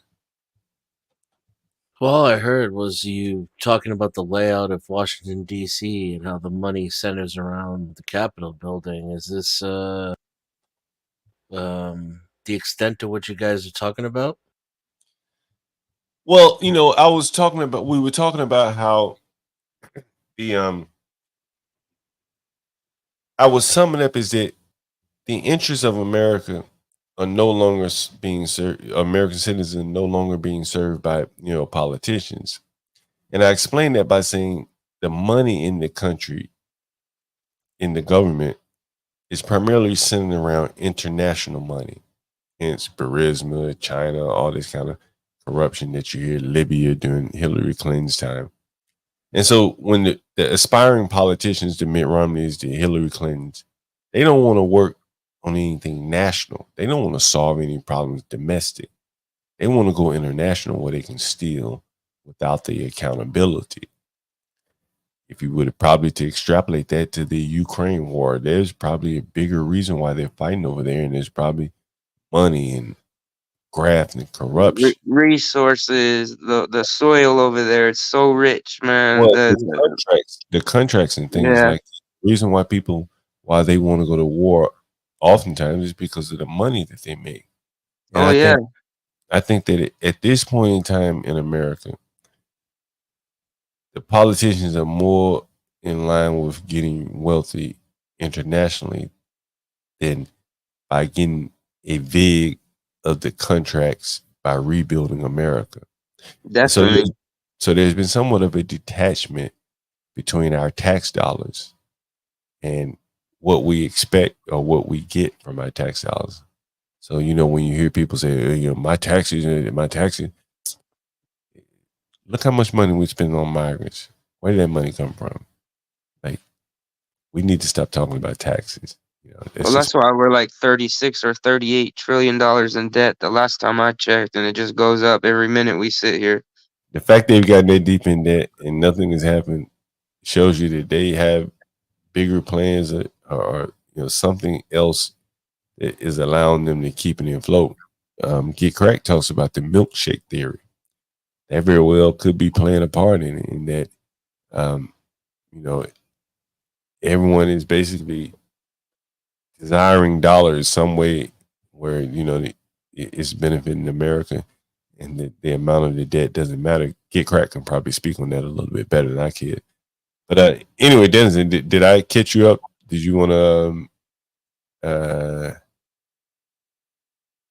get when has it never been like that? Well, I think that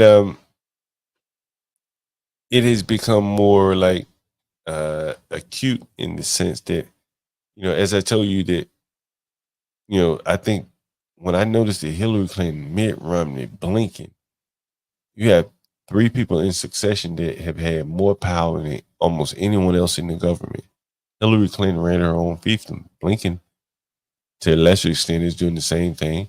That's what Mitt Romney wanted when he wanted to be a part of the Trump administration.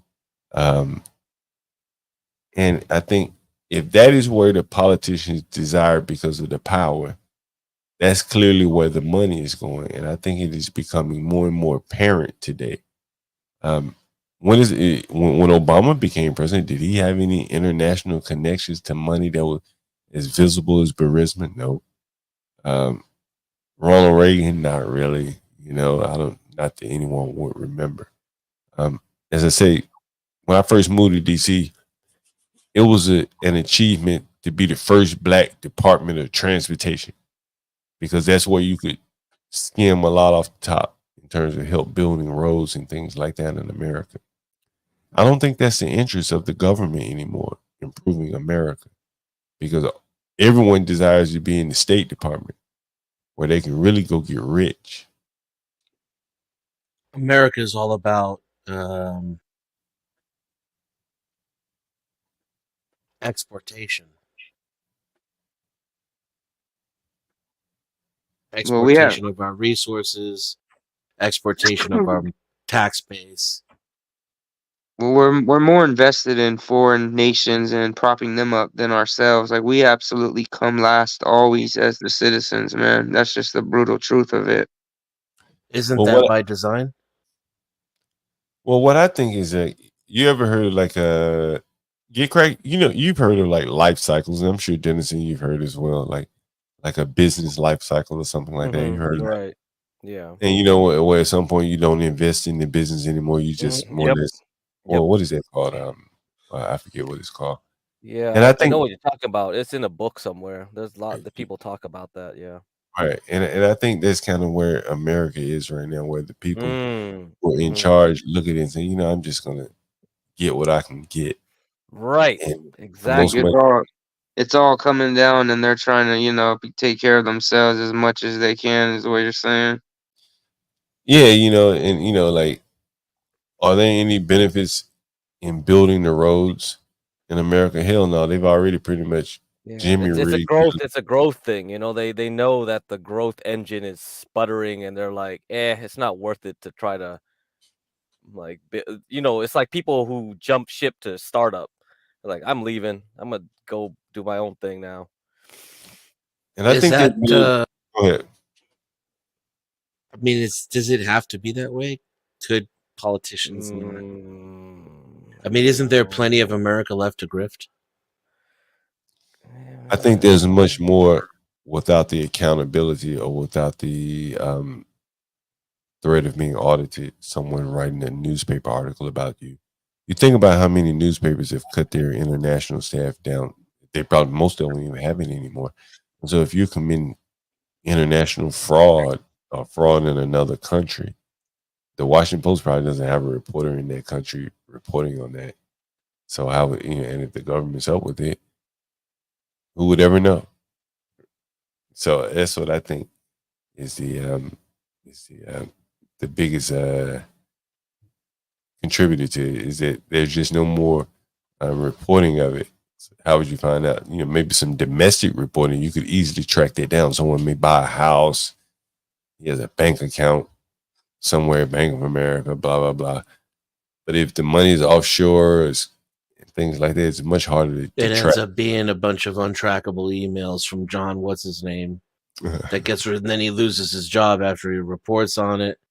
Yeah, these people are just enriching themselves. We'll send $100 billion to Ukraine, and then all these politicians here in the States get a little kickback. They get a nice little home, nice little car, just chop it up type of shit.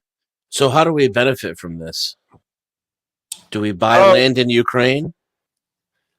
Well, I think there are some things, as they say, are too big to fail, right? Right. Like, can America let Boeing airline fail? I don't think so. Right? That's just my opinion. Really? How come? Because they make a lot of things that keep us a first world country. You think about it, like, let's look at the country Ethiopia. They can't let their airline fail. They just can't do it. In America, if you Google presidents in Boeing airline, Trump, Obama, whatever, they'll all mention we can't let it fail. We got to give it subsidies. They can't. They make too much military. Let me go back to the map. Yeah, but that's a lot of these companies, though. That they have the same policy with where if there anything goes bad with them, we'll pump money into them to make sure they're okay. Yeah, I mean, Yeah, some I'm of it, just- some of it, I think is legitimate though. Why Yeah, not I mean, choose I Lockheed agree. at the end of the day, though? I'm sorry. Why wouldn't the United States just choose Lockheed at the end of the day, though? Let Boeing get absorbed. Because I think they do specific, different things. Like if you look here, right? Are you guys able to see my screen? Right? You able to see Yeah. it? So this is DC, and so remember the World Bank is right here. This is probably some of the most affluent areas of the country. So if I zoom in, How does that work with the World Bank Treasury? Where is that in the hierarchy? I'm not sure about the World Bank Treasury. Maybe that's just the name of it. Let me see if I can zoom in. So you see, like this is all military type stuff. I'm trying to find the Pentagon. Let me see, where is the Pentagon? It's just outside of DC in Arlington. Yeah, I'm just Yeah, trying that's to. another one. The Pentagon's a shit show. They've been failing audits There left you and go, right. Pentagon City. You see Pentagon? Well, oh yeah, there's Pentagon. So, all right, right. They got missing money and they don't All know right. where the fuck it This is. perfect. Now you see that does it all come? Is this all making sense now? Right? like, do I have to explain anymore? Do I need to zoom in? Maybe I need to zoom in. And I've told you that the closer you are to the White House, that's where the money is. Right? I've told you that. Right? Does everyone see? Like, this is Georgetown. This is GW University. This is the White House. This is the World Bank. This is the Pentagon. Right? They're like, basically all lumped in together. And this is just a straight shot to the Capitol. Show them where the IMF is, John. Might as well show The them the IMF is IMF. right in here too. Yeah, that's correct. The IMF There is you like go. right here. That's the it. big money too. The IMF is like right. The IMF is maybe on 17th. Let me see. Let's see. I'll just Google it. And then there's another one. I forget. There's another one. Interdevelopment Bank or something like that. Let's see. Yeah, I mean the Chinese tried to make their own kind of little like development bank and stuff too, So you see that here's the IMF, right? Yeah. So here's GW, the IMF. I mean, they're all over the place. IMF child care centers, and then over here, you're at the Pentagon. Here's the Pentagon right here, Oh and man, don't tell these two Americans, John. You're gonna get us all killed, man. and then Just you go talking here, about you're this at the White House. Like this is all the money, and again, the way that like this, is it should be all very apparent to you right here. It should be like these people are all in cahoots with each other. Oh, most definitely. And within this map, if you go out a little bit further, like if you want to look at the really rich people that don't want to live amongst the muck of this, they live here. So you probably heard of MicroStrategy, Michael Saylor. This is where he lives, right? This is up near, like, man, there's so many. So this is like the northern, you can see the DC line. This is like the high-end hospital in DC. It doesn't take gunshot niggas from Southeast. They don't do that. And so here's where like Michael Saylor and really, really rich people live. Not in the muck of the politics down here. They just get the money and they go up to the hills up here. Go out, a little bit north. So, so that's the way that I think DC works now. I think that the money has all gone offshore to our detriment.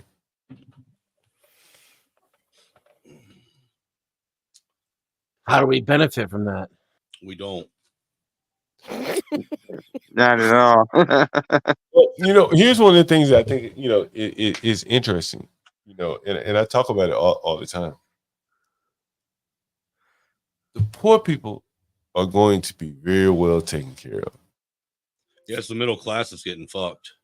It's the middle class. And so if you're smart, man, you can play poor. Or if you can get rich, if you're above that, then well, you can keep swimming above.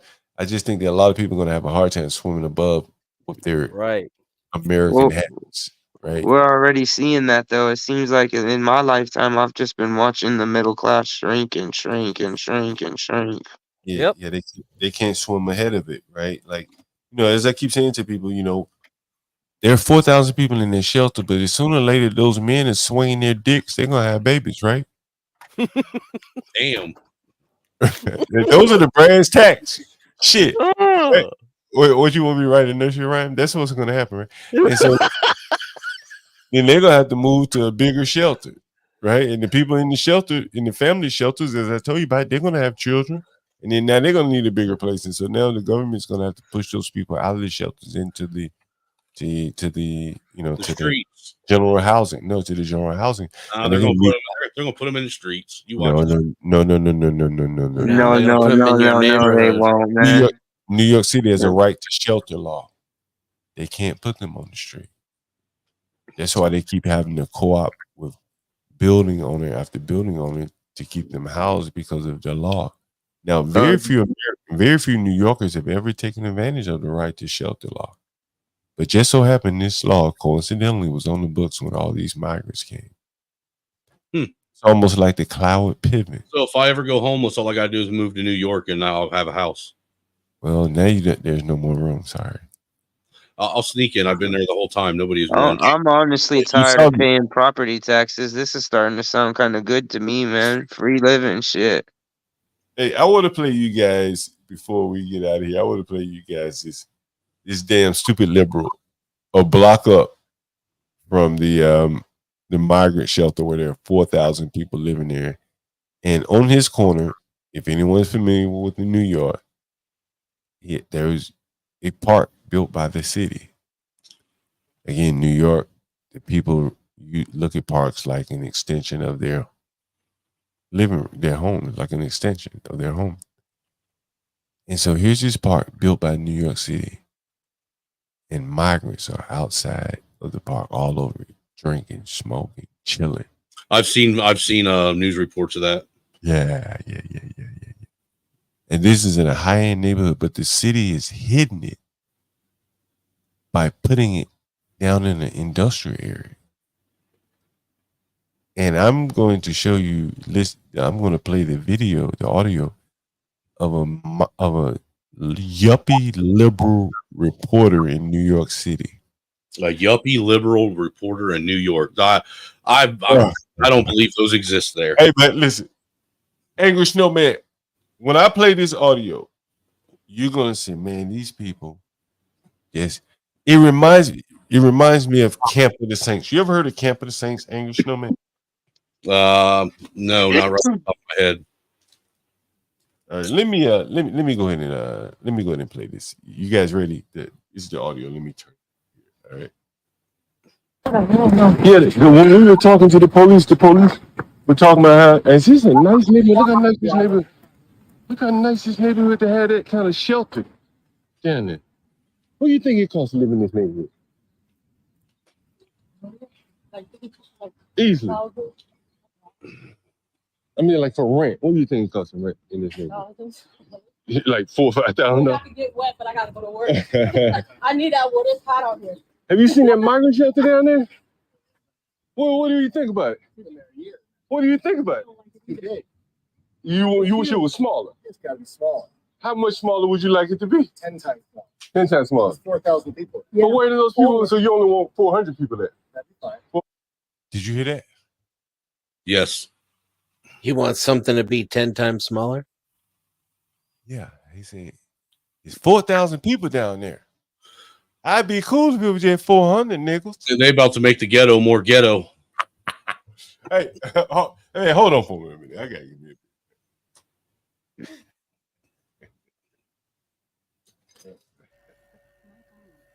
400. He's okay with 400. I'm not okay with any shit. 1 roach, 2 roach, 400 roaches. Fucking get them all out, man. Every last one of them. Dude, if there's 1 roach, you got 4 million roaches. That's what it is, man. Exactly. These guys don't think. They're like, oh, 400 is cool. 10 They is bring their cool. families. They start breeding like rabbits, and then it gets out of control. Saying you know you got cockroach gang wars happening on your fucking wall. Yeah.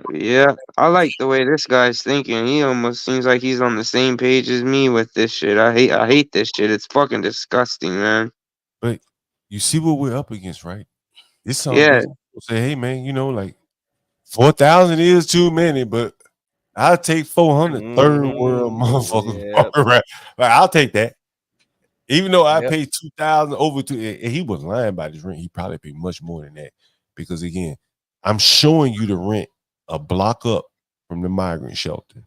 That's on crazy. The same damn street. John, that's what's so wild about this shit, John, is the places you see these migrants, man. They're in these upscale places, these nice hotels. It's wild where they're at, man. You know, like, does anyone remember those e-bike certificates I showed you guys? Yep, we remember. Now put it all together with the migrant that was riding the scooter illegally, making $1,100. The only way he can ride that e-bike and make money is if he's in the downtown proximity. Mm-hmm. You can't ride this shit from where I'm from all the way downtown riding a scooter. Like, it don't work. But downtown, you can do that and make $1,100 a week. And so the city said, well, we know y'all riding these gas scooters and they're illegal, so we're going to give you free money to buy you an e-bike. So the police cannot pull you over. And I've shown you guys the certificate, so you know I ain't lying, right? You know I ain't lying. I've shown it to you. I've shown you the receipt. So anyway, that again is what you're up against, right? You understand, right? The government is conspiring against you. And one of the ways they're conspiring against you is if you look at, how many of you guys own cars? I'm assuming all of us. Well, you guys know about, if you live anywhere near inner city or state with higher inner city crime, your insurance rates are going up, car prices are going up, all the regulations and things like that have gone up. Yeah, when I lived in Indianapolis, my insurance was more expensive than when I lived in Fort Wayne. Yeah. And so those type of things, they're forcing you. Let's say if you drove Uber or DoorDash or something like that, you're driving in a car in the perimeter of cities and things like that, the migrants will have a distinct advantage over you. Does anyone remember that video I showed? Well, again, when a migrant was making $1,100 a week doing short order deliveries. I saw that. Man, one day I'll show it again. Does anyone remember that? I don't think I want to see it. It'll just piss me off. Yeah, they don't even pay insurance on that. Yeah, they don't even pay insurance, man. You're subsidizing it. Or uninsured fees and whatever. Yeah. But you know what the most appalling part of it all was that the media saw him breaking the law and covered his face. That shows you what you're up against, Americans. As Americans, they hid his face, concealed his face, because they knew he was breaking the law, making $1,100 a week, not paying taxes. No, I heard migrants commit significantly less crimes than people who are born here, John. Wow. Yeah, they're hell. We probably because they conceal their crimes. It's probably hard to charge someone you don't know what they're doing. How many cops came after you, John, because you rode your scooter on the sidewalk? Oh man, like 10 cops. It was 10 cops. You right? guys, you said? Police. Yeah, stupid ass Capitol Hill police. Hey, man, so let me finish playing this liberal, man. Because again, for you people that don't live in the inner He means you people.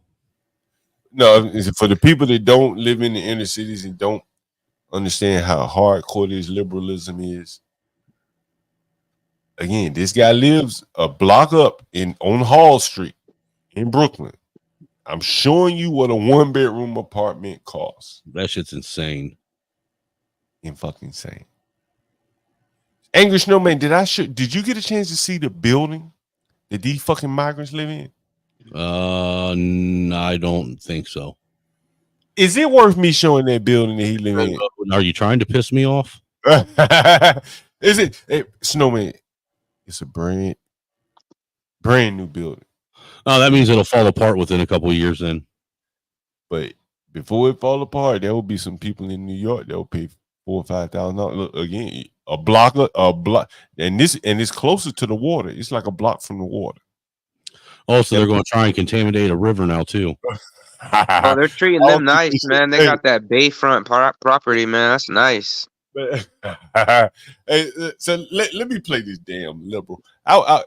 Snowman, your blood pressure might go through the roof. It might go through the roof, Snowman.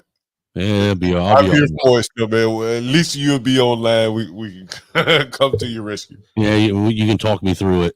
So this liberal said he's okay with 500 French-speaking Africans from Mali. I'm not okay with 5 seconds worth of French-speaking Africans. Liberalism. Mali. The liberals are just as big as a problem as the illegals. The liberals are just as bad as the illegals.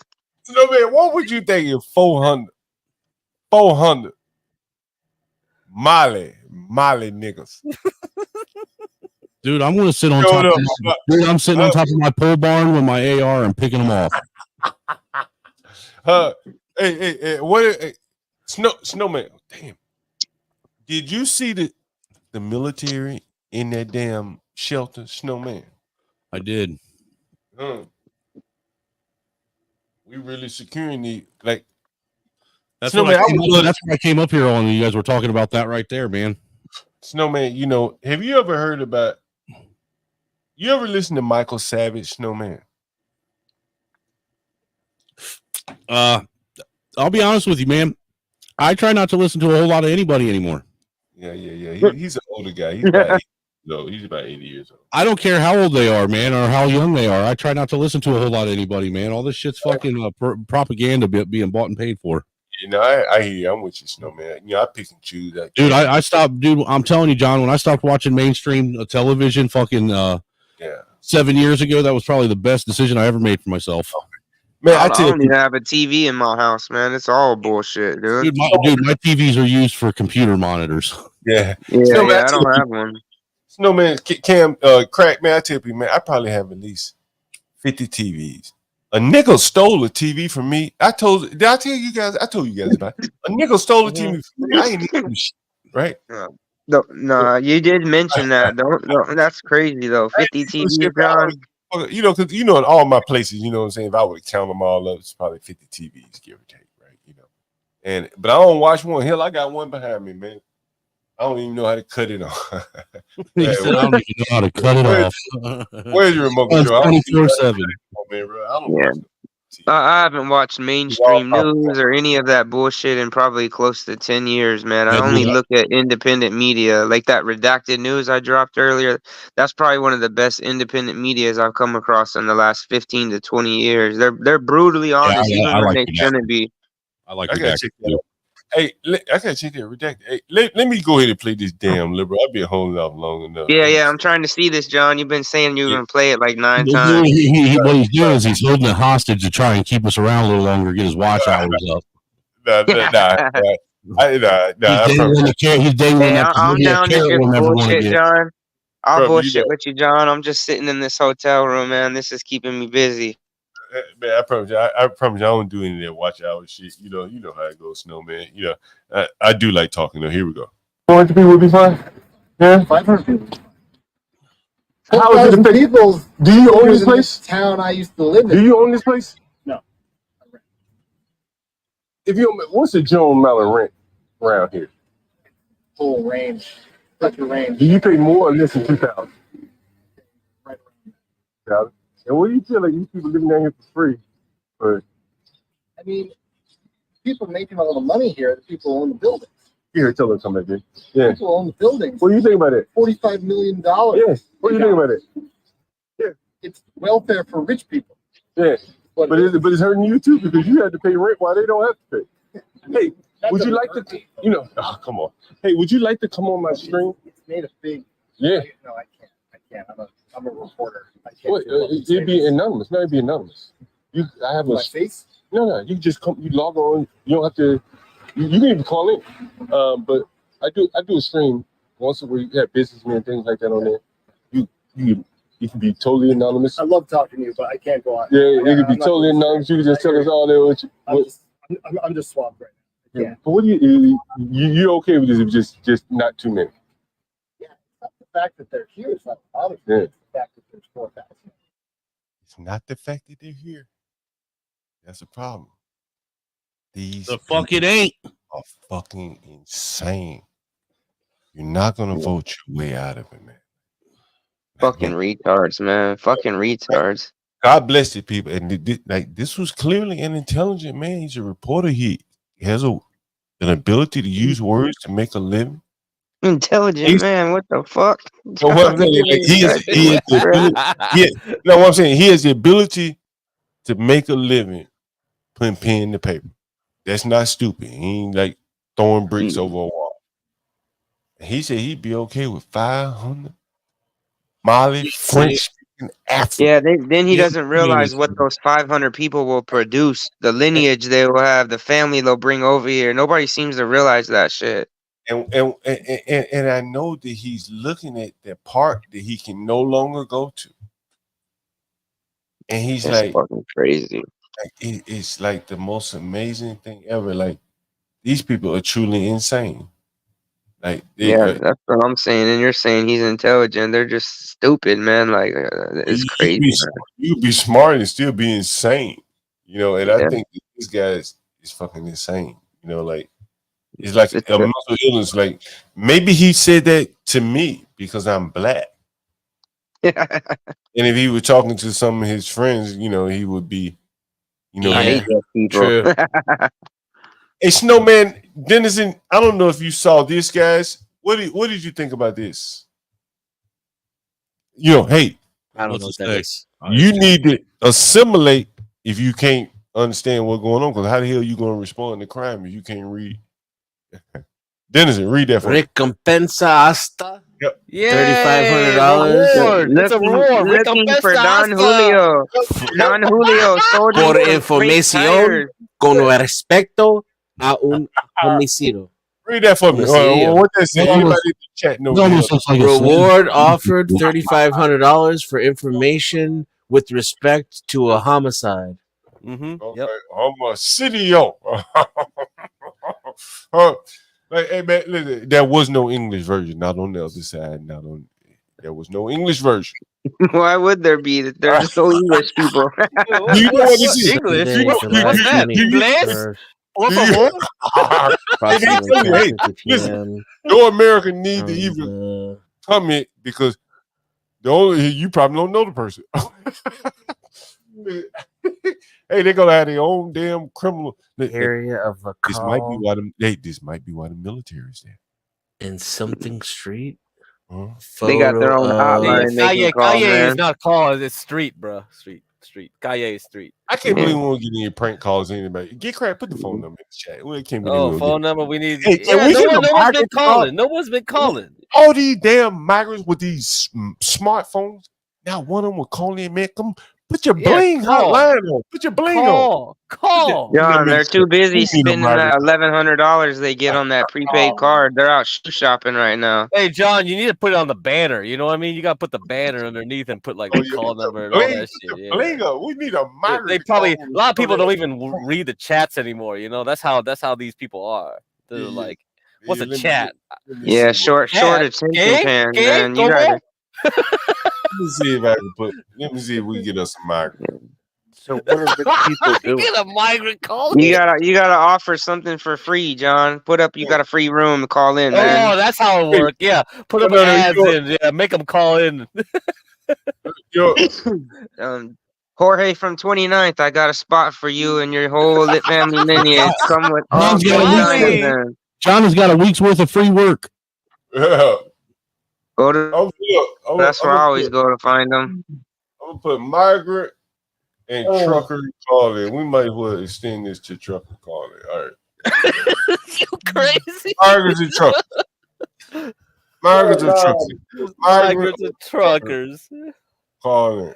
That's a hell of a combination. That's like cell phones and used tires. Hey, if you are a trucker hauling migrants, yes, please. We really want you to call in. Yeah, Hey, call in. if Show you're a us the trucker- load. We want to know the head count you're traveling with. If you're a trucker hauling migrants, dope, right? Call in. Yeah, or if you're a migrant, I'm sorry, guys. I'm a bit exhausted because I just got back from seeing the movie, but to and from the nearest theater, I biked a total of over 5 miles from and back. How are you going to let Good for you, man. derail the conversation like that? Better get this. I'm sorry, Angry Snowman. I mean, he just came in here like a fucking wrecking ball, man. He always does. That's Angel for you. And I know John would be like, boy, why haven't you taken a shower? And I would say, well, I'll wait till the morning. And then John would be like, boy, you better be taking a shower in the morning. He's never on topic, man. Never on topic. Angel was already in here, bruh. Angel's a native. He's a real He's a real nigga. Yeah, I don't know if we can say that. Man, some things have happened to him where he's been his manhood has been just robbed of him. But he's good They people. finally cut his balls off. Hey, hold on, dude. We got a comment up here from Zhang Wei. I think I see her name on Ock Nation. Zhang Wei, is that right? Do I see you on Ock Nation? Who? Not you, Angel. John knows everybody, man. He gets around. Man, Zhang Wei, do I see you on Ock Nation? Come in here, man. No, Yeah, nobody else commented on it, but I seen you earlier with your little lady friend. Was that the lady that's always under the desk that I only see her hand in the video? Whoa. I'm had to cut a video. What video you talking about? I see. Every time you at that desk, I see like a little hand come up every now and then, man. Sometimes I seen her in the background. Oh shit! No, I seen her walk in the back room one time, man. She was on camera, man. You didn't realize it. What's that word? Well, I obviously need to hold on for a second.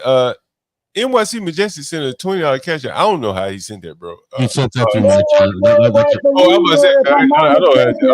Okay, good. If I'm not mistaken, John, Angry Snowman is monetized, so that's how NYC Majestic is able to that's what I just said, dummy. Okay. Good. I see NYC Majestic, I think, on CT shows up. And unfortunately, he wants to know how was the movie, Angel. So go ahead, do your monotone synopsis of this movie that none of us want to go see after you. Without any actual spoilers, it was as awesome as Nina said it would be. It feels like it's a bit better than the first Twister movie of 1996. But one of the Easter eggs, without spoiling the plot, is actually a Wizard of Oz Easter egg with the movie. All right, we get the point. We get the point, man. It was a gay ass movie no one wants to see. No, it was like a trans version of the rules. But you just probably think that because you've probably never seen the original Twister. Is that the movie? Is that the movie about the tornadoes? Yeah. Yeah, it's like a 20-year-old movie. It's not relevant at all to what we're talking about. Glad you had fun though.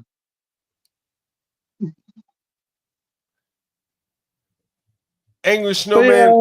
Go ahead, Angel. But yeah, I hope that answers your question, NYC Majestic. Go ahead, Angry Snowman. I didn't say fucking shit. Let me share. Oh my god. Let me share another picture with you guys. I want to get your opinion of this. Now, remember, this is the second one I'm showing you here now. Why you think he's here? Why do you think he's there? This is in front of the Roosevelt Hotel, by the way. That's going to be the new military that's going to take people out. Recruiting. He's recruiting, man. He's recruiting all his family members. That's Are they his going to cousin. Space That's his Force? Are cousin these right Mali? Are these French-speaking Malians going to Space Force? Hey, real quick, Majestic, you ain't shit, by the way. I just want to let you know you ain't shit, brother. But thanks for that $20 super chat. Let me show you this right here. I don't know if you do. I hope I have it. Whoa, I got the streak. So you know I ain't lying. Oh my gosh. You see this? Look, I used to work, like, you're able to see my mouse, right? You see my mouse? You see my mouse, right? I don't see a mouse anywhere. Yeah, I see your mouse. Oh, yeah, I do. Man, you gotta blow up your mouse, wait, man. wait, Go to the wait, settings, man. Wait, no, there he is. He's sitting right on the corner of my desk. You see that big ass mouse? Oh, someone just joined the chat. Let's see. It's a tiny ass mouse, but I see it. Is it tiny? Do I need to make it even bigger? Yeah, you gotta make it bigger because your resolution is so good that the mouse is so pointer's too tiny. Just pretend the mouse is the black man's phallus. Do it that way. Shut up. Hey, hold up. Hold up. What's up, John Cool? Gall? John Gall, I need you to drop Snowman. Oh, fuck you, you Negro. Who the fuck is this? Who is that? I need you to drop Snowman. Right. Clue's the homie, even though he's a dick. Even though he's a mouse a little bit bigger. Fuck that dude, man. He talks a lot of shit on his channel. I don't I like do. the Angry Snowman too. What's his I name? don't like the I Angry talk a lot of Snowman racist. too. I talk a lot of racist shit too on my channel. Who is this right here? I forget. Man, racism's good. It's needed. Hey, racism is what's selling. If everyone else can monetize it, why can't we? Yeah, but it's so overused nowadays. Everything's racist, man. You can't walk out your door without being called a racist. That cigar you smoking is racist. Everything's racist. But I think a little bit of racism is a good thing, man. Absolutely. Gets the blood going, and it's good for society, man. Yeah, I get up every morning and drink my cup of coffee and think, how can I oppress a black man today? Yeah. Stereotypes You are ain't real impressed- things, You man. ain't impressed me, motherfucker. Let me show you this picture I'm right here. thriving. I'm thriving. So I tell you, like, I used to work right here. You can see my mouse, right? You see this big ass mouse right here, right? You see that? Right? Yeah, it's still small. It's still small though. It's a big ass small mouse. Like you gotta go to mouse like pointer and blow it up real big. There's like a setting called mouse pointer size. You can make Size it like matters, so huge. John. Size matters. A lot of women are laughing right now. It's the biggest I can get it right there. Really? Man, I Ooh, can yeah. out my Yeah, juice. we got no fucking girth at all, dude. None. I wouldn't show that thing off, man. Women would laugh at that. Let me see if I can get it. But you see that sign where it says East 40. Yeah, we see that. He's 49. I'm 9999. 40. He's 1999. So and 40th 9th Street. to the right there, you can probably see that big that limestone looking building right there to the right, right? You see that? Yeah. Right? That's where I used to work when I first moved to New York. Okay. A software company right there. There were hedge funds right there. What's the name of the company? I ain't gonna tell you that shit, but Yeah. Come on, man. You want your LinkedIn shit, all that shit. Was it Borland? I tell you, I'll tell you what though was fairly interesting. It was a company that was developing, and this is what really clued me into some shit. I said, damn, like, I'm a boy from Alabama. I said, rich people really live differently. And so it was, I'll tell you the organization. You can Google if you like. It was WPO and YPO.org. Go Google it. Oh, I remember those. You heard of? Yeah. So I developed. What year was that? Were you working on the Y2K projects? No. I said WPO and YPO. Get crack, Google that shit. I'll pull it I up. already got that. I remember those. 2008. Drink, smoke. I ain't gonna remember the date and time.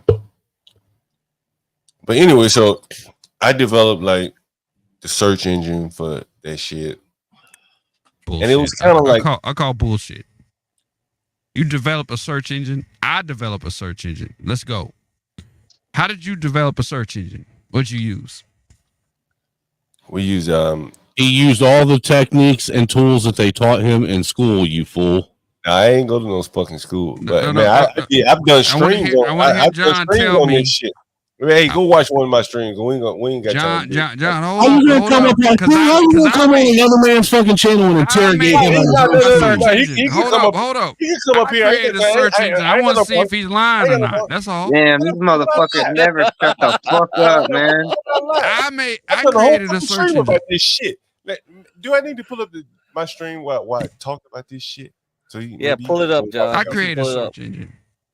Good. That's good. You want to know you know what the name of it is? It's 7search.com. I figured you called it Klugel. Shut up, snowman. I created a search engine, so if you tell me you created a search engine, I need some receipts. You know what I'm saying? Yours. 7search.com. That's my receipt. Check it out. You see my name at the bottom of the credit. I don't know what your motherfucking name is. I'm not discounting you, but anyway, so what the fuck was I talking about? You throwing me off. You're talking about working for WPO and YPO. To hold you oh yeah, so right there in this picture, right? So in this picture here, what the fuck is it? Right here, this limestone building to the right was a company I worked for. And the project, one of the first project they had me work on was this the website for it was an organization, WPO and YPO. I don't even know if they still in existence, but anyway. So it opened my eyes to like how rich people live. And so one of the things that we were developing was like the abilities. Let's say if you were Tom Brady, and Tom Brady was a member at the time, I know because I had access to the database, so I can look up all the people. And you needed a plane to fly your daughter back from Paris to the United States. Then you could just go on there and have access to a plane. Let me look the website up. Let me see if it still exists. I call cap, but go ahead. Oh man, why would I lie? I mean, you can sit here and Google it yourself. I'm just being friendly. I'm being friendly. I know, man. I don't mind. Clue's a friendly contrarian, dude. Is that Clue? I said I ain't know that. Yeah. I've been on your channel before. You know. Yeah. I'm a heckler. I'm a heckler. That's what I do. Yeah, and if you say, well, and you probably, if you're like Stanley, you're probably. Stanley, I ain't nothing like that. That old. He's just like Stanley. Yes, yes, he is. Like that old Frederick Douglass looking motherfucker. No, I'm not. No, I'm not, sir. He said that old Frederick Douglass looking motherfucker. Frederick Douglass, and I like Stanley, but he's a Frederick Douglass looking motherfucker. Yes, he is. Stanley's a whole fucking moronic piece of shit. I can talk like Stanley. What? See, John Galt. You don't read books, so you don't know what the fuck you're talking about. Yeah, you don't? Snowman, I'm not listening to you because you are a stupid motherfucker. That's what you are, Snowman. You're just a dumbass Negro that can't read. Don't get mad at me because I got the best of you, Snowman. Don't get mad at me. Okay. Hey, what do you think, dude? You remember that day that I came up and we all started? I came up with his avatar and I called myself the real. That was funny. Stanley. That was funny shit. Did everybody hopped up there and stole his fucking avatar? And there were like 7 Stanleys on the fucking panel. That was funny as shit, man. That was the greatest troll. He was so pissed off that day. You don't know what the fuck you're talking about because you don't read books. I don't have to read books. I have Audible. I can listen to them, sir. Why? He did. Don't you read a book? Snowman, he did trigger you that day, and I was. He did trigger me, kind of man. bad for you. He did trigger me, but you know what? I trolled him really well. You know what? You know, Y'all just don't read books. Who said that? That was Stanley's gay cousin, Stanley. Stanley? That was me. Trailer Hood. I ain't seen Trailer Hood in like 3 years. I know. I thought Trailer Hood was dead and buried in fucking Trey's backyard. Hey, salute Trailer Hood. We miss you, Trailer Hood. What stream are you referring to here? Oh, Gracie's feet. I don't know anything about that shit. Get that shit off the screen. But yeah, Clue. Yes, sir. I've used Solar for the most part. So you probably technically, I guess you're correct. I didn't create a search engine. I more or less what do they call that? Customized. Well, I created search engines, motherfucker. So let's go. Salute the Clue. Hey, say, look at the screen. Salute the Clue. Again, I ain't in a pissing match with anybody, man. You know. No, you know me. I'm a heckler. Bro. Yeah, I understand. You know, but I think again, like I think it's a good time for me to mention something that I mentioned earlier. Before you go, I'm mad at you for one reason. What's There's that? only one reason I'm mad at you. Because you have the trucker show at 2 a.m. Man, you know the trucker what show. What the fuck really trucker that's making nuts. Money? How is he up at 2 a.m. if he's making money? It's kind of fluid because whenever our trucker goes live or goes on the road, that's when he gets online. So usually, it's usually about 4 or 5, not really 2 a.m. That's worse. It's worse. Yeah, but it'll go hours, man. So most people can catch at least a little bit of it. And you know, the good money's in the daytime. The good money's in the daytime. And here's the thing, Clue. That you may because you have a channel, right, Clue? Yes, sir. If that's what you want to call it. You know, Snowman, you have a channel, and Dennison, you have a channel. I think there's a couple of people streaming up here. Yes, Snowman and Dennison has been on a stream on my channel. Good dudes. And so one of the things that I'm thinking about doing is crowdfunding like editors and stuff. I'm not an editor, and so and again, I don't, I ain't gonna say I don't need the money, but I wanted to make the show better by more or less crowdfunding the editors in my chat that want to make some money for their abilities. I'll put your Cash App up during some of our longer streams, maybe even 2 or 3 days if you really put in some work. I need my nonprofit to start getting mentioned, John. I'm trying to get it off of the floor. Have I told you what we have started doing? I got an idea what your nonprofit is, Cam. I have an idea. Tell me about it. I bet it has to do with selling people lies. No, actually, I'm actually helping women, women with potential breast cancer, or women that just need, a checkup because they're worried about that. We actually do oral mammograms and oral pap smears. Somebody drop this dude. He's being blasphemous that was right now. Great, dude. That was great. I approve that message. I approve that message. Yeah, I'm saving lives, man. Saving one chest, one lick at a time. Yeah, if I'm short text, any of you guys are welcome to come work an afternoon or two when you have the time, man. It's a good cause. Two boobs at a time. Well, we also do oral pap smears too. I don't know if you heard that. What if I only want to work with the Latina clientele? Is that possible? Oh yeah. I'm telling you, I'm so short staffed right now, and there's so many clients coming in, man. So if you could fill in an afternoon, man, the reward just knowing that you're helping someone, it's really valuable. It's really helped me. Hey, I'm gonna play a little bit of this Roosevelt Hotel to finish this, and then I want to get to a somewhat serious topic since we have a few content creators here. Let me see. any of you guys, before I get, I'm gonna. You know what? I don't mean to cut you off, John, but respect to anybody that does do YouTube because I'm new on YouTube. I'm only like 4 months. I just fuck around with some shorts. I don't know how people have the time to do that shit, man. That's bullshit. I got. You did my show 2 years ago, so you just lied. I didn't do your show. What are you talking about? This Dennison? No. Oh, my bad. Oh shit. I thought Dennison was Dennison. You did my show 2 years ago. Well, look, a Negro being a Negro. Hey, let me play this video. Then I want to go to a serious topic. And I'm interested to hear you content creators because how many of you guys have been suspended before? Shit, dude, I've had 2 channels shut down. All right, good. All right. Across all platforms, I'm still banned on Facebook. We're going to talk about that in a minute, and then we're going. I think I'm going. So you were part of the Purge of 2020. Yeah, that's why I'm new on YouTube. Is because I fucking get banned everywhere else I go, man. A lot of creators will ban me on their fucking shit too on YouTube. Yeah, it's because they're pussies.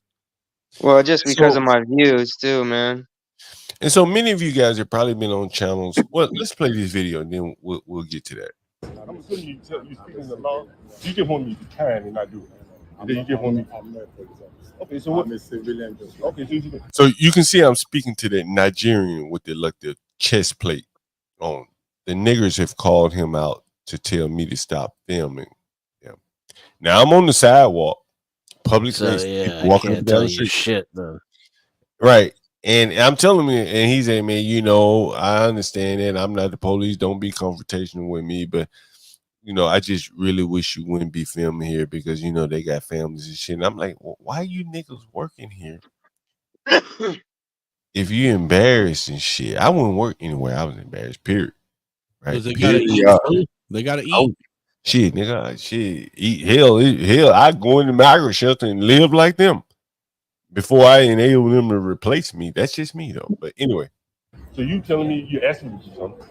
You're not telling me. You can't tell me not to do it, right? Exactly. Then, like, I can tell you, don't talk to me, right? But I'll let you talk to me anyway. So who called you to tell you to come out here and tell me? I'm not fighting you. I got a smile on my face. No, I'm just asking you, who called you to tell you to come tell me? Who called? I'm just curious. Okay. Let me give me a minute. I'm on YouTube on this show right now. About to get back. I know I went to the one on Hall Street. I've been there a couple of. There seem to be a lot of foreign guys working like security work. Foreign. I'm American. So you say you're African, right? Nigerian. Are you not African? No, I'm not African. I'm black. Yeah. But I don't have an accent. I'm American. I'm born and raised. But I'm saying, but you understand what I'm saying. I'm not saying you're not American, but there seems to be a lot of foreign-born Americans. Can we say that? Now you see, he's trying. Now, does anyone see what he's trying to do with me? Yeah, he's obfuscating right now. He's trying to play the race game. Me, but you African too? No, nigga. I've been to Africa, yeah, but most people like me ain't been to Africa. I ain't African. But they're bringing these foreign, like, overseers. Now, as you can see, he's a supervisor. The little dumbass nigga who arm is right there, he ain't nobody. All he doing is checking IDs or whatever the hell they got him doing. But they sent that African out there to come and tell me to stop filming him. And he's diplomatic. I give him credit. Fair enough. Stop being a douchebag and filming, John. Well, I was trying to be respectful. I just wanted you guys to hear.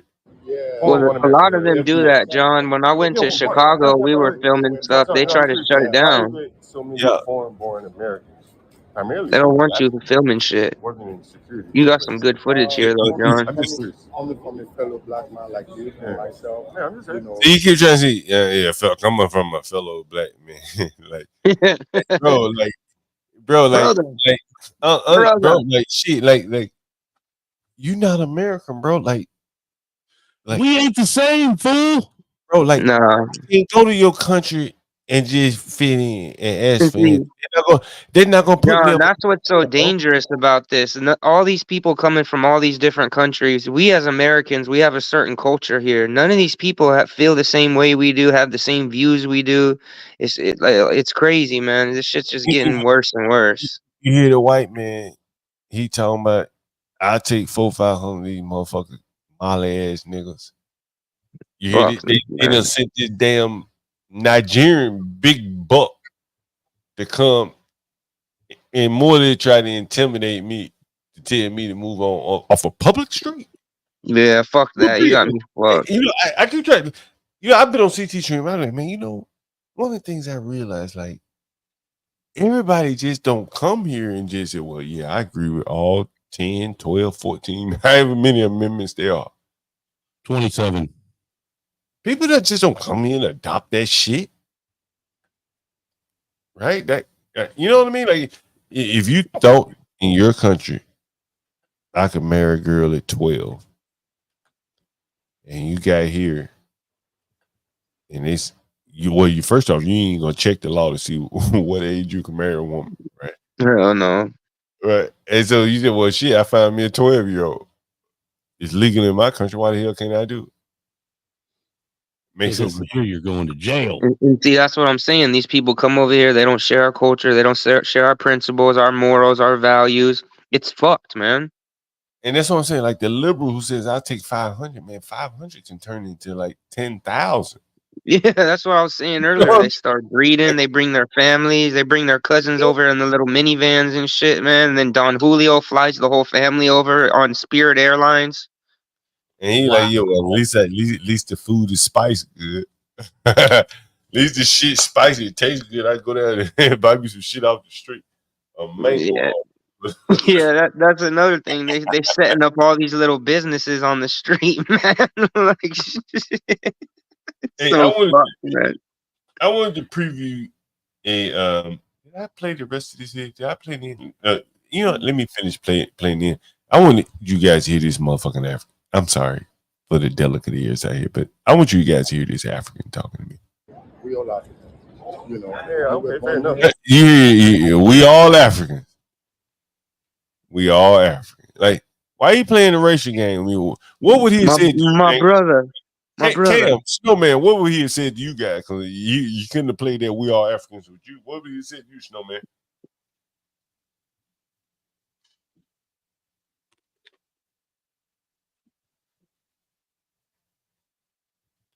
Cam, what would he have said to you? Oh, he wouldn't have said shit to me, man. I wouldn't even entertain that shit, man. You're gonna come over here and try to tell me what to do? I'm standing on a fucking public street, man. So get on your way, man. I ain't got time for that shit, man. Go about your day. He wouldn't have been able to play the "We All African." Well, maybe he would have, because you could have played along and said, "Yeah, we all did."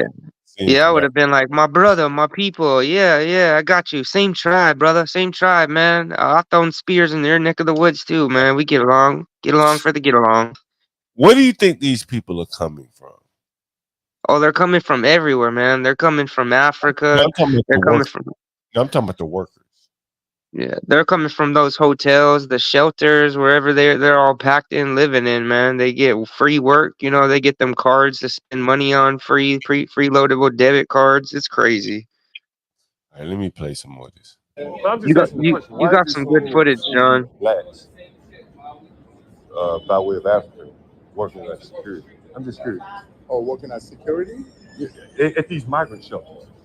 Because I've seen it in so many places. I'm just wondering, is there like a pattern, is there a reason? Are they bringing you guys in maybe because many of the people are African? Bring us in? Like, did they say, hey, we need some African guys to help deal with the Africans in the shelters? I'm just asking. I don't know. That's all. So it's more of this. Man, I like John so much, man. He's funny as fuck. But look, if you want to be interviewed to make some money for you, are you watching this shit? I'm not. I went there a couple years. But after when I did, but you know, I just wanted to hear. I got video of all this, right? And at some point, I'm going to. Oh well, damn, that is a video. I mean, I got some other video. I got to get it edited. I don't want to show certain things. So I may have to get Portia.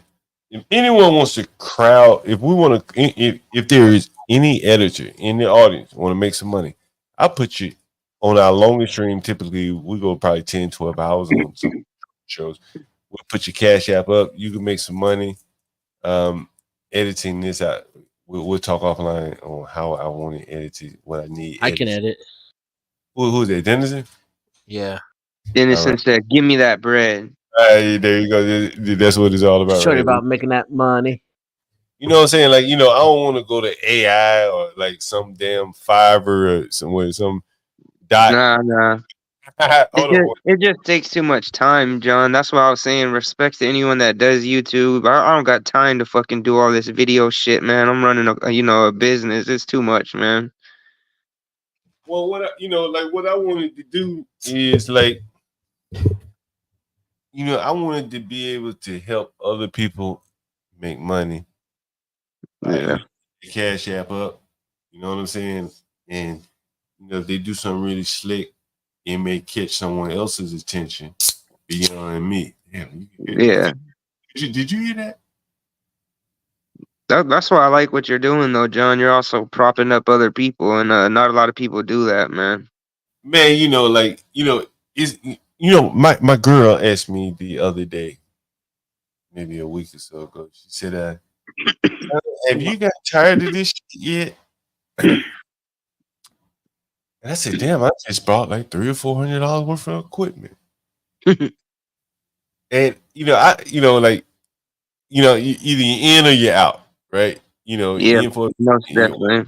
what they call it, in for a penny. What they call this shit, right? In for a penny, out for whatever. I don't know. In for a penny. Anyone know what I'm talking about there? In for a penny, whatever. But anyway, so Yeah, but go ahead.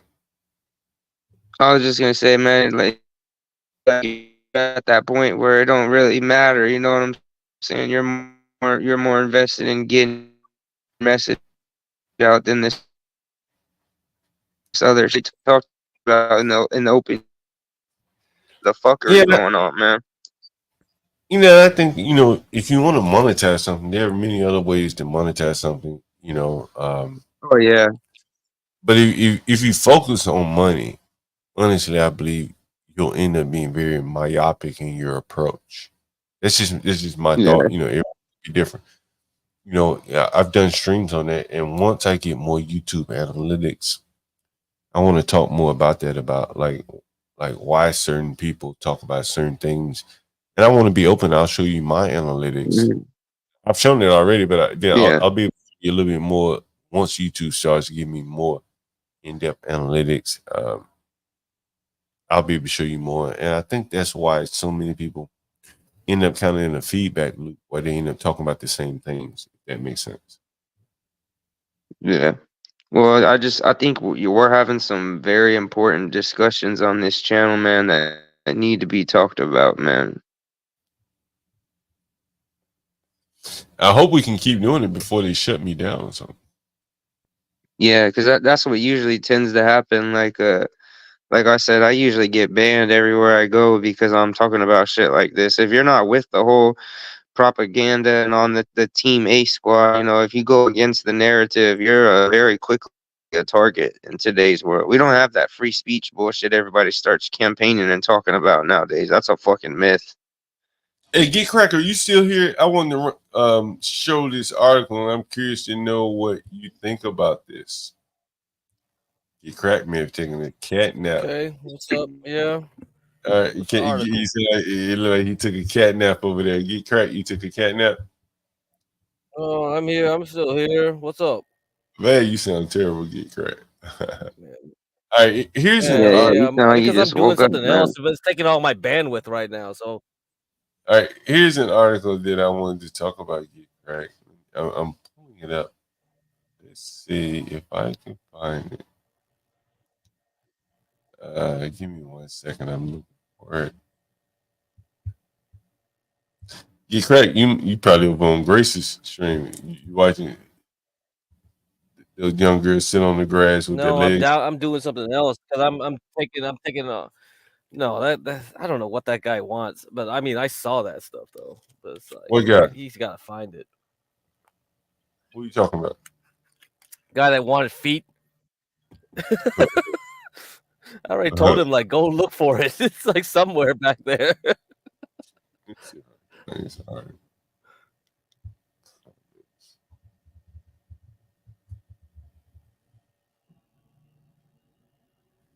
I'm looking for the article. I want to share it with you guys before I get out of here tonight. Let's see. And I read it earlier. I said, man, that is an interesting article. Let's see.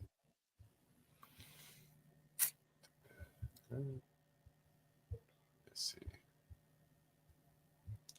There's someone joining here. Ryan. Okay. Free oral pop. And we got Angel. Okay. I don't know who this guy is. Let's see. This is probably a porn bomber.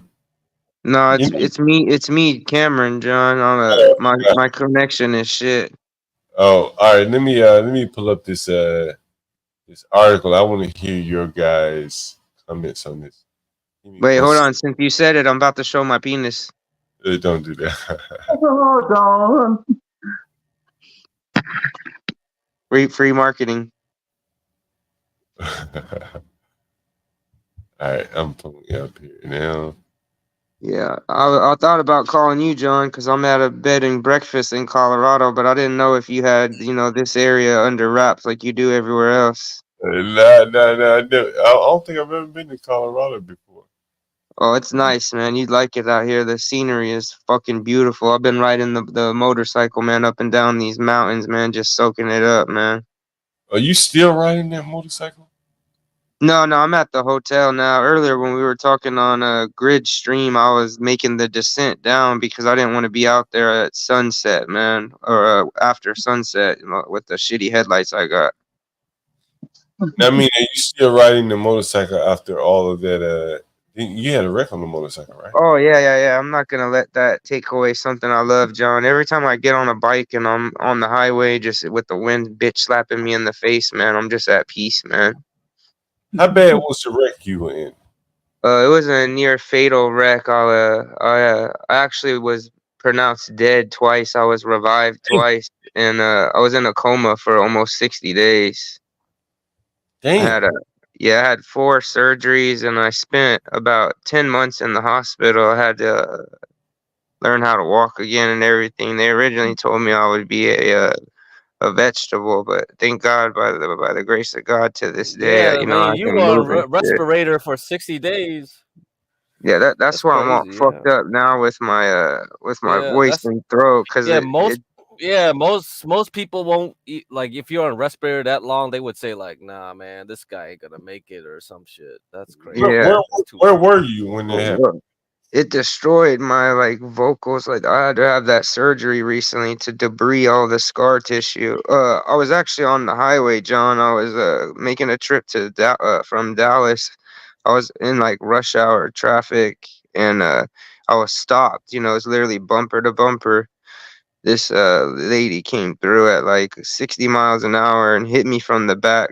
I'll have to send you some pictures. I originally dropped some in Grace's Discord of me on the ventilator and getting medevaced by the helicopter. I actually had the helmet was fused into my head, John. I had to immediately go into a 8-hour surgery and get the helmet removed from my head. Hey, do you think it was a good idea to even have the helmet on? It probably did save my life, but it also did a lot of damage too, because like I said, I had to have pieces fused out of it. So I still ride today with a helmet even after that happened. I mean, I've had buddies, John, that have had wrecks at 30 or 40 miles an hour, and not really doing anything major because the gear they were wearing. That's another reason why I'm alive today, is because I always ride in full gear. Say what? You riding for what? Full gear. Even if I'm going 10 minutes up the road, I'm in full protective riding gear. You mean all that body armor and shit? Yeah. Just because I've had so many close calls and now that wreck. So what would that dispose you? Protects you from what they call it? What they call this shit when you road rash? Yeah, skid.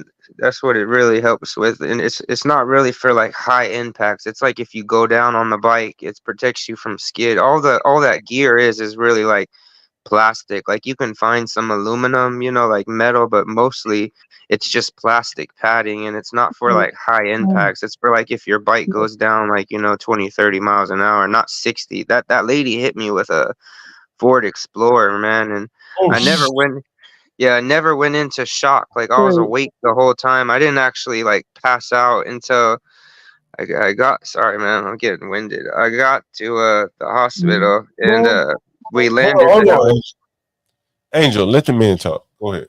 Yeah, I we was got just to gonna say, I hope you feel better soon. we got to the hospital. I never went into shock. I was praying to God to go into shock because they say when you go into shock, you don't feel any pain, you know?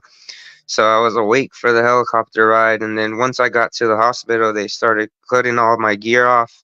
And as soon as they started like messing with my helmet, you know, because the back of my helmet was like stuck in my head. I'll have to get some pictures to you and shit. But as soon as they started fucking with my helmet, I just went black. And the next thing I know, I woke up and I still thought it was July, John, because that's when my wreck was. And my family was telling me they were there. I woke up, you know, I was in a different state, so I didn't know what the fuck was going on, John. I was like, damn, how'd y'all get here so quick? It's like a 6-hour drive. And they were telling me, you know, it was like damn near past August and shit. I thought they were fucking with me, John, until the nurse came in and she was like shocked I was awake and shit. And then you know, they told me the whole story of everything, how long I've been there and shit. Damn. Well, Damn. wow. Well, I hope you feel better soon, Cam. Are you the same guy that goes in like underneath the account, Cam the King, over Yeah. on C Stream? I've never been on CT stream, but yeah, that's my name. Well, nice to finally hear from you, at least. I mean, I know, like CT, like has been wanting people to be on camera more often, but it's great to hear you, and you seem like a respectable man. Yeah, thanks.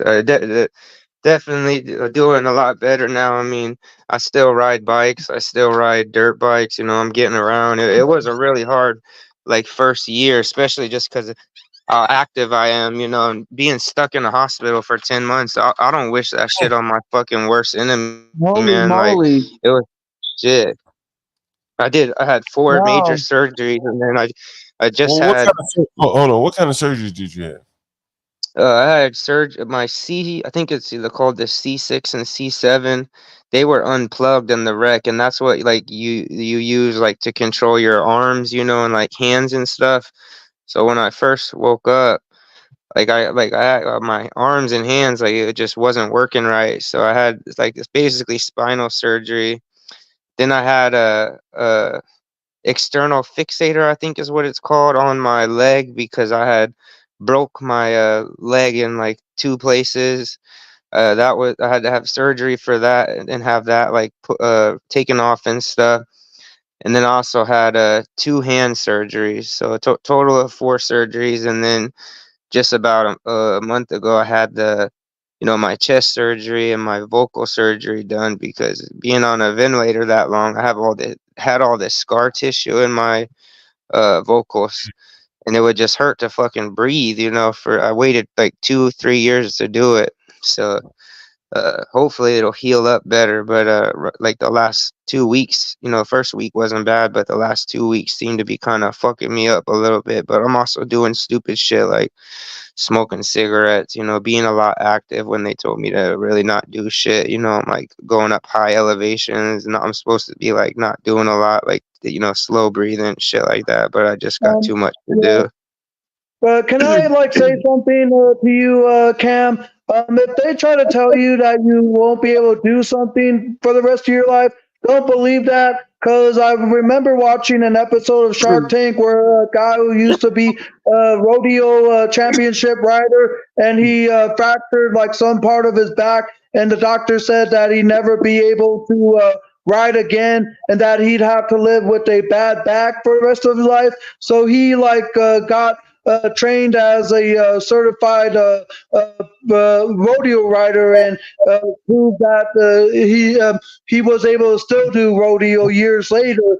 And I just think a lot of doctors try to advise someone like yourself or the dude on Shark Tank as though we have to live this way for the rest of our life, which ain't true. You can still do what you want to do if you put your mind and determination into it and not give up. Yeah, I've been yapping a lot because John's been asking a lot of questions about my wreck. But Angel, you pretty much summed it up. Like, I really feel like the human body and the human mind, especially the mind, is just capable of shit that we don't even understand. So if you got something in your mind and you set a goal, you have a strong mind, you'll achieve it definitely. I 100% co-sign what you just said. You made a really good point, Angel. It's definitely mind over matter in a lot of cases. Yeah, because it kind of sounds like the doctors think that you're going to live like this and you won't be able to be as active anymore, but you are still able to put yourself into that kind of thing where if you want to ride a bike again, hey, get up and ride the pedal of a bike or ride the motorcycle of a bike or whatever you want to ride on. They can't make any determinations for what our life is like at all. It's all what we put ourselves in terms of motivations into, and proving the people that say, oh, you'll never be able to ride a bike again, oh, you'll never ride rodeo again. Okay, I'm gonna go ahead and get back on and prove to you at the next North Dakota motorcycle event. I forgot what it's called, but Sturgis, and go to Sturgis and prove you wrong. Yeah, I definitely agree with what you're saying, Angel. Like I said, I really think the mind is powerful, and I just made a decision, like when I did wake up, that there's no way in hell I was gonna live the type of life they were telling me. I mean, ever since I've had my own property for years, like I can't be a fucking vegetable. I gotta mow grass, I gotta edge, I gotta take care of animals, I got acres to take care of. So I had to get determined and really work for it. Well, the people think that you would have to live like a vegetable, because if not, I think you're more as a solid carrot that is tough and strong, Cam. Yeah, like that's funny. But yeah, I don't mean to totally go off the rails there, John, but you were asking some questions about it, and it's an interesting story. I was real boring before this happened, so I kind of have a cool story now to tell. Hey man, I know you don't mean to be rude, and at times you're just being sarcastic and joking towards me in CT's chat a lot, Cam. But I don't know why you keep saying. Yeah, I don't know why you keep saying CT, because I've never been on his stream or nothing, bro. I really only get on John's stream. Like, there's only 3 creators that I follow. John's one of them, and John's one of 2 panels I've ever been on. Oh, well, I thought I'd seen you under the name Cam the King and CTs before, but if you've never been through Chaotic Truth before, then my apology, Cam. Oh, it's all good, man. I was in his Discord for a week because John's moderator told me that's how I get a hold of John, but John gave me his email, so I've been emailing John that way. I'm not in the Discord anymore, so you might have seen me in the Discord for a week, Angel. So you might not be wrong. Okay. Because that's probably where I remember you in the form of some affiliation with CT, but I thought I've seen you in his chat before. But if you've never been to his channel, then Yeah, I've never actually checked out his channel, but you and John and multiple people have told me to check it out, so I might check it out in the future. Yeah, let me read a snippet or two from this article before we get out of here today. Yeah, we kind of went off the rails there. Sorry, John. Understand how your social media voice becomes the enemy in 2024, and the connection to Kamala Brad Harris. Right. And I'll let you read it. I just want to read the title. And there's some things that I think you guys may find interesting here. And this is from the conservative treehouse. But I think you'll find it interesting relative to if you read articles online, some of the things you do and don't see. So take a look. He's talking about Homeland Security and big tech being kind of in bed with each other. And so he says, immediately everyone saw how big tech via Twitter, Google, Instagram were using every resource to control information, sharing, and shut down speech. In the bigger picture, this can be looked at as an effort to control online communication. What the fuck? Controlling online communication is not only about the content of the voice under the guise of this, malinformation, but also by controlling the visibility of the scale of voices who agree. For those content creators out here who feel like you being throttled and things like that, this may be some explanation for what you're seeing or what you're hearing about. Ultimately, it's like an ideologically like-minded crowd in a stadium. If you can stop them at the entry points, the stadium looks sparse as the crowd is forcibly turned away. You don't know that your opinion is held by tens of millions of people who think exactly the same way you do. This is why I have continually pointed out that we are in the majority. This is not me writing this. This is the author. They just control the platforms that give us the online impression of size. Hence, YouTube being bigger than Rumble. There is a difference between the real world and the online world. Tens of thousands of attendees to numerous and frequent Donald Trump rallies are a visual demonstration of scale, while dozens or hundreds attended the same for Joe Biden. There are other examples like random site-specific polls, whatever. But here's what I want to point out to you.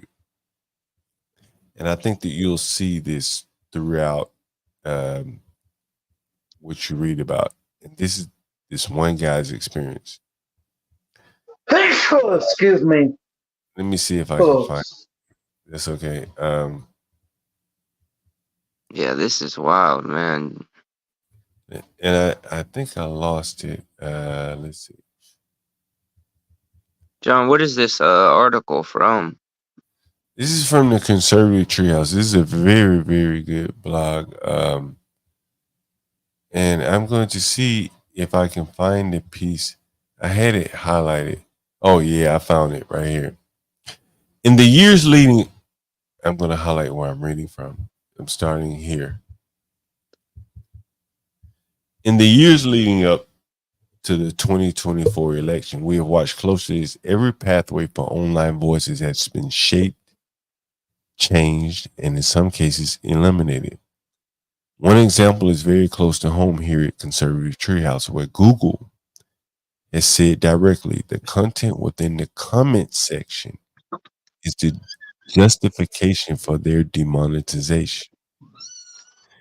If the Conservative Treehouse does not shut down comments, Google Ads, controlling 75% of all online revenue, will not be permitted. The goal is to shut down conversation. Let that sink in for a minute if you didn't already. It's not the content of the website that generates the censorship. It is the conversation in the comment section. Right. That Google is concerned about.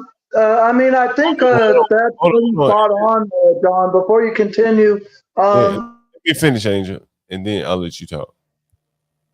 Let that sink in for a moment if you didn't already. It's not the content of the website that generates the censorship.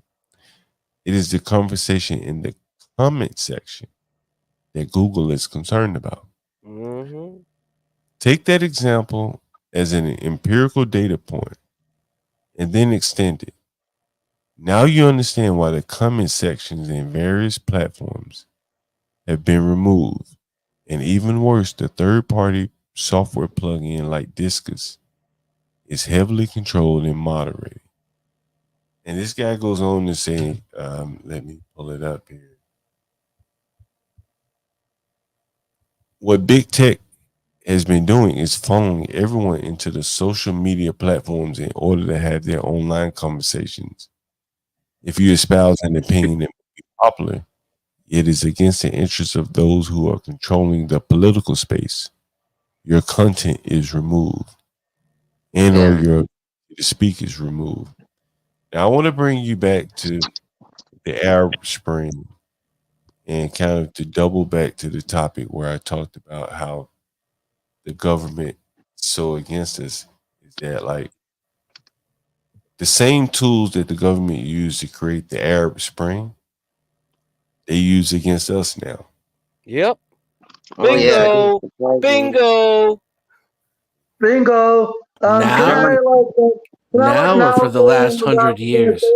The part about like it's like the communication in terms of like the censorship.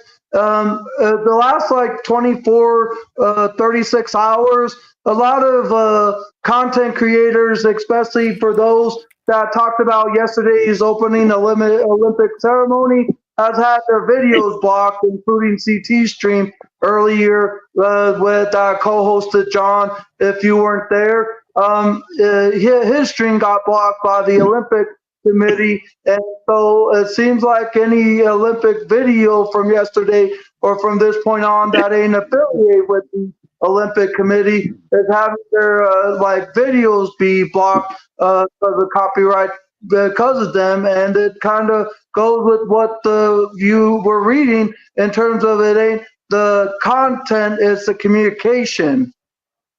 Well, again, from a software developer standpoint,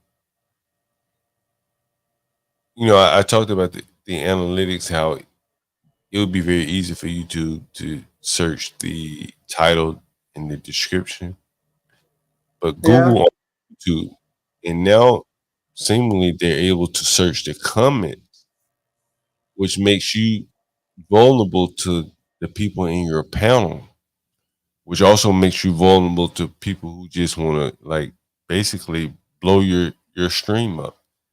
They can just get Yeah. in your right. John, have you seen some of the channels that have reported on there, like where I wish I could remember the article name, but many channels have reported on it where they are doing this thing where very controversial creators and channels, these people that go to their channels, they'll be rediverted to these other content creators that are inside the guidelines, and on the narrative that they want out. So these people trying to search these things get redirected from these other controversial creators to other creators where they're saying acceptable things. I haven't It was seen it. It was very interesting to read the article. I'll have to find it. It was the same article that talked about how like the Manosphere and all these people like in the red pill deal are on like a watch list. Yeah, I'll send that to me. I'll take a look at it. I'll have to find it because it was on Grid Stream. That's I was interesting, man. this morning. Let me add Ghetto point of view here. We're gonna let him get in and say his piece here. What is it? Yeah, bring up my man. Hey, hold on, Andrew. Wow, it's 3:00 in the morning, man. Like, yo, I swear, what did I do? I did a stream earlier today, a preview, and then I hopped the train, came down, did the show with MFB, and now we're 5 hours in. And let's go MFB. What you got? I'm sorry, Ghetto point of view. What you got? Oh no, you good, John? How are you, good sir? Hope all is well. First and foremost, I know you probably sent it to me previously, but if you could, when you have a moment, send me your email. I would greatly appreciate it, good sir. How you doing, Angel? What's going on, everybody else on the panel? How you? Hope y'all doing well. Good crack for me. What's good, bro? Always appreciate the support you be giving. Hey, what happened? Hey, Ghetto point of view. What, you from New York? He dropped out. Was it his connection? Yeah, he dropped off. And the Outgoes got him too. Man, these guys don't play around, man. But yeah, that's why I was saying about the comments with the shadow banning, like, and CT got banned for a week just because of a poll question. It's like the conversations, that's going on in these chats and comment sections. It matters. I understand why he got banned for the poll question. If he had someone, and I don't know who he has on staff, but let's just say, like, if he had someone technical on his staff, like if he run it past me, I'd say don't do that. But it's the thing, it's the interactions that matter, to them. No, because they banned him before he even started the stream. Well, yeah, that's the thing. But the poll is like interesting, right? Because, like you said, it was like, oh, it went into a database, it got it. But it's the thing is like, I think, yeah, it's indexed. But the thing is like they care a lot about how you interact with the people, But I think the bigger thing though is that if you're typing in like some metadata for a stream, so if you're typing in the title, the description, then that is going to be searchable because that's how people find it. And so if YouTube is crawling their content, looking for keywords, particularly if you are already in a particular circle, then that same word in another circle may not get you a strike. Yeah, that's true. But that word in your circle may get you a strike. You remember when YouTube started circles? And I talked about this. YouTube started circles years back, where more or less this was what they were doing. They were basically implementing logic against different groups of people, because that would make sense. If you're the conservative crowd, we're going to mute any Donald Trump positive news. If you're, in a liberal circle, we'll give you other news or whatever. Yellow point of view, you're back. What's up? Did you drop off again? No, he dropped off again, man. That's all I'm saying. It's his connection, guys. I got him this time. What's up, Ghetto point of view?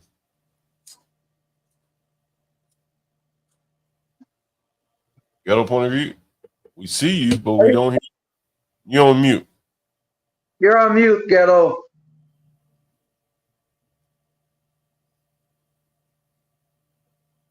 Anyway, so Ghetto, you there?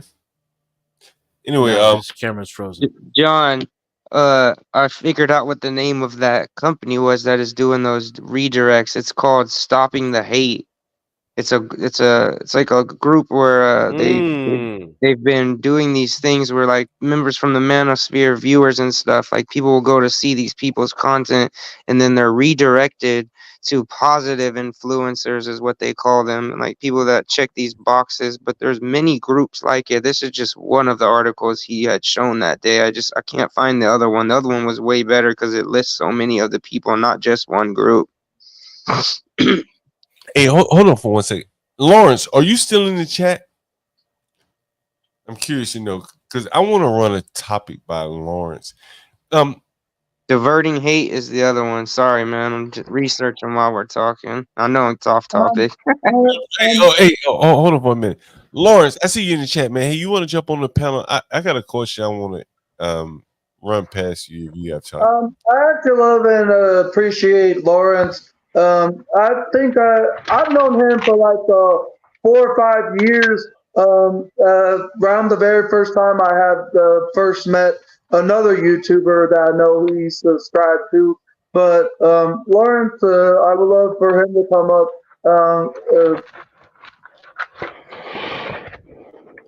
Hey, let me ask you this question. Ghetto point of view. How old are you, by the way, if you don't mind me asking? Oh, I'm 38, sir. All right, it's a good age. I've been looking at like the demographics of the people that listen, or that join the stream. Someone mentioned to me, and I kind of thought it, and maybe I talked them through it about like, is like the male midlife crisis real? Hey, he dropped off again, man. Oh man. Well, Man, anyway, this is bad connection. yeah, I don't know what's up with this service. He said, looks like he's at home too. Yeah, Wi-Fi.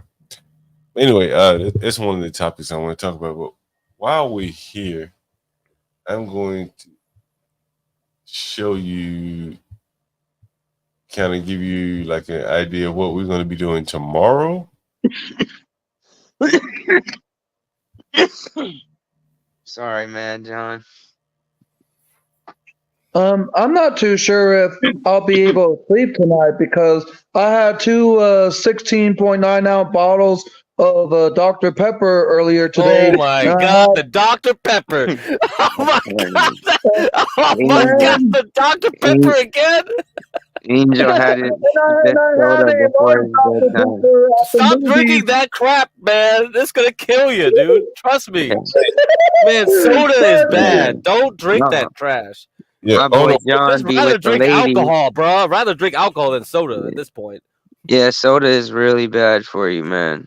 Really bad. John got I actually drank more water than soda today, and I've always done that.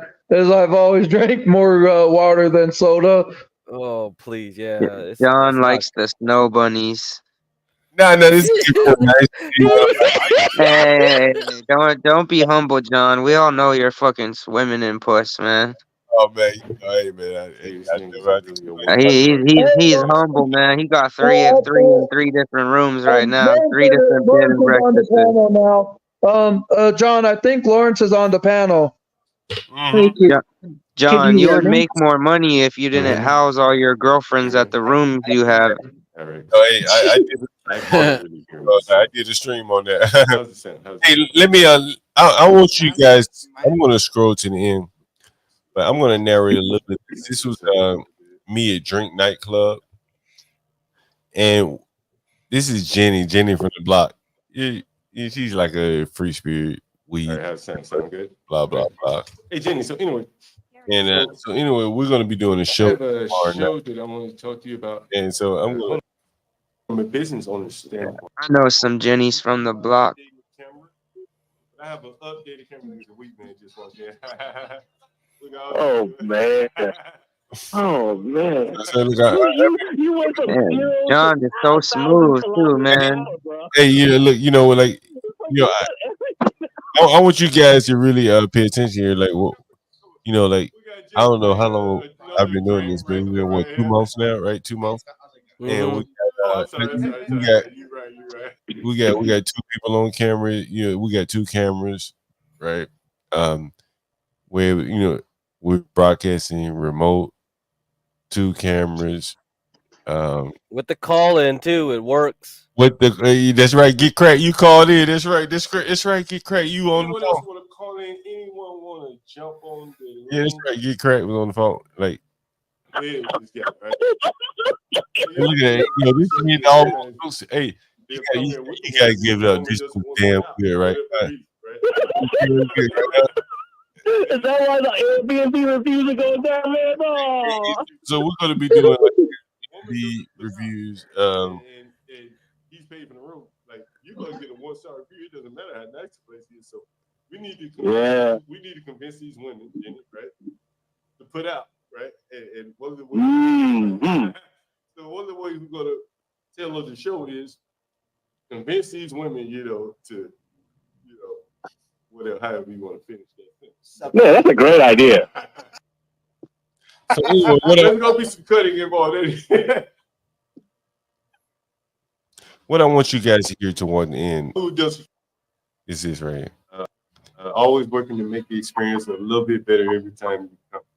I think this is a good point to end. Let me see if I got this. 2 evils. Right, so if you had to pick one of them. Yeah. This is what I want you guys to hear. I can't wait myself. So anyway, thank you guys for joining. Thank you for having me. Oh, you're more than welcome. I wish no. All right. Yeah, what's up, Get Crack? Head up. So you guys can tell NFB tonight, and Jenny's back tomorrow. Jenny's back tomorrow. That it?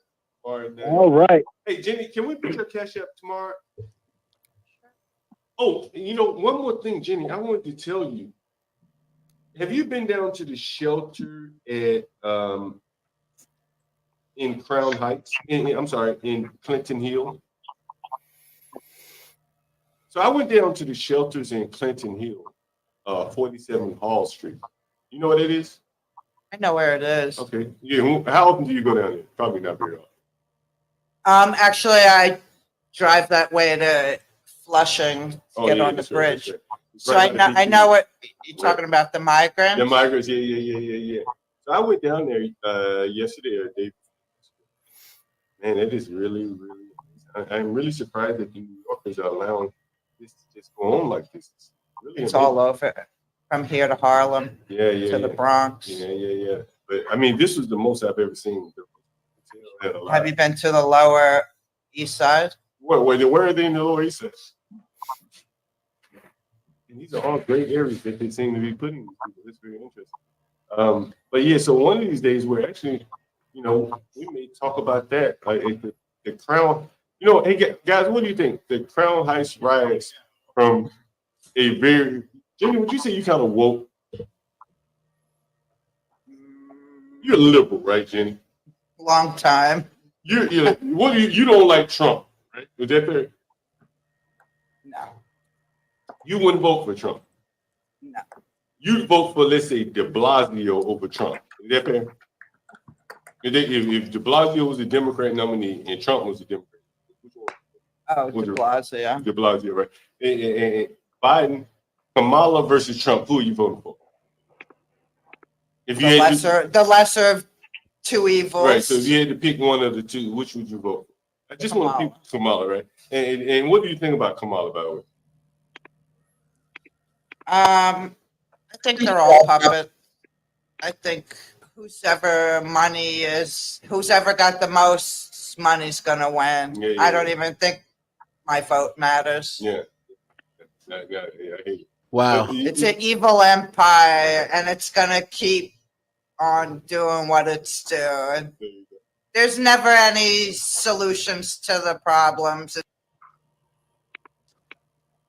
She's gonna keep Democrat, but she's gonna keep on Democrat. She said to you just in, she vote for De Blasio, a man who offering people cheeseburgers. She knows her vote doesn't count. Oh, it's cheeseburgers? I thought it was fries. It was just dumbass fries. It was burgers and fries. Oh, burgers and fries. They upped the offer.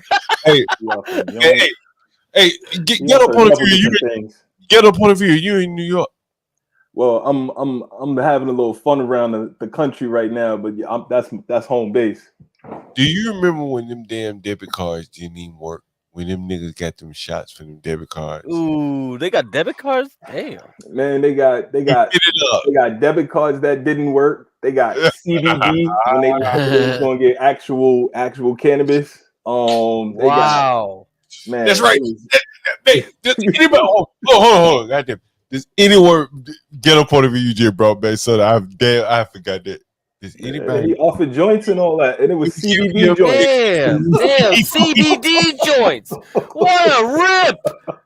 Just for that, oh my god. Mm-hmm. Damn. They were giving migrants free weed. No. They were giving anybody who went and got a shot a joint. What the fuck? Hey, man, listen, man. CBD too. LaShawn, Lakita, LaShonda, Shaniqua all got their shot. It was real weed, man. Bro. Yeah. Told you, Deshaun, Lakita, and Shaniqua all got their shots, man. I have a thought about a show. And I'm gonna throw it out there. I'm gonna let you guys debate it back and forth. I'm gonna give me a beer, maybe give me a little snack. And then when I come back, I want to hear what you guys think about. But here's a thought that just came to my mind, honestly. How many people got in the chat? We got 24 people. Oh man, they climbing. And I want to hear you guys' comments, honestly. Again, like shit, Yeah. I ain't worried about anything. So here's what I want to do. Welcome. I know 3 people know that would get on the panel that were bats, right? And one of them I know took 4. And he is, let's just say, if he killed 100 people, you couldn't execute him because he's mentally not able to be executed. Is that fair to say? Mm-hmm. Yeah, he took four of them shots. He took 4 of them shots. Fucking retard. Oh man. But you couldn't even kill him if he killed 100 people. And his brother took at least 2 or 3. You met his 2 brothers. They were right here one day. I was on CT stream. You guys remember him? And I don't know if his other brother took him. I'm sure he did because they were offering $50 and $100, whatever the hell. And between those 2 people alone, you're probably talking about maybe 8, 9 shots, right? And I would love to, and I know this story because I've asked him before because, it's almost like a litmus test for me in terms of where you stand in the world. And I would love for you to hear the story of a poor man, a low IQ man, and how he felt bullied into taking that shit. Mm. Man, I've had motherfuckers, either it was their liver or their kidney, I can't remember which one, collapse, man, no lie. Mm. And I remember I had a white dude, the motherfucker, he was religious as hell, living in the ghetto, not far from where I am now. And he said he didn't want to take it. And he was a Trump supporter. I'd never forget. But the nigga like black women. He white boy, he like black women. He had Lawrence. Lawrence over there looking like a black man. Lawrence, you look like you about 45 years old. Anyway, Lawrence, you like you about 45 years old over there. But anyway, and I remember him taking it and the job that he took it to keep, he ended up leaving. I said, damn, you took the shit and you ended up leaving the job. Why not just stay? And then he moved to another job where he had already taken it so he could get the job and keep it. And that job went out of business. It was a restaurant. They was crushing the restaurants. So it's like, damn, you took all this shit to stay in the industry that was collapsing, the restaurant industry. And then he had kidney issues or something like that. I'm like, damn, like, and I remember him talking to me like, how he regretted because he was a much more intelligent guy than another guy that I had who was just stupid. He just would take it, and it fucked him up. What was he gonna say? He's stupid. But this guy was a little bit more intelligent, but he felt bullied. Operative word, felt, and he took it. And if I say what I really feel, here's what I say. I think that it is the equivalent of I'm going to be politically correct. SAing someone. Does everyone get the reference that I'm making? Right? Like, that's how I felt, honestly, bro. Like, if you tried to make me do that, I would feel like you SA'd me.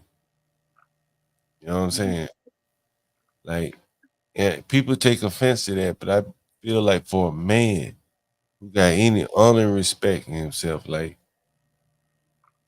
to do that, to bow down, and then you end up sick or you lost your job or a combination thereof, you should almost feel like you've been SA'd. That's how I look at it. And to this day, like as I said, it's almost like a litmus test for me. When I look at me, and you hear me sometimes like, hey, did you take that shit? And then from there on, like I put you in a circle or a basket. But anyway, that's enough of what I got to say. Anyone else got anything? I mean, that's a pretty fair point you're making, man. Like it is almost like you had to, bend over and take that one. There's no two ways to mince it. So yeah, that was rough. Yeah, I honestly, I don't really criticize people for taking it. Some people I do. Like women, I don't really. Hey, if you're a woman, you took that shit. They got women, they got children and kids and shit. They got to handle it. They got right. And I someone blame either the men or the lack of men in their life for them not being able to resist. Bro, I'm gonna show you guys a picture. I know we're going long here, but this is a really good picture I want to show you. And it's a very personal picture. Let's see if I can find it. I think I can find it.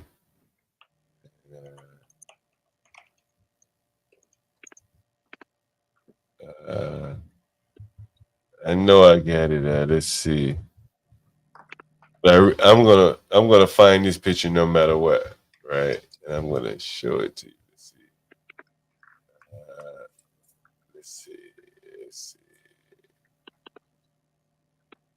Give me 1 second. I'm searching for it.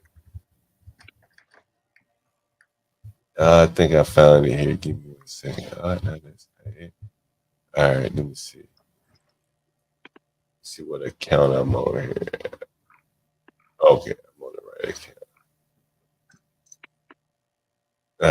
All right. Let's see. That was about 2020. Oh yeah. Man, you know when I first moved to DC.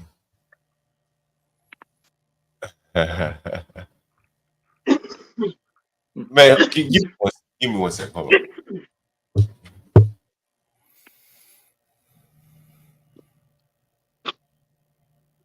Can you guys hear me okay? Yes, Yeah. sir. Yep. Okay. Kinga.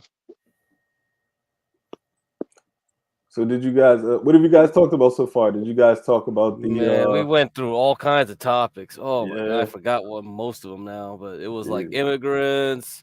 We had a theory about Taiwan being invaded in the spring next year. It's like we went everywhere. I was like, oh my god. Very interesting. Very interesting. Yeah. That's a good one. I don't know how did it even all start? Like we just came on here to talk about the MFB like doing his private eye stuff. He was following this Saudi chick who was cheating on his fiance, and they were like, oh my god, in Mississippi, like they're probably like only 3 Saudis in that town where it was like 85% black. It was like, what the heck? What's going on? Crazy. Like none of this makes any sense. I don't know what's going on, man. It's Hey, weird. man. Sound like you're having fun though. Y'all talked about I the don't- Olympics at all or not yet?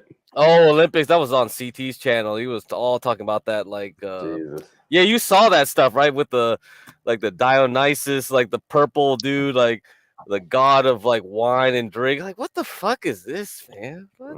Yeah, I saw Yeah, it. it's all pagan shit, man. It's all Yeah, some cultic shit in pagan your face shit. It's like, nowadays. what?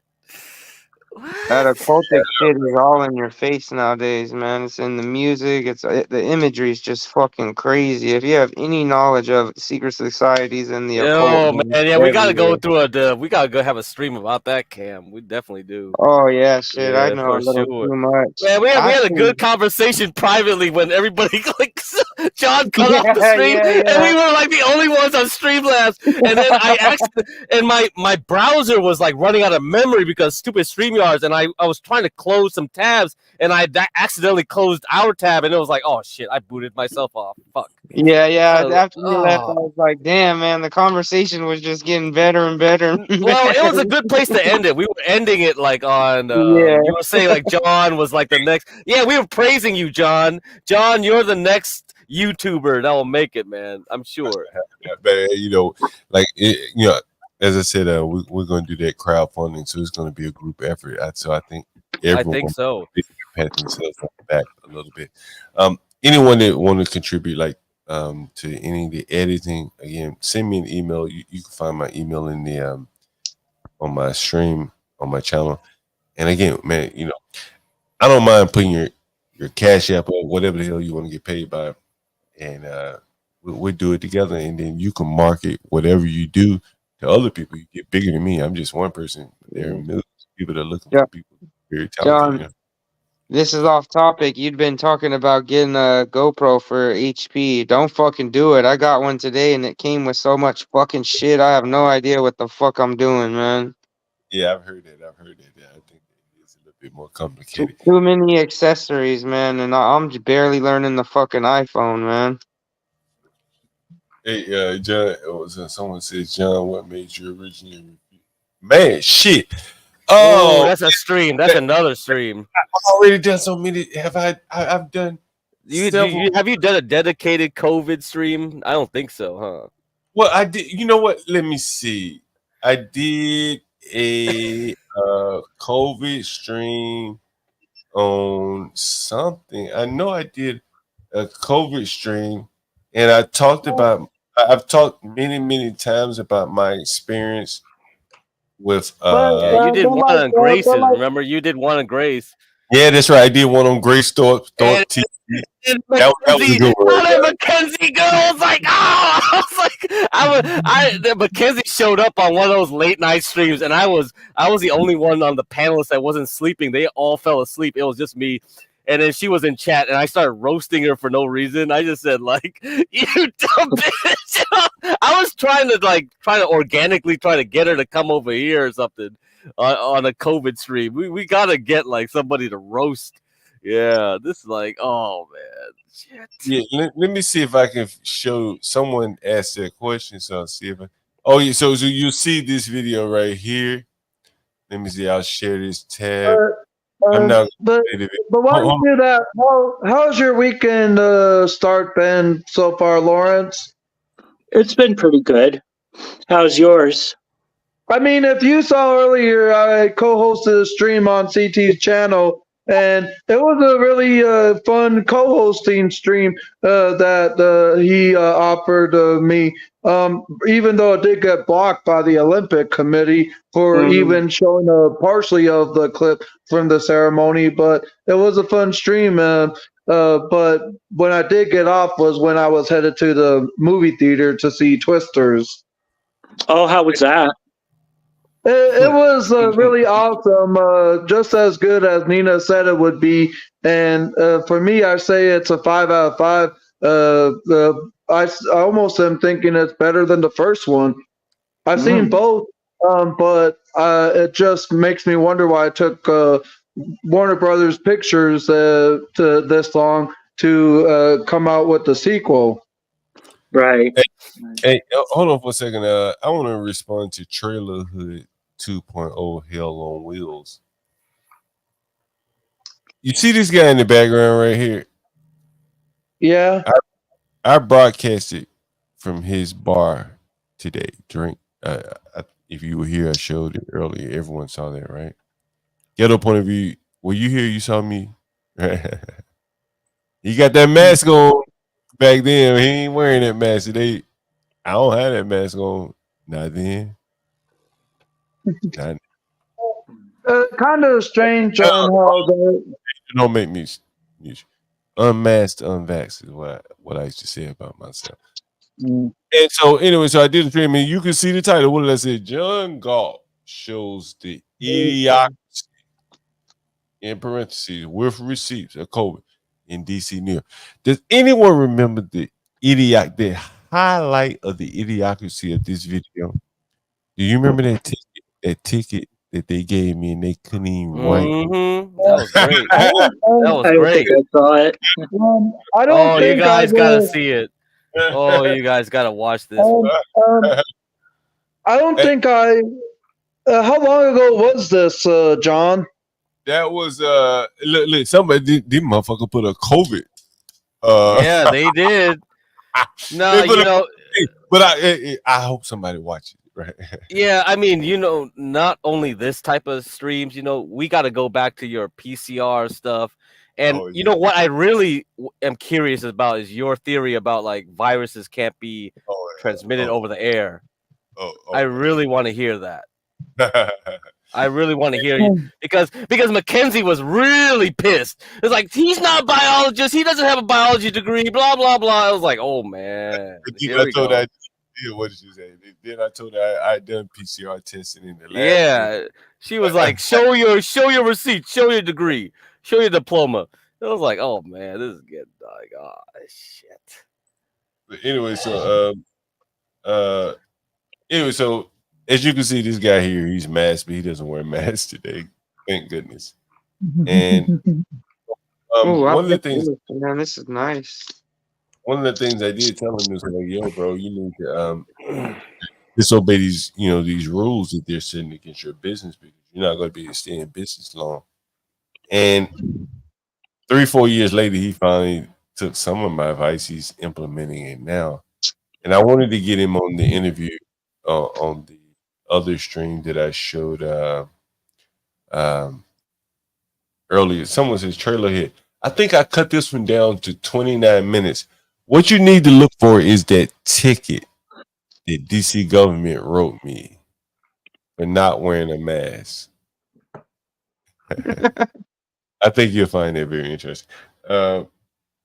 Anyway, what was I saying? Oh, so yeah, so I filmed this stream today at this guy's channel. Blah blah blah. I was trying my best to tell him not to wear the mask. But here's what I do want to show you is this. I went and found it. Back during COVID.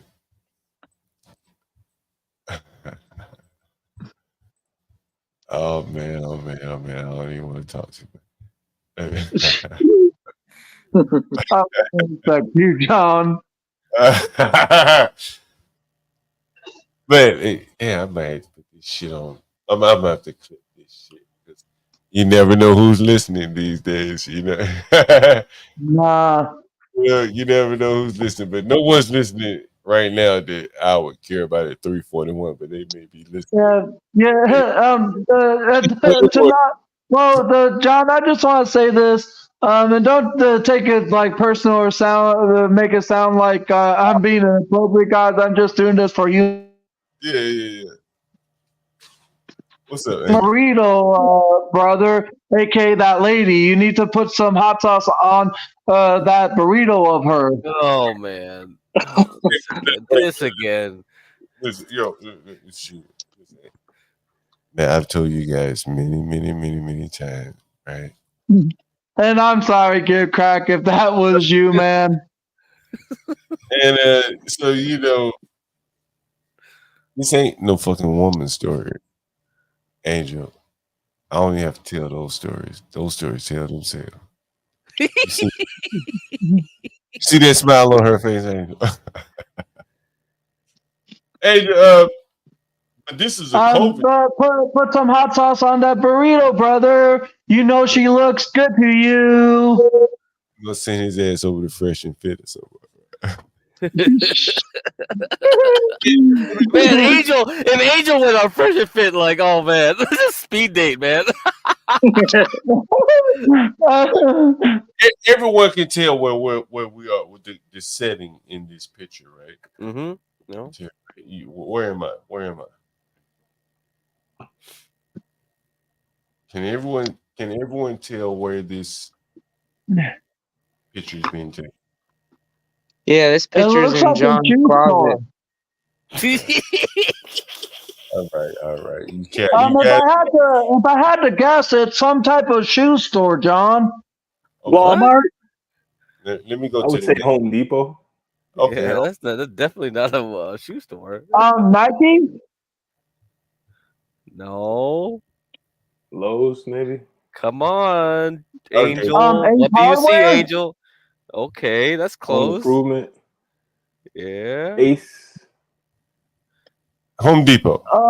Yeah. The Home Depot. You got the orange, yeah. Oh, so I got it. Mm-hmm. And so when I saw her during COVID, someone said trailer here says Home Depot, right? So I saw her in Home Depot, COVID. And I walked in there with no mask on, of course, right? Bucket. Make me put one on. That was my approach through the whole shit. Nigga, you want to lose your job over me putting a mask on? Well, let's do it. Put one on me, nigga. You see it, right? You lazy motherfuckers. You don't do anything else in Home Depot. You walk around, some bitches hide. They ain't doing shit. You Mix some paint and put a mask on the paint jar. Put it on me, nigga. Put it on. You want work, nigga? The government done told you this is a job you need to do. Put one on me, nigga. You won't stop anybody from stealing. You won't do shit. You won't help a customer find shit. But you want to put a mask on me, nigga? Put one on me.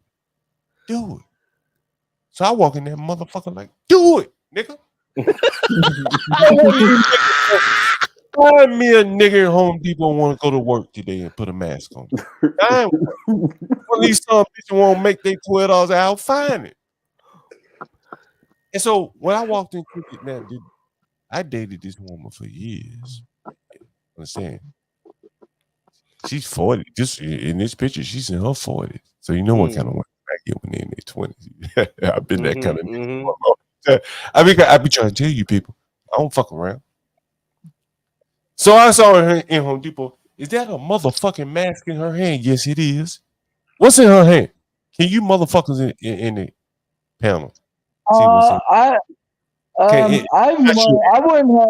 If I had to guess without you telling me what it was, John, I Can would have anybody see guessed. what's in her motherfucking hand other than Angel? Angel, I know you can see. All right. Hey, Daniel Nixon said, what's in her hand? Daniel Nixon said a mask. And can anybody else see what's in her motherfucking hand?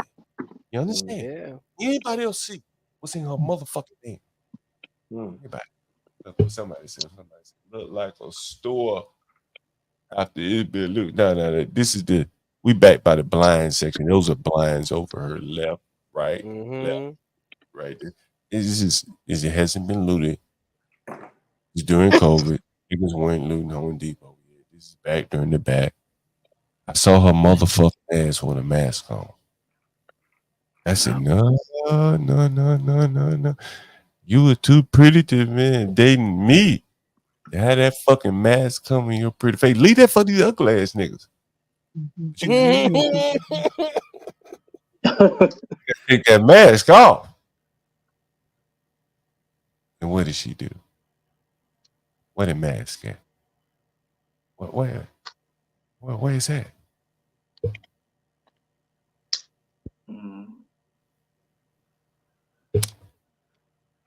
If there had been more men like me, honestly, I'm here to tell you, these bitches wouldn't have been wearing no mask because the men wouldn't let them. Look, where the mask at in these bitches? Where the mask at on this bitch? Right? Where is that? Let me zoom in on this motherfucker. Let me see if I can. Where is that? Where is it? Y'all niggas see? Y'all niggas see? John's gonna be like, take that hijab off, bitch. Where's that? She double mask, bro. Like, bro. Without a man, she bowed down and wore the mask. Without a man in her life, she bowed down and wore the mask. Wow. When I went in that Home Depot, what did she do? She took that motherfucker off, right? And then she did this. That's what she did. That's what she did. That's what she did. Like, none of that COVID shit would have happened. The men were strong enough to resist. The women would have fell in line. I truly believe that. She worked at a company out in Arlington, Virginia. I showed you guys what a map is. And I'll never forget, she called me on 495. She broke down crying. Motherfucker pulled over on the side of the road. I guess they had just announced that vax shit had been lifted, where you didn't have to get the damn vax. And she called me on the side of the road crying, saying her whole family had turned against her. But she didn't want to get that shit, and she resisted. And I was the only motherfucker that she could call and talk to. Crazy. Stand strong. Don't take that shit. And she was able to parlay being out of work until they finally uplifted. And when they finally uplifted, I guess they announced on the news, that motherfucker pulled up on the side of the road, started crying. Who did she call? You? I am that nigga. Anyway, you are that nigga, man. You are. Man, hey, ghetto point of view, what you got, man? No, that's dope, man. I do agree. I do wholeheartedly agree with that. If there was more defense, a lot of the kids and the sisters wouldn't have got caught up in that because so many kids got caught up with the myocarditis situation too.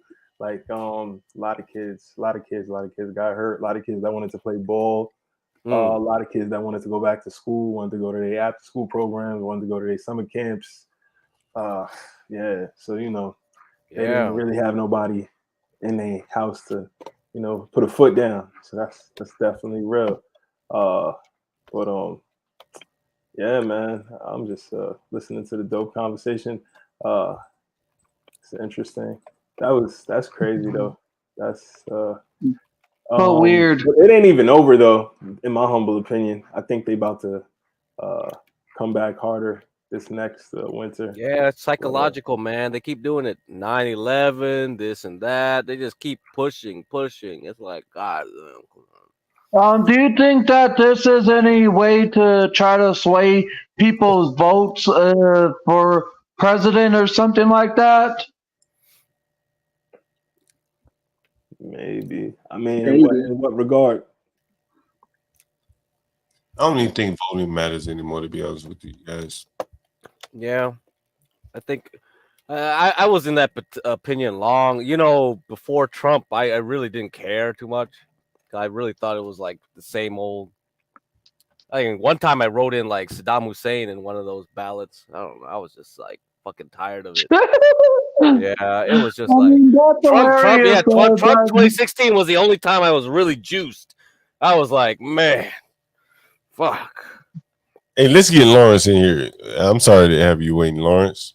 Man, Lawrence, you look like you're about 45 years old. Yeah, I am. Yeah. Seriously, you're 45, Lawrence? Yeah. Wow. Wait a minute, I thought this was like this 70-year-old Lawrence. What? This is 70-year-old Lawrence? Oh, that Lawrence. Oh, I haven't seen him in a long time. Where'd he go? Anyway, what's up, Lawrence? What are your thoughts here? Yeah. So you were saying that the girl you were talking to, her family disowned her because she wouldn't take the jab. Well, disown may be a strong word because in her situation, she was like the breadwinner in her family, so they couldn't necessarily disown her because they needed her. Mm-hmm. So it was like, girl, do it so you can come around us, so we can get some money from you. So, in the black family, that's kind of how the situation was. It was all girls. She was one of 3 girls, and so, she was a breadwinner in that sense. You understand? So that was probably I would imagine that was some of the pressure, and is that she couldn't lose her job because her family depended on her. You understand? Mm-hmm. Maybe not directly, but she couldn't be a weak link where she probably made the most her most immediate family. Somebody need to go on mute. But anyway, go ahead. Yeah. Yeah, I know before my father and I knew very much about it, we actually did take the shot the first time. I remember I got really, really sick, but yeah, and then the year after that, the nurses insisted that I get the booster, and I did, but that was the last time I got it because it just wasn't worth getting so sick afterwards. And they claim that you would be immune, Lawrence, but that has been a false claim from the very beginning, which is why I've never got even the first doses and never will. Mm-hmm. Go ahead, Lawrence. Yeah, I've been hearing about people still getting it. I think Joe Biden, didn't he get it? And he still got the virus. I mean, he's had several rounds allegedly. Yeah, get your jab today. Have your DNA rewired. It's free. Oh my God! We'll give you a lollipop and a Wonka ticket. Pull up that Oh, sleeve and just take that jab, boy. oh my god, yeah. You gotta Yeah. save Papa and Granny. They'll get the It's- bug if you don't get the jab. So go ahead, Lawrence. So you got sick. What when you say you got sick? What happened? It felt like I had the flu. My body got really achy, and I would like feel sore if I got chilled and everything, and I could barely stay awake. It was just horrible. But yeah, it felt like I had like the flu. And that was right after you took the jab. Yeah. And I was like, I'm not going to take it anymore because it was very unpleasant and I don't want to go through that again. I'm sorry to hear that, bro. Rest in peace. Thanks. Carlos, you want to join the panel? Feel free to jump up. Look, I've had many people, not many people, but I've had several men tell me your story very similar. Mm-hmm. Some worse than yours.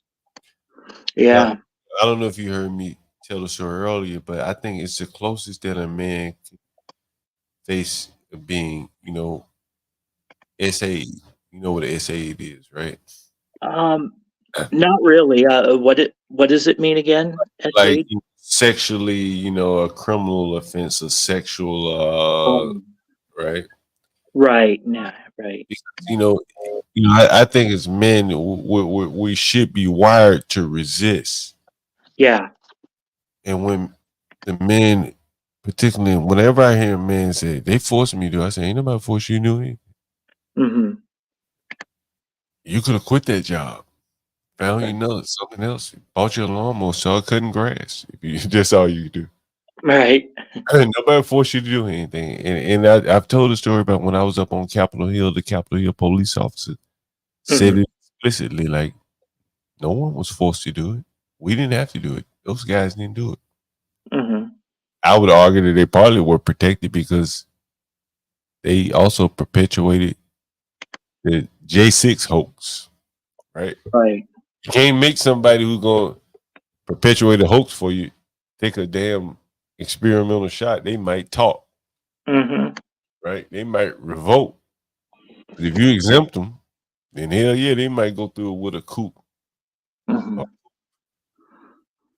Considering how much money they're going to get paid, And Yeah. I think that's the things that, like, from the outside looking in, your mail get delivered, the streets are somewhat paved, airplanes ain't crashing down in your neighborhoods. You think everything worked fine here in DC. But if you look behind the scene, bro, like, as Lothrop Stoddard said, civilization is just like a sheer, like the veneer on top. Below lies the third world, Right. a crude way of living. And if you look at like the person who's in charge of the Capitol Police during the J6,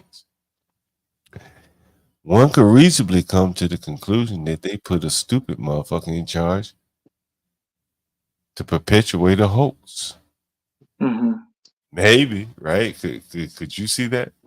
Yeah, I think I can. I mean, that would be one of the ways you would effectively pull it off, is if you put someone on this not so intelligent in charge. They wouldn't know what, right? And I think that those are the things that you don't see outside of the Capitol. Mm-hmm. If you live here, Mm-hmm. Anyway, here's the Joe Biden tweet where he's saying, what is he saying here? I'm sick. I guess this is after he's perpetuating the COVID hoax one last time here. He's saying, I'm sick. This is July 17th, 2024. This is after he had told us we were going to have what was it? A cold winter, a dead winter. You remember that? Do you remember when he said that? I heard of something like that, yeah. But I can't remember what he meant by that. I know this past winter was very mild over here, so he probably didn't mean a physical cold winter. Would you take the jab again if it came back around? No. No matter the pressure? No. If they Yeah. if your job was at risk, you wouldn't take it? Probably not. I mean, I know my father tried to talk me into taking the booster again a few years ago, and I said, no, I don't want to. And yeah, and that was that. Yeah, I was isolated from my family for not taking the jab. Some of them didn't take it. The ones that did looked at me like Satan. Lawrence, if you could like go back in time and reverse your decision of getting the needle, would you? I probably would after hearing the horrible stories about it. I mean, I can't remember where I heard it, but over the years I've been hearing some bad stories about people eventually getting sick and dying because of it. Lawrence, do you Sudden death. Lawrence, do you believe COVID was real? I think it was, but I think it was also exaggerated to make it sound worse than it really was. Why do you think they would exaggerate? Um, hold on, Angel. I'll let Lawrence answer first. Hey, hold on, Angel. The reason why I'm asking him is because you didn't take the vax, so we want to hear something from someone who did take it. Right? I think it was exaggerated because the media tends to over-exaggerate a lot of things, and I was just thinking that, like, you know how people exaggerate how bad climate change is, and it's just on the news. A lot of times people tend to make things sound worse than they really are, and after you hear like the truth, you find out it's not as bad as what they said it was.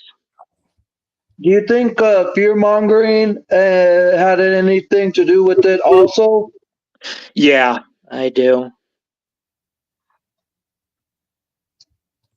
Hey, hold on for a second. Get crack. What are you showing here? Get crack. Are you there?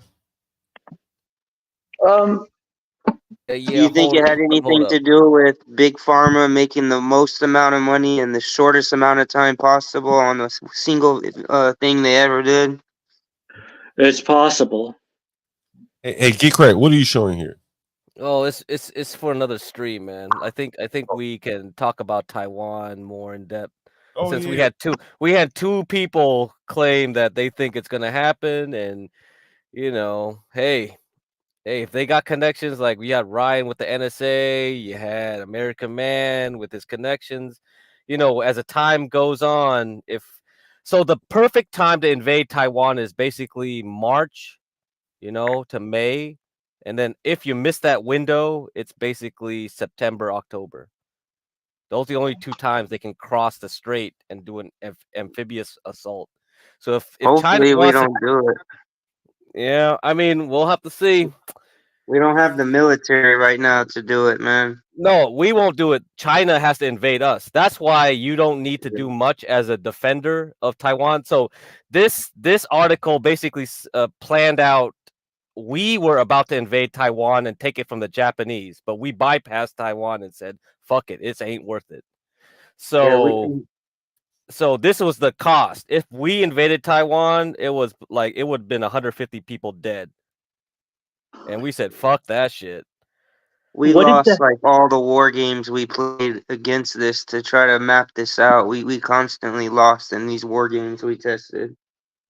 So we'll have to see how China wants to do us here. If we're the defenders and they're the attackers, like they'll have to come up with some, because they want to take Taiwan intact. That's the problem they have.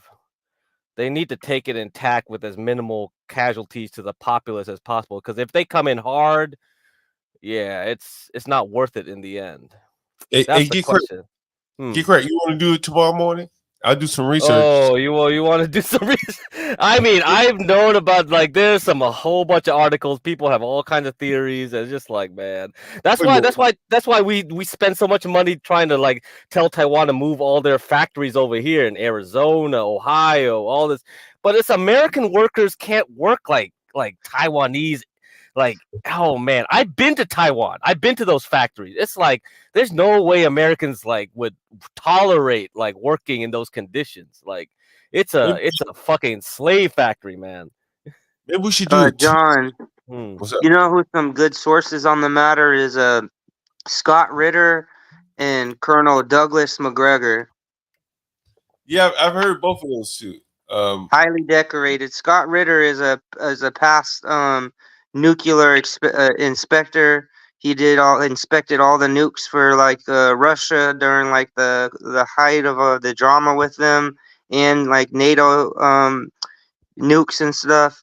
And then Colonel Douglas McGregor, I mean, he's just got so much experience in past military service. It's crazy. Like they're two very well decorated sources on the matter, and they speak heavily like on Ukraine and stuff, and I go to them for any type of information I'm looking on those type of matters like world events and war and stuff like that.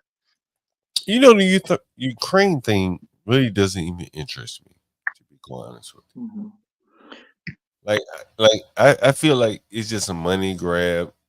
Oh yeah, it's all about money. It's not even worth my attention. What exactly is going on in Taiwan? Oh, yeah. So much, well, man. So much to try to get into. Well, right now. right now, like, oh man, because we have a theory about the migrants, and they were like, okay, well, why are they there? And if we are the new Rome, we're taking these migrants to do more of our military work. Then, yeah, we're gonna do some crazier and crazier type of operations than we've done before. Rome never fell. It just moved to the U.S. Yep, we are like the fourth, fifth Rome, I guess. Hey, let me share a picture with you guys. Let me see if I can share this.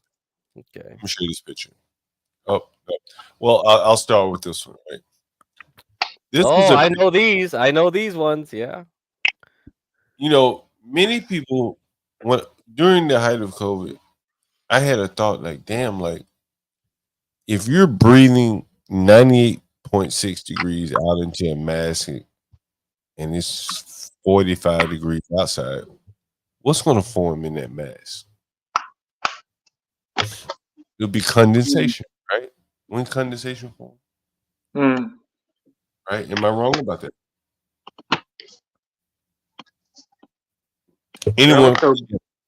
You're also breathing in all the shit that you really shouldn't be breathing. That your body, like the CO2 and shit like that.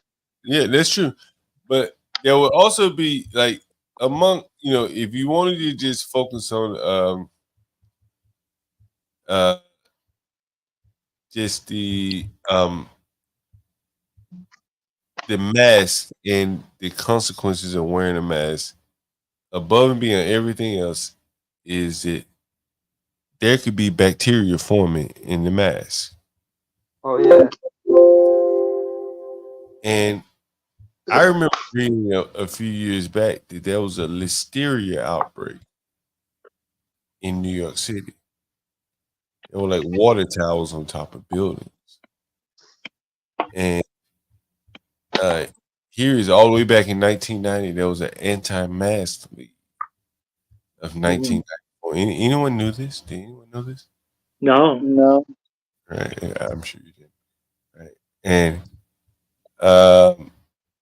you can see that a policeman wearing a mask, a flu mask, speaks to a maskless man during the flu epidemic in San Francisco. Look how ridiculous that is. You guys know what my avatar is, right? You know my isn't it just like look at my avatar. Oops, that's not me. That's your avatar? What?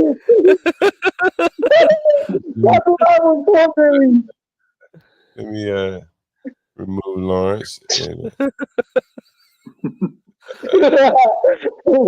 John went transracial, man. What the heck? anyway, I don't know how the hell to do it, but anyway. So if you saw my avatar, it would be now I got this big ass mouse. I can't get mine. Wait, so your mouse is actually big, but when you show it on screen, it's still small. It's like, what the heck? Hey, Something's get wrong. crack, leave him alone. He's not a shower, he's a grower. I knew you were gonna say that. I knew you were gonna say that. I got your back, John, always. Let me see if I can put myself. Let me see if I can put myself. Oh, I guess I have to do this. Let's see. Oh my god. Okay, all right, whatever. Yeah, crack. All right, what was I about to say? Damn, oh yeah. So if you look at this right here. Mm-hmm. Oh, my avatar. Yeah, let me show you guys my avatar. So now you almost lost your train of thought, huh, John? What was that? You almost forgot that you want to show us your avatar. Yeah, I almost forgot. That's what I was joking about, John. Let me see. I got to stop the camera. How do I do it? Stop camera.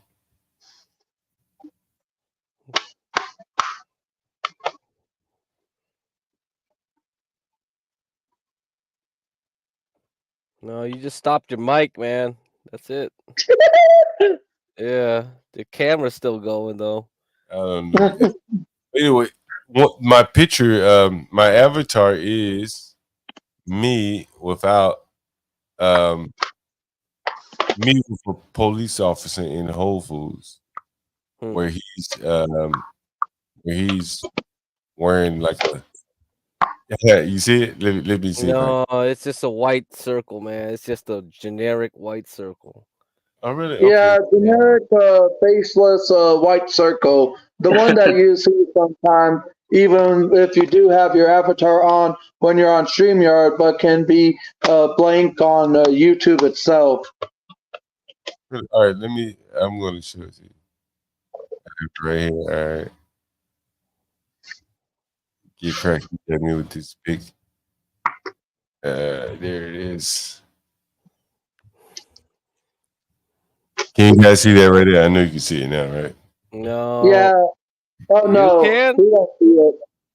Let me go on YouTube. Let's see if the YouTube can see it. Maybe the StreamYard doesn't see it. You see that? I just see a white circle. Same here. I don't know why it is. Do you even have your avatar set, John? Yeah, you know, see right there. What do you guys see on the? The white circle, everyone has set. Nope. Yeah, YouTube doesn't see it either, so it's not StreamYard's thing. I don't know if you ever like uploaded your own avatar onto your StreamYard, John.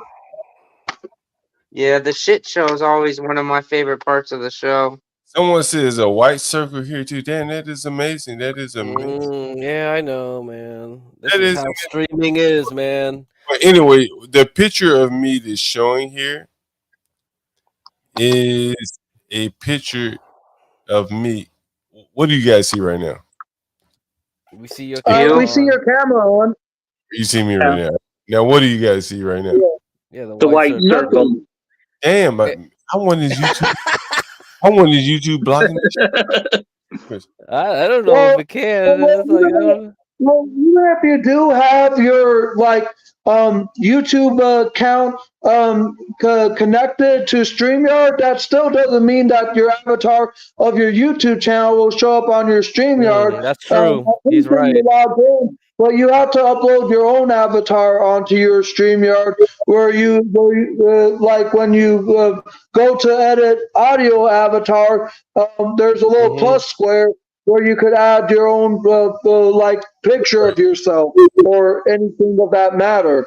Yeah, you're right, Angel. Let me see. Audio. Yeah, there's a edit audio avatar on the somewhere. I don't know.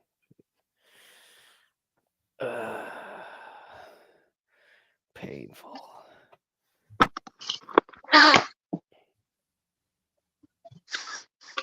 Angel, you know all about Yeah, I do. About StreamYard, yeah. I wish I could find it, but anyway, so do you guys see this picture right here? Yeah, the group of people on the street, one with an umbrella. You know why that person has an umbrella? It's not raining. Yeah. That's weird to have an umbrella when it's not raining. Who said yeah? Was that Lawrence? Huh? I believe Lawrence was just agreeing with us of how it's Right. weird that the person has an umbrella when it's not raining. Yeah. Yeah. Do you know why that person has an umbrella up when it's not raining, Lawrence? No. Why? That's Antifa. Oh. And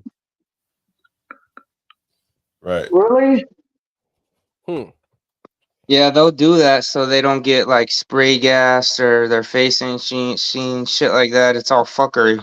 Man, I forgot about Antifa. Man, it's been so long since I heard about this. Like all that Like, shit. why do you think this person Damn. has? Why do you think this person has a helmet on with no bike? Yeah, same thing, huh? Same thing. Well, she has a bike. Oh, well. But why Okay. do you think? Like, look at this person. Why do you think this person has an umbrella? Look at this person right here. Look at the helmet this person had. Well, I could see it go two ways: to obstruct their face from cameras or to protect them from like tear gas or something that they're being assaulted by police from. Now, Yeah. this is in DC. This is downtown DC. You can see how nice it looks. Right? Look how nice it is. See how clean that is, right? Now, what you don't see is the police are escorting them down the street. This is during the height of COVID. Yeah, rubber bullets would solve all these problems of these people congregating. You don't understand what I'm telling you. Behind these people is a police escort. Oh, they're welcome. Tifa is a part of the government, bro. That's what I'm telling you. Oh Yeah, it wouldn't doubt me. I wouldn't be surprised, man. I mean, with all these three-letter agencies, man, they're known for propping up groups like this, funding it. Let me ask you this. If you decided to get a ragtag bunch of your buddies and decided to walk down the main street with no permit, what do you think would happen? Oh, you'd be in trouble. Get arrested or ticketed. How long before the police tell you get your ass up on the sidewalk? The first person with a cell phone that sees you and calls in.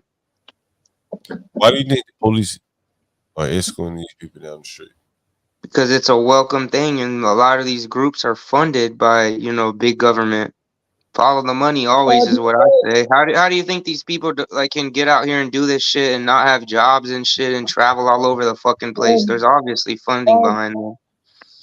Do you think some of these groups are also funded by George Soros? If I may, go ahead. I'd say that the reason why the police would be hanging around Antifa agents is so they could arrest anybody that they attack. See, they'll go and beat somebody up, and when they defend themselves, the police will go and arrest them. Yeah, now that's very true. Speaking of the connection between these sort of hostile domestic terrorist groups and the police, recently there was an assassination attempt on Donald Trump. And were you guys aware that the police that were there have a reputation for ignoring calls to them by people who've been beaten up by groups like this, or going heavy on people defending themselves against people like this in that area of Pennsylvania?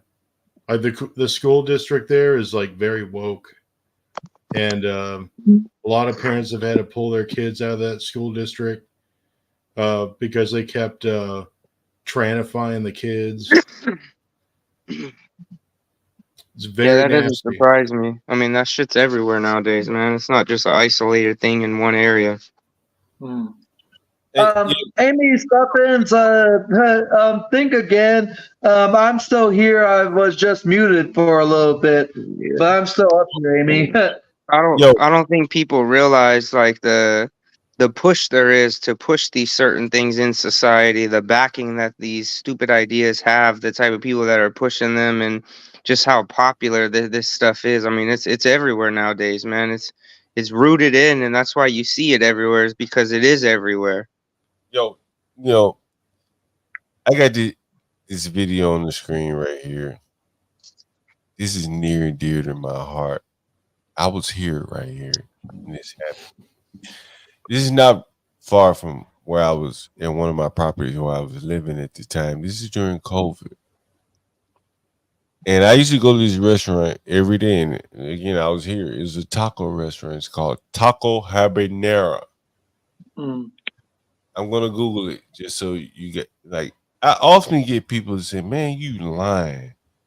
You're not telling the truth. You're bullshitting. You're exaggerating. And so I said, like, let me just make sure that I always show as many receipts as possible. But you guys that really think I'm bullshitting, I challenge you to take a look at that COVID video that I did. So anyway, here's Taco Habanera, 14th Street. You can see the tab here, Taco Habanera. Images. Let me make sure so you can see. This is it right here. This is exactly it right here. So you see this place, right? I want you to make sure you can see it. So I'm not telling you any fibs here. This is the place, right? You see it? Boom, boom, boom, boom, boom. Right? Notice all of this right here. Right? Now I'm gonna show you another picture. And let me see if I can find it. Oh yeah. John, you know why I think when you said people be saying that you're bullshitting and they don't believe it. Think about it. For these people to accept these things, it kind of rocks their whole worldview of this whole, oh, the government's here to help me and everything's good and dandy. So you're shedding light on some shit that, like, the average person, if they have to accept these things for factual things, it totally shifts their worldview. It's kind of hard for somebody to get out of their mind of thinking. So they'll reject truth, when it's right in their face, because the norm is better, even if it's uncomfortable, than the unknown. I want you guys to take a look at this right here.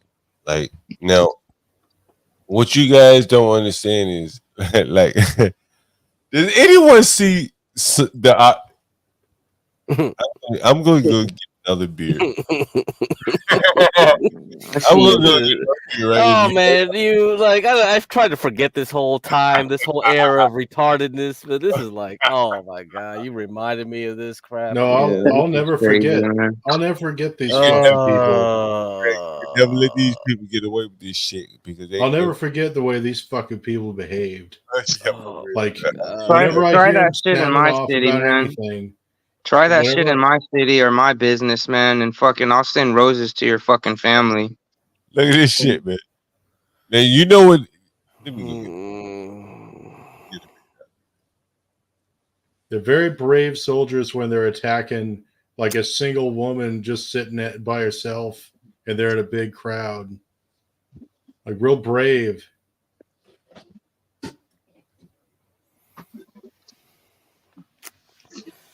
But you know what? This type of stuff should worry you. It should show you that when stupid gets together with stupid, stupid shit happens, man. Look at this mob of people. All these people with their fists in the air. You could see this lady here. The business behind it destroyed. A bunch of people that don't have a fucking thing tearing shit down that it fucking takes people years to build. Right. Pieces of shit. Like I said earlier, these type of people in society should be hung in the street as an example. Hey, can we get a little audience participation here? What do you think they're demanding of her? They want her to obey. They want her to cry. They want her to prostrate, or like they basically want her to get down on the ground and lick the sidewalk. Someone said she has a mask on. Why are they harassing her? Because she's alone. if that's like the case, because if that's the case, that's pure like stupidity and ignorance. Like, why would you gang mob formation amongst lady wearing the same thing that your slave asses are? It's because they're evil people. Listen. It's not that hard to understand. They're evil people, and so they do evil things because their hearts are filled up to the brim with unclean spirits, whispering in their fucking ears all the time, and they listen and they obey. You're probably right, but there's another component to you that I've told people about this on this street right here. There is a very heavy LGBT mafia, not necessarily this far north, but further south, that is emboldened, that goes up and down to the restaurants and say, hey, here's a nice flag you should put in your window. Oh. We think it would be good for business. If you don't put it in your window, well, it might be bad for business. Wink, wink, nod, nod. Right? That's and nothing, man. So this is like one of like, DC is a very, very affluent town. Like I can't explain to you how affluent this city is. Like the poor ass niggas make $30 an hour. That's the way it is. Damn, that's good money. Right. That's man. I'm telling you, man. Like, I'm telling you. And so anyway, there are groups that are very powerful, like the LGBT mafia, can walk up to a restaurant and say, hey, look, put this flag up or else we won't shop, eat, drink here. And it's no harm, no foul for you as a business owner. You're just trying to get by. You put the flag up. You comply. It's like wearing the mask. So I'm curious to know. I'm gonna give you guys 2 seconds to tell me, what do you think these guys are demanding from her? Lawrence, 2 seconds. What do you think? To put the rainbow flag up. Okay. Free Cam the King. To join their bullshit, man. Be indoctrinated with the stupid ass ideas. Join the mob. Angel. For Justice George Floyd. You already know what I think of him. This is good COVID. All right, get cracked. What do you think? Oh, that drink ain't do funny enough. You gotta get a do funny drink. Who was they down there? Touring, Flang. Because I'm about to play the video. Yeah, they want her to put her fist up. They want her to give him a that's fist an easy bump. one. John, you know what? This picture, like all pictures, say 1,000 words. Look at how many people in the crowd are with a camera instead of helping this woman. Look at how many people are filming. There's 4 people that I count right away with fucking cameras, not doing a fucking thing, just watching this shit. The people with the cameras are part of the mob. They're not. Oh, like I know. I'm journalists. just saying. That's They society want to hurt her nowadays. just as much as the other people do. I wish Angry Snowman was here because I'm about to play this motherfucking video. Right, I'm about to play it. And bro, I'm gonna tell you, man. Like, listen, I grew up in Alabama. Even though it is like, oh, go ahead. I've seen the Ku Klux Klan in my lifetime. Seriously, with the fucking hood on. They ain't bother me. They're good people. They ain't bother me. I drove right through. They didn't give me a flyer. I would have taken one if they'd given it to me. Did they try to block? Did they try to block?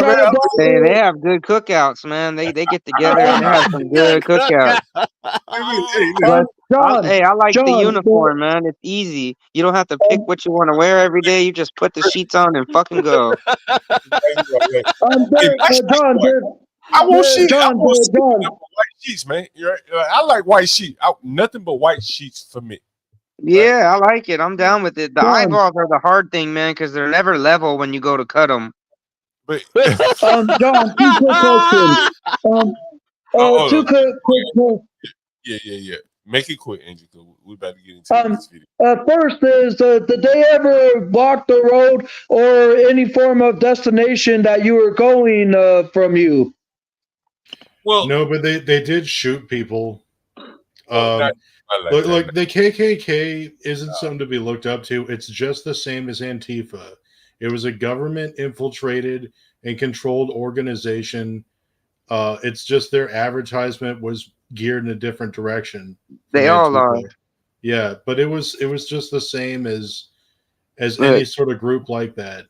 Any group, any big group at that, every single one of them has some type of Fed influence in there or somebody in there infiltrated. A lot of these groups, they do these crazy radical shit because they're infiltrated by federal people that push them to do these things and then they act upon it. It's all fuckery, man. Half the time the group was made by the feds themselves. Yeah. Well, in the case of the KKK, it was originally developed by people that Nathan Bedford Forrest hung out with, but he didn't actually found the group. But I know that. Basically, it was like a Civil War veterans advocacy group at first for there was Confederate mass veterans. numbers too. Have you ever? I'm sure because you sound educated on them. Have you ever seen the old videos of just thousands of them mobbing in the streets, man? Before they went super crazy. Dude, that was long after Nathan Bedford Forrest had nothing to do with it. Yeah, he disavowed them by that time. They were totally just controlled op group by that point. In the 30s. He spoke about how they just went so far left, and he had never intended for it to get to that. John. Hey, they dug up him. They dug Nathan Bedford Forrest up, right? They shouldn't have. He like many of the Confederate Civil War commanders was a good man. Yeah. I mean, I'm pretty sure they dug his ass up in Memphis. That doesn't surprise me. It was disgusting to see them tearing up monuments that have been standing, since the beginning of our country, man. It fucking just wrecks me to see that shit. Bro, man, what would be going on right here? Let me show you. Oh, man. I don't mean to just rant, John, but these are some touchy subjects. Myself, bro. Listen, let me tell you. So you ever heard of Jason Kessler? Anyone ever heard? I've heard before you. Anyone ever heard of Jason Kessler? Yeah, I think you mentioned him before. Yeah. Yeah. Anyone ever heard? No, I've never heard of him. Even if you did mention him before, it was probably on a time when I wasn't up here. All right, let me see if I'm gonna find something. Didn't you do a stream on him? He's I want to say he's some type of franchise owner or some shit. Unless I'm so far left. Now, someone Google Jason Kessler, Kessler,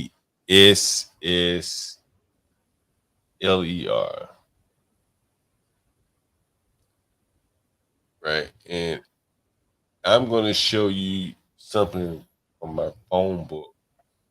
Oh, I can't Google right now, but I remember you doing something on him, John. I could have sworn he was some type of franchise owner or something with that law place, wasn't it? Man, listen, yeah. Listen,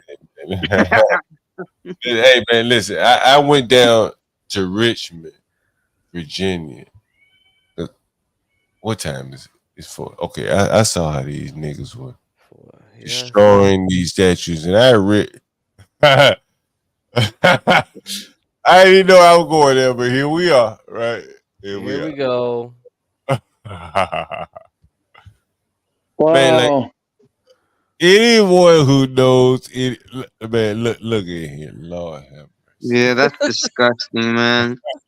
Um, Even if it's not something that you approve of, that's a piece of fucking history, man, that you just can't Gotta get wear that back once you mask too. destroyed Gotta it. wear that damn mask. Yeah, it's fucking Well, God disgusting, man. the main reason why And damn, they're look at old against is Humpty Dumpty sitting on the wall there, man. Hopefully Humpty Dumpty don't fall.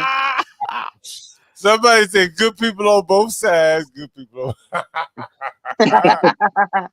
I think the main reason why they're against the Civil War statues is because they just don't know anything about the Civil War.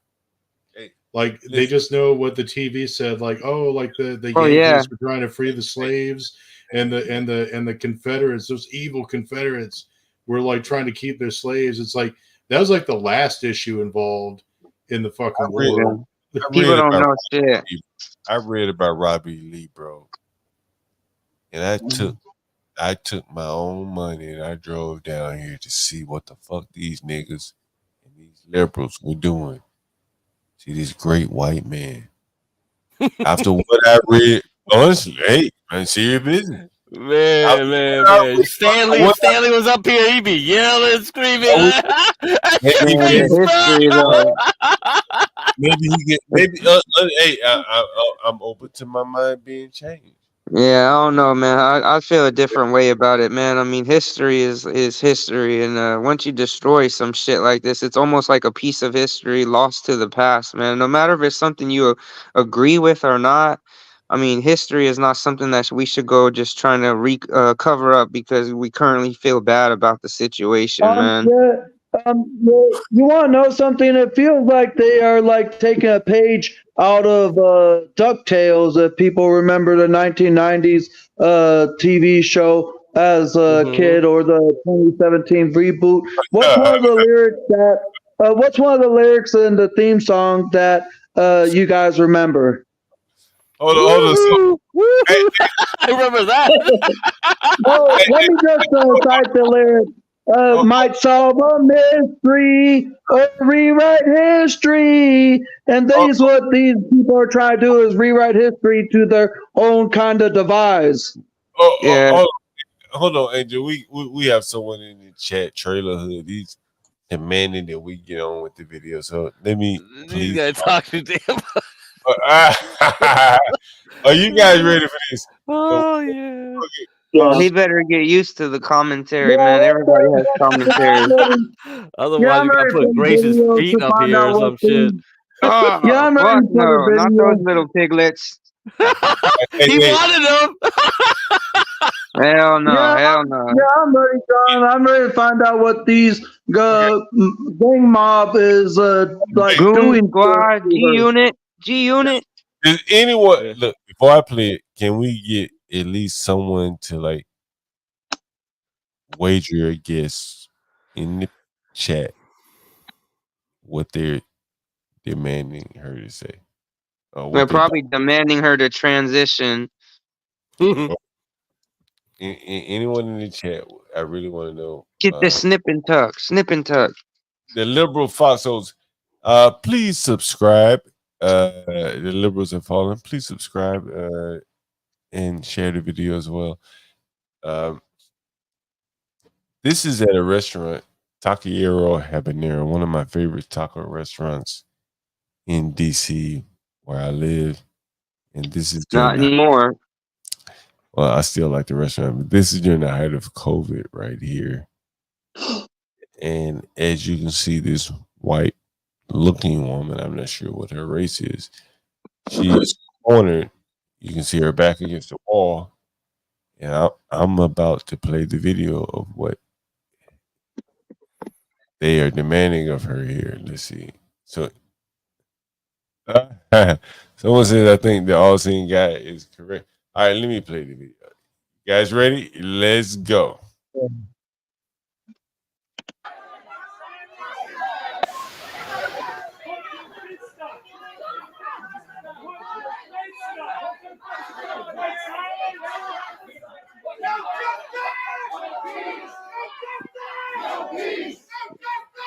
Oh, it's an Asian lady.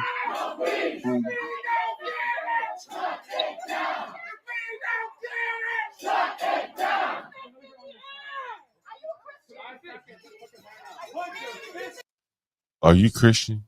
Did you hear him say that? I heard that. Did you guys? Yeah. So Soon they'll was be this like cutting an Christians' attack heads on off in the street. Christianity? Yeah, that's what it's really about, killing Christians.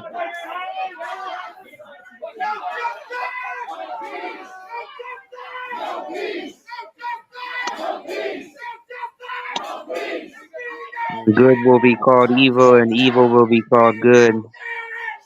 Is there a black person like unfact? Yeah, I think I hear a nigga voice screaming, "No justice, no peace," but I don't see any black people anywhere in sight. Nope. No. And the quote is, "Woe unto thee who calls good evil and evil good." Yeah. Like there's tone to it. It's not just like a prediction. It's woe unto thee. Because I think the point was made. Like, can I ask you a question? Like Cam the King and are there any other white people up here? I there- would be. Who? I Who? am. Who said that? Turn Flang. Okay. What the hell is wrong? Like, what explains these white people? White people aren't like the same people. Ukrainians and Russians both have white skin, but they're fucking enemies, aren't they? Well, It starts in the colleges, John. All these kids are getting indoctrinated. They go to college and then they come back with blue hair and nose pierced septums. Like, I could understand like going to bat for some black. These people are so deranged. Like they're not a part of the American nation anymore, at all. Like they're not Americans. They don't believe in America. They don't understand the system they want to tear down, because, like, really, they're actually serving the system itself. They don't know how anything works. They're ignorant and deranged, perverted, degenerate. And like I said before, their hearts are full of unclean spirits that they listen to all the time. Well, John, you know, Why they advocating for George Floyd? Look at these people. I think people can just be shit people too, though. Yeah, that's true too. I mean, that's the reason why they're attracted to the politics, is because they're shit people. Yeah, like I mean, it a lot of these doesn't people, flow too. like it doesn't flow automatically. That I have certain political beliefs, therefore I'm a shit. No, it's I'm a shit, therefore I'm attracted to certain political ideologies. Well, Yeah, but I feel like too well, they get into these big groups and then it's like, oh man, these people are all doing fuckery. Let me be cool with the in crowd. I'm no, gonna do you're some right. fuckery too. Yeah, you're right, Cam. You know, Cam, you're right about the college thing though. So when I was in high school, you know, Berkeley, UC Berkeley did an early outreach program. So you can look it up, early outreach program. And so you would spend like the weekend going to Berkeley, and you know, you have some professor there, probably teach you some garbage, but yeah, one of those little sections I had, they had some readings to do, and it was actually quite eye-opening to me, you know, as a little kid. You know, at that time, it was just like I was still in high school, and I was like, it was pretty much some anti-white shit I was reading. If I could go dig through my old schoolwork, I could find that stuff and scan it for you guys. It probably, and this was in the 90s, so it was already starting to happen. So they were already like starting. So who knows how long this been going through the 2000s with these kids? It's probably It's more bad, extreme. get crack. It's Yeah, it's really bad. bad. It must I be. went to a college in where I went. I was maybe one of 3 conservatives in the classes that I would take, and I had a teacher straight tell me one day, because you know you share your views in class, and Yep. she straight told me one day that she would break me before the end of the semester, and I would be Whoa. on.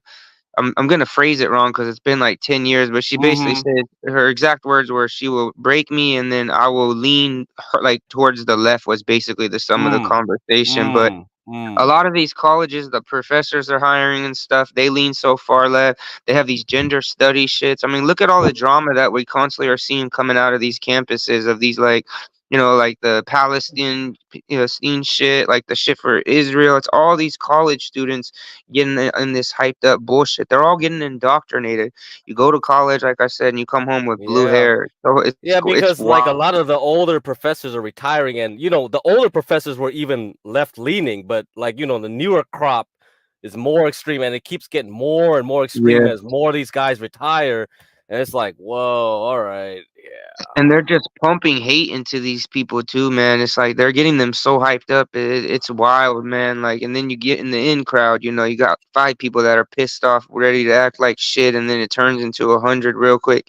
People migrate to what's going on, what's popular, So when you're in a group and the group's doing one thing, that's kind of just like human nature, to kind of phase into the group and do what the group's doing. That's why when these things happen, it's very dangerous, because the more people you get together, the more fuckery you got. You got people burning down fucking Yeah, cities and shit. just like same thing with this is the white version of what the blacks would do when they just tear down a target. It's just like, what the fuck? Oh Like yeah. once you get all these, that's why they call masses or asses. That's just like the thing. It's just like once you get a group of people together, just like the brain just turns off. It's just animal And time. yeah, how stupid are these people too? Because they're fucking tearing up their own fucking communities. They're not going somewhere else and doing it. They're fucking tearing up their own community. They're destroying the only grocery store in town. Yeah, It's like fucking dumbasses, man. You know what's interesting here? I was just scrolling through some pictures. As I told you, I was interested in seeing the Robert E. Lee Museum in, I think this is Richmond. Yeah. Anyone ever been to Richmond? Let me know in the chat. Richmond, Virginia. Yeah, Richmond, Virginia. Yeah. No, I've been all around Virginia though, not Richmond in particular. I used to trout fish in Virginia actually, and I lived on a military base out there for like 2 years. So anyway, if you've ever been to Richmond, there's a really nice area, Monument Avenue. Really nice houses. Really nice. Big mansion-like houses. And so throughout Monument Avenue, there are statues like this. The Robert E. Lee statue. You can see the house right here. You see the house right there? You can see it, right? Real nice, right? And big palatial-like houses. And here we have, look at these people. You can see these people, right? Out protesting liberals. There's even a basketball court somewhere. And these people are not only destroying this statue, but they're destroying the property values of the people who moved there because of the historical nature. And now all of these statues are gone. Yeah. And go ahead.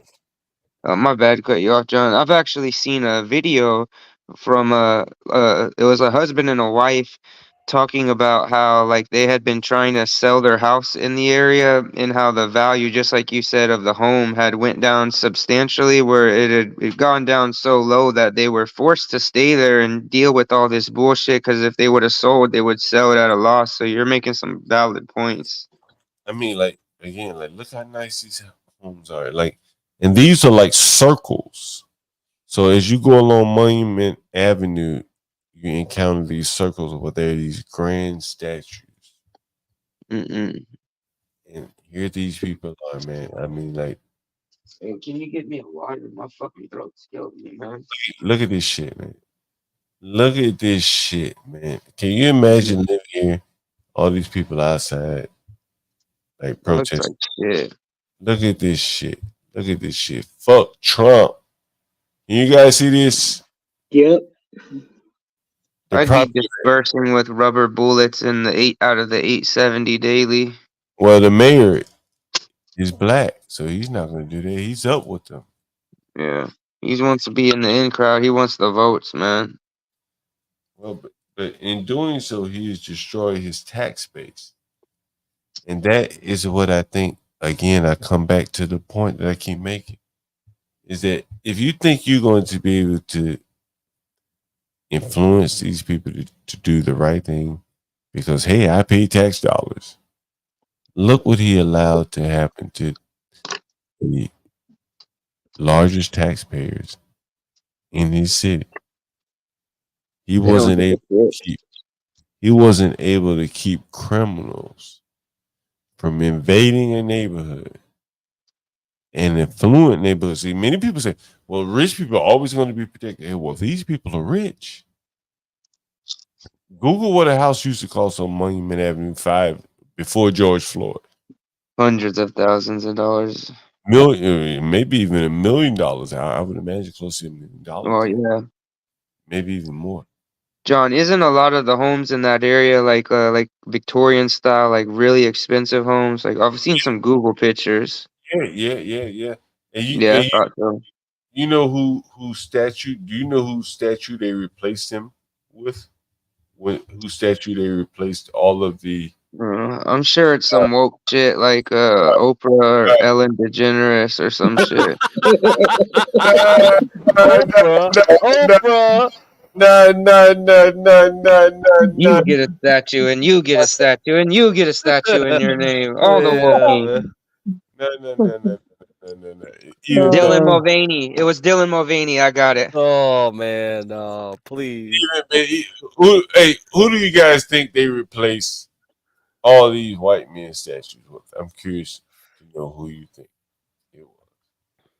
Either there's really never gonna be no statue, or some actual like black representation, Little like Nas Harriet X. Tubman. Didn't they replace one of them with a giant spoon? Shoveling shit. Look at that right there. Do you know who that is right there? You know what it is? Who is that? Who is that? Geronimo? Oh, it's Django. Oh, it's Django! Django! Oh, how could I miss that?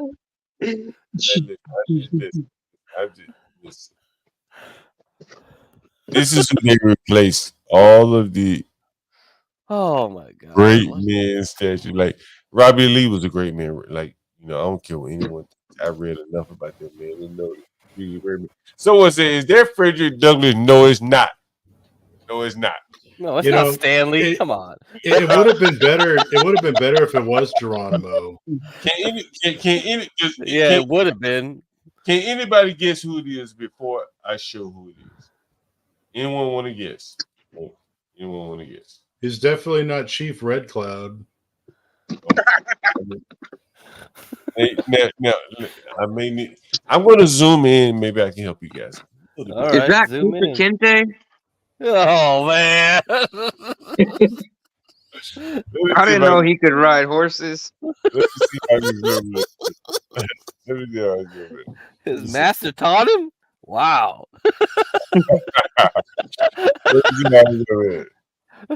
This stream's gonna get banned, bro. Yeah, John, they ain't gonna let me give commentary on your videos no more. Yeah, YouTube's gonna send me a message. in 2 seconds. Now, I don't know what you see right there, right? You guys see that? Yeah, we do. You guys see that too, right there, right? You see that? I can do this, right? I can do this, right? You can't call me racist. You can't call me no bad name, right? I'll get you banned, though. You can't get me banned. I'll get you banned.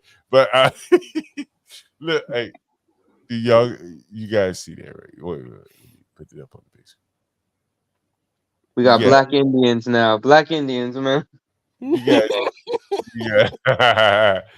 So this is the statue that replaced Robert E. Lee and some of the other guys. I can't remember the other guys. Oh man. You see, I like how they did the chest too to let everybody know they're proud of that shit, man.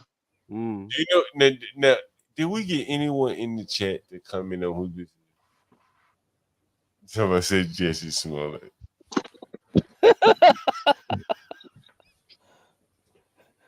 Someone else said, who said Nat Turner. No. You know, Chat be funny sometimes, man. Somebody said, who is this supposed to be?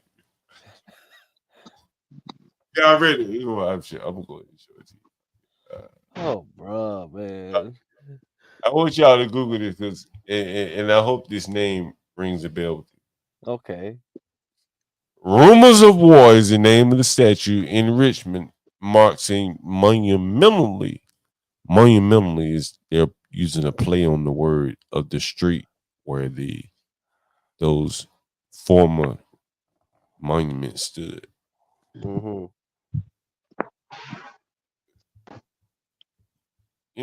Any idea what nationality it was? Yeah, we know. Come on, man. Move on. I'll leave it alone. Anyway, hey, let's see it. Hey, you got. I'll let you guys read slow, so I'll be right back. Kehinde Wiley created rumors of war in response to the line of Confederate statues on Monument Avenue in Richmond, Virginia. Kehinde Wiley. Kehinde.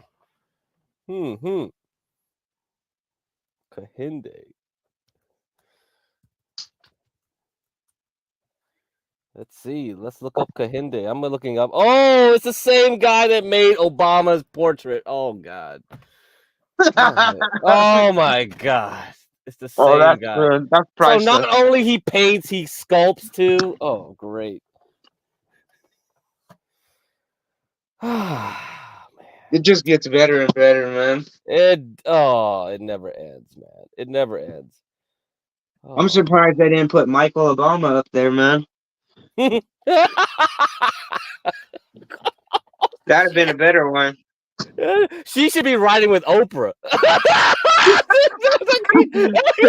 Like both Who's of them gonna on the ride the horse. back though? Who's driving the horse, man? Yeah, I wonder. Let's decide which one, huh?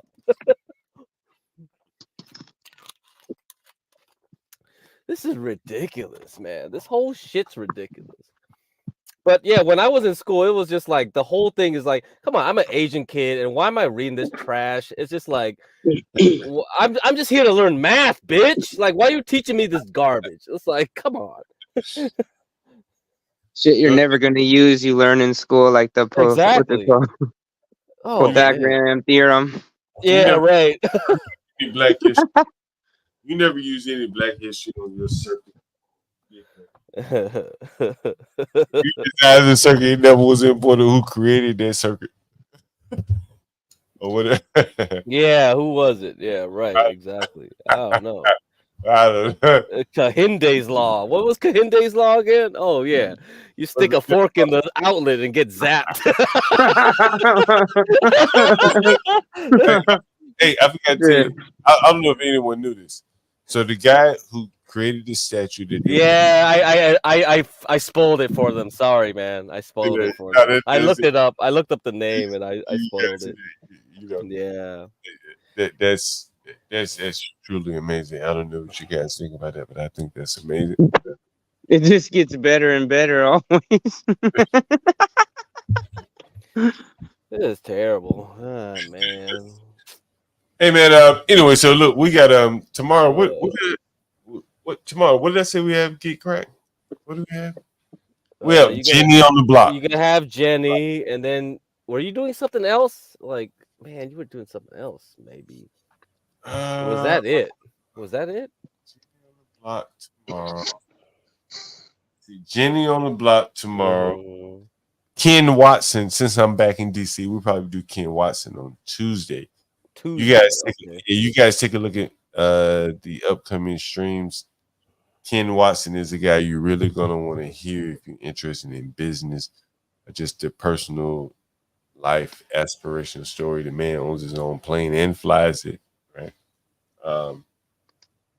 What else? Oh, tomorrow, you know what? I forget, right? At 1:00, I think tomorrow, we're going to interview a guy from this shelter right here. Let me see if I still have it open. Let's see. I thought I had it open. Let's see.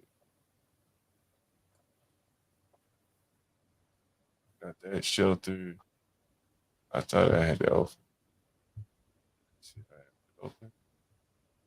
Look for it again. Yeah, we're gonna interview a guy that works at this shelter. And I'll be honest with you, he really wants some cash apps. Because Of course he does. like look at this is the building. I showed you guys. I think I showed you guys. I went down here. You see, it's a brand new building. This is all migrant building. Look at the shelters. I played a video for you guys earlier. So a guy that works here wants to come on and tell his story about how I'm presumably how he thinks it's unfair. Oh damn, you can't even see it.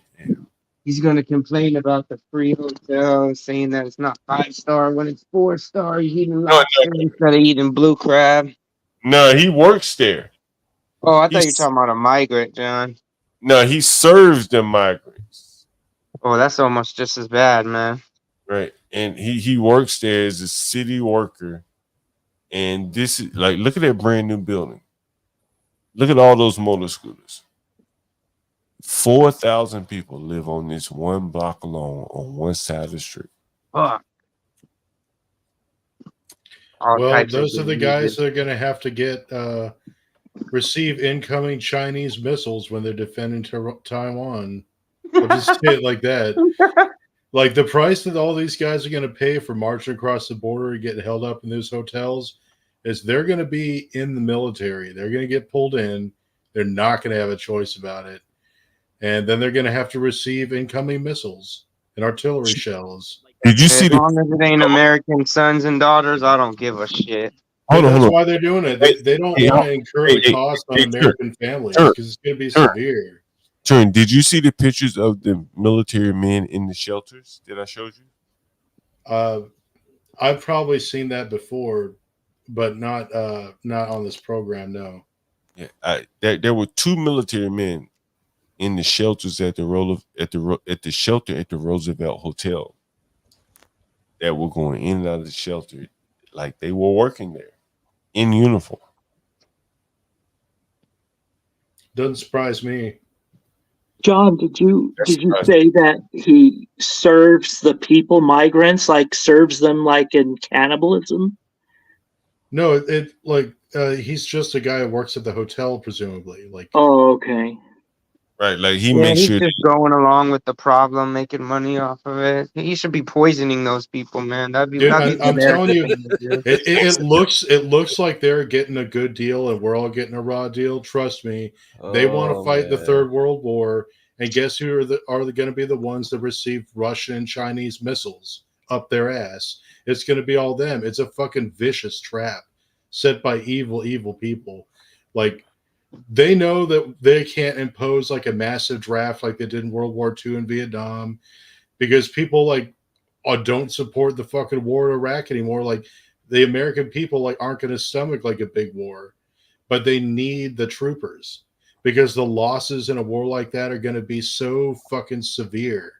Yeah, it's going to be worse than the World War I and II for sure with the technology we have nowadays. Well, I'm not really sure that the losses will be that bad because they don't need to use the same tactics. Hey guys, let me ask you a question. I think I should do a stream on why the military are in migrant shelters.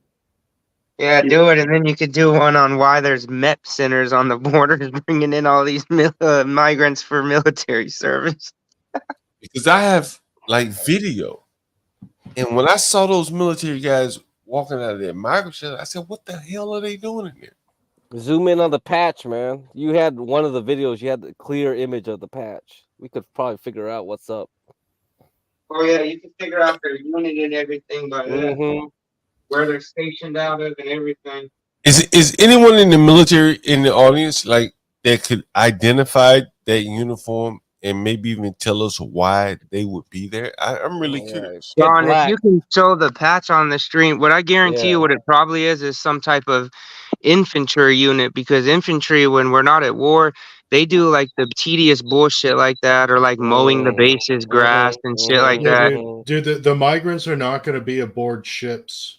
They're not going to trust them with like, $300 million vessels or trust them with secrets like dudes on submarines. Like No. they're going to be in the No, Marines this and is in the gonna be the grunts. infantry. Yeah. Yeah, they're gonna be dropped off, man, in mass amounts. Yeah. And They're just not even going to fend be for the guys themselves. manning the missile batteries, like Is there or anyone manning the in, tanks. is there anyone in this chat that has an idea of why there would be soldiers in the migrant shelters? And I've shown you that has anyone heard this on the news before, that there's soldiers in the migrant shelters? You won't. There's no way you will. People would be in an uproar if they seen that shit, man. So now that you see it, I'm curious to know what people think about this. Yeah, I gave my take on it, man. That's what I think, man. All the time I've spent on military bases and stuff, that would be my guess, man. Very interesting. Very, very, very interesting. You're not gonna see it on the news, John, because just look at how much we're questioning it and how long we've been talking about it on here.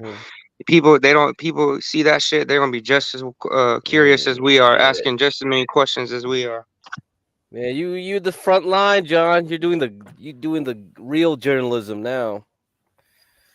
That is very interesting. You think we should do a stream on it? Yeah, definitely. I think more eyes need to be on this shit. That's what I was saying earlier, John. I like about your channel. You're talking about Yeah, shit get other people blacks. talk Get about. blacks on here. He got some experience with that. Maybe that'll be the thing tomorrow before we do the Jenny stream. We do to lead up to the guy that works in the migrant shelter. Mm-hmm. And then we need some people to talk about like, oh well, if Taiwan has to be invaded, what's this and that. Yeah, I That'll could be see interesting. them being there for logistic reasons too, because soldiers, unlike police officers are lightly trained in it, but soldiers are trained in like urban combat, going through cities, stuff like that. I could see them being in that, in there for that situation as well, man, in case these migrants are acting crazy and shit. Better have a soldier do the policing than a police officer that doesn't have experience with Oh, planning that's and stuff interesting. like that. Yeah. It could be like a Judge Dredd situation. This is like Mega City 1. Oh shit.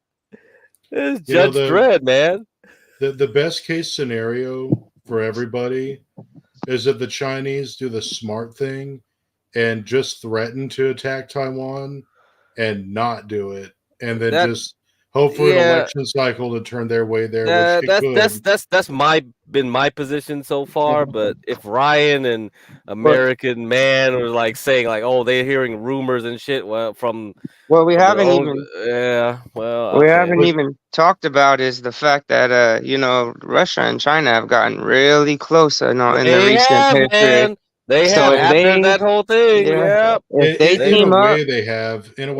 team up, there's no way we're stopping this shit. There's no fucking way we have a chance if them two team up. It's just not happening. Especially with NATO and our European allies, we don't stand a chance against two powerhouses like that where we're at now. No, I think you're a little bit mistaken there. We have military technology that's hundreds of years more advanced than anything that you've ever known about. We have weapons that can create earthquakes. Oh yeah. On the other side of the planet, we can level every city in China and Russia if we wanted to. We have flying saucers that could zip in there and deploy fucking laser blasts. Yeah. Like trust me. You're talking to someone that knows a lot about electrogravitics and electromagnetics. We're going into the operation. We're going to Operation High Jump. We're gonna go into like HARP. We're gonna go into. All right, we gotta save that stuff for another time. But you won't see that stuff deployed on a mass scale, man. Like the whole Third World War scenario is more of like a burn off of the population. Like it's not that Russia and China teaming up have any slight possibility of defeating us on the battlefield. It's how many people do we want to kill, or not us, but how many people does the system want to kill off? So they'll just let a fucking war play out at this point because they have weapons that can end any possibility of a war instantly right now.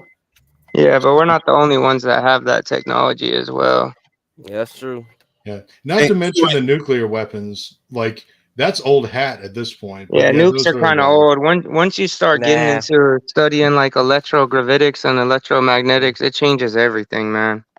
it's gonna be a Anyway, cyber war. we're gonna get ready to roll up this chat for the night. All I'll right, say, guys. I'm gonna get Crack his last word, and we're gonna give Lawrence an extended last word. He's been silently patient over here. Anyway, get Crack. Go ahead. What you got? No, nothing much. Let's think about like how we're gonna talk about Taiwan and all that, and that probably is an interesting topic. Get Ryan's and American Man's opinion if you can find them. Get them on the What was same it? page. What was the topic I mentioned about the migrants? What was that? What did I say about the migrants? You're gonna say like they're gonna be the foot soldiers, right? I think that's we had a consensus on that. It Yeah, seemed like that's the idea. we all had seemed to have come on the same Now I said wavelength without even saying anything. now I said something more recent. Like I asked, why is the military You're right. right? You think that's a topic worth exploring? Yes, I think so. Yeah, Something we big have to time. figure out. I just wonder how long it's gonna last on your channel before it's pulled. You think it'll get me blown up? I mean, there's just certain things that they really clearly don't want people talking about. I mean, look, you don't see any of this stuff being covered mainstream. It's a touchy subject, but it's something that needs to be discussed, John. That's why I said I like your channel, because you're not afraid to go into these topics that people really need to know about. Like, people need to know this shit that's going on. People need to wake up to reality and see what's being done. Well, unfortunately, like, don't throw your pearls before swine. Most people in the world aren't ready to hear it. No, but They still, don't the know what to do information with it needs when to you get out tell there. them. They don't know how Yeah, to process it. I agree with that, but the information needs to get out there for the people that are capable of doing it, because not many people Absolutely. know this. I agree with that. You But like when talk you to try some of to these people, when you try bro. to attract in a large audience of people, try to bring in like as many people as you can into the fold, people just freak out and they can't Oh handle it. yeah, well you got to think it's totally changing their worldview, bro. It's like try to put yourself in their shoes for a second. Like they're learning that everything they know is a lie. Everything they've ever been told is a bullshit. There's so much stuff going on they're not privy to, and that they doubted that is true. I mean, you're literally wrecking worldviews when you come with information like this. So it's kind of a hard thing for people to accept. I mean, I can totally Yeah. see that. Like imagine telling them this that hold on. there are no aliens, but there was just weird people from the future, and the Hold on. flying saucers are ours. Yeah, we had that Imagine that technology shit. since like World War II, though.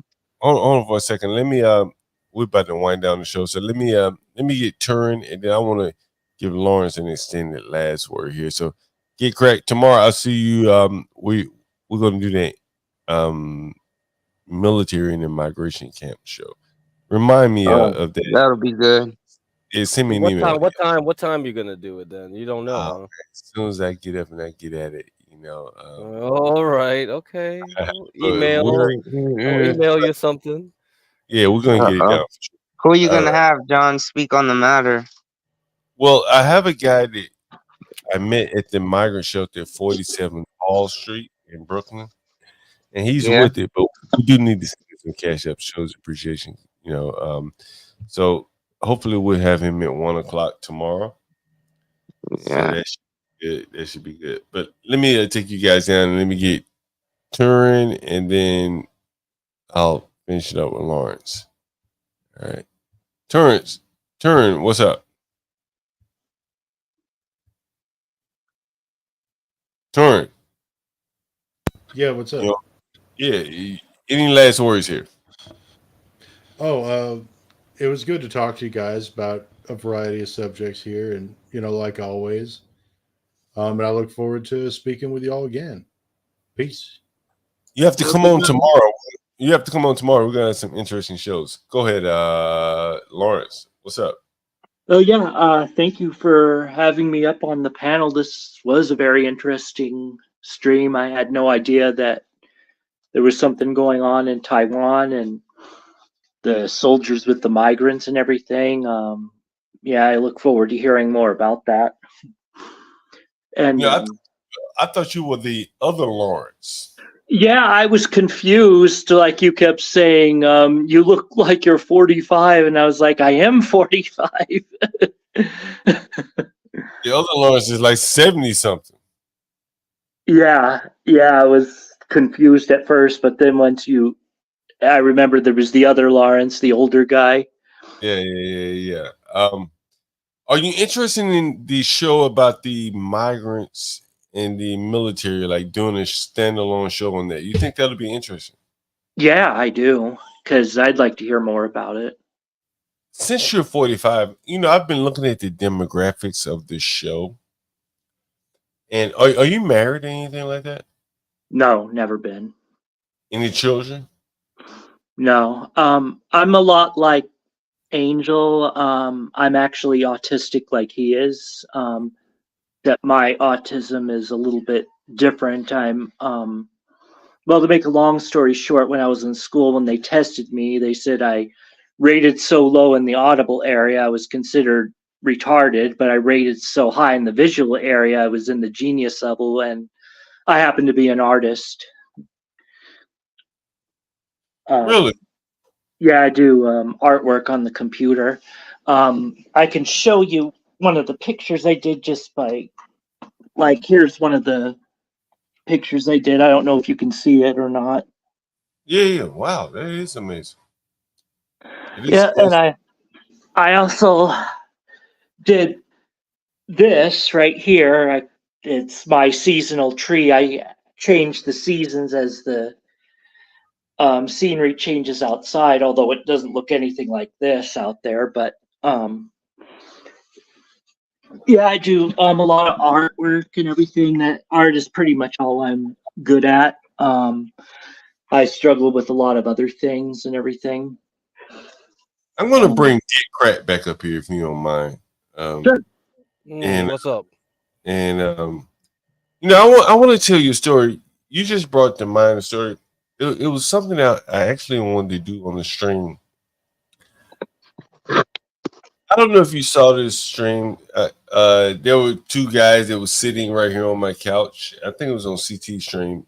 Get Crack, you probably I think saw I it. remember that. No, I don't. I probably didn't come into CT's circle until after that point, man. It's me. No, I I brought you. remember that. I brought you back up. No, I brought you back up, Cameron King. Anyway, so that guy, he could draw very well, like you, but he's dyslexic, right? And so, if you remember when I say, "Hey, y'all guys gotta get the hell out of here," he was the first one that got up and left. Right. And I more or less raised that boy from a very young age. And the interesting thing is, he had an opportunity to go to Duke Ellington's art school. If you're familiar, you may be familiar with that if you're into art and all that. Dave Chappelle. Dave Chappelle went there, right? Okay. You guys should Google that if you're not familiar with that here in DC. There's Cam King. If you want to come back up, I'll let you back up. But yeah, Dave Chappelle went to Duke Ellington. It's like School of Art. So it's like a specialty school. So even though he was dyslexic, he had a talent drawing, kind of like what you showed there. And Yeah, so I also make video games too. Like while everyone was talking, that's what I work on. I don't know if you'll be able to see it from here, but I make like the old school type of games that like Final Fantasy back in the Super Nintendo era. I don't know if you're familiar with that, but anyway, this is the game. I don't know if you can see it. This is the game I've been working on. Oh, that's cool, man. That's cool, man. Oh shit. And damn, it is amazing. And you said this is the city I designed. Oh my god. Hey, wait a minute. You say in school they labeled you as retarded? On the Audible side, but I was really good with artwork and everything. I mean, I did struggle with things like math and everything like that, but as far as with art goes, like I was always into art and into video games, especially role playing games. Were you putting in special ed or anything like that? Oh yeah, I was in special ed pretty much all of school. And I got tested just this past winter to find out what it was. I have what they call level 2 autism. It's kind Do you think you're like special ed, like what people typically associate with special ed? I don't know. I just know that I struggled with every other subject, such as math, science, English, and I also had a hard time following directions people would give to people, and sometimes I would hear things wrong.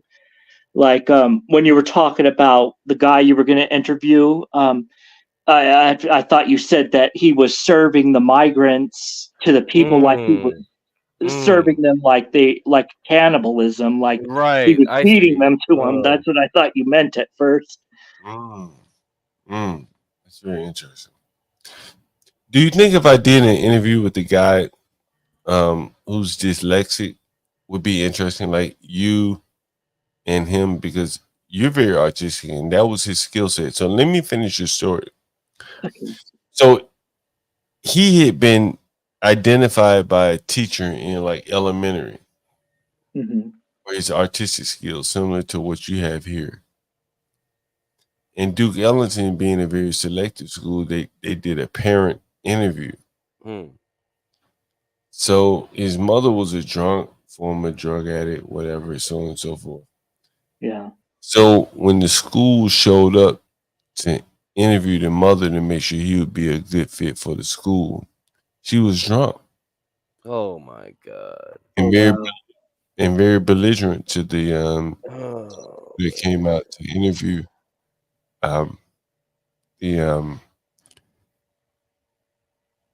the Duke Ellington staff. Yeah. Yeah, that's hard to have. Oh my god. Yeah, something like that. I mean, at least with my parents, I mean, I had really great parents. I mean,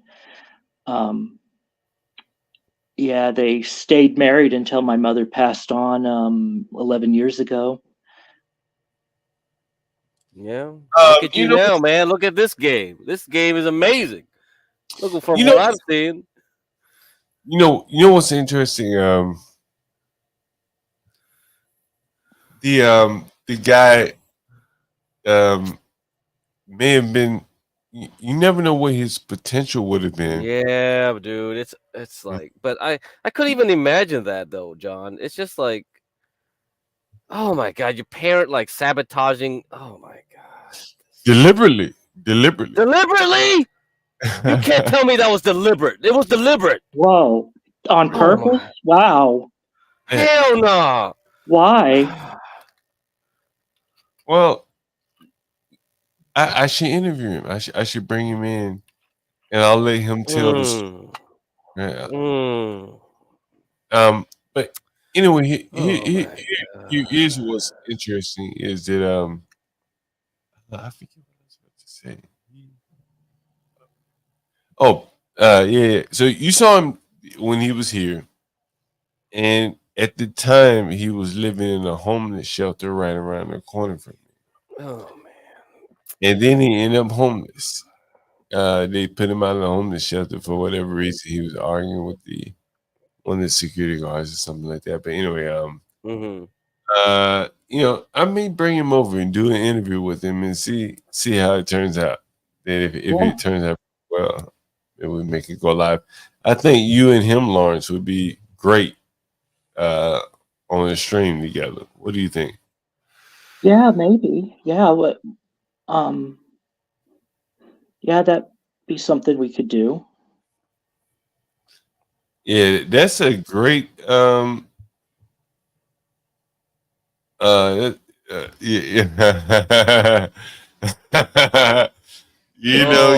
man, don't tell me that was the reason. I don't know if that would have been. My God. I know I do remember when the people came, because I live right across the street, and she really put on the show for the people that day. And again, they're like assessing to see if you would be a good fit at the school. So she made sure that they would come away with a negative impression.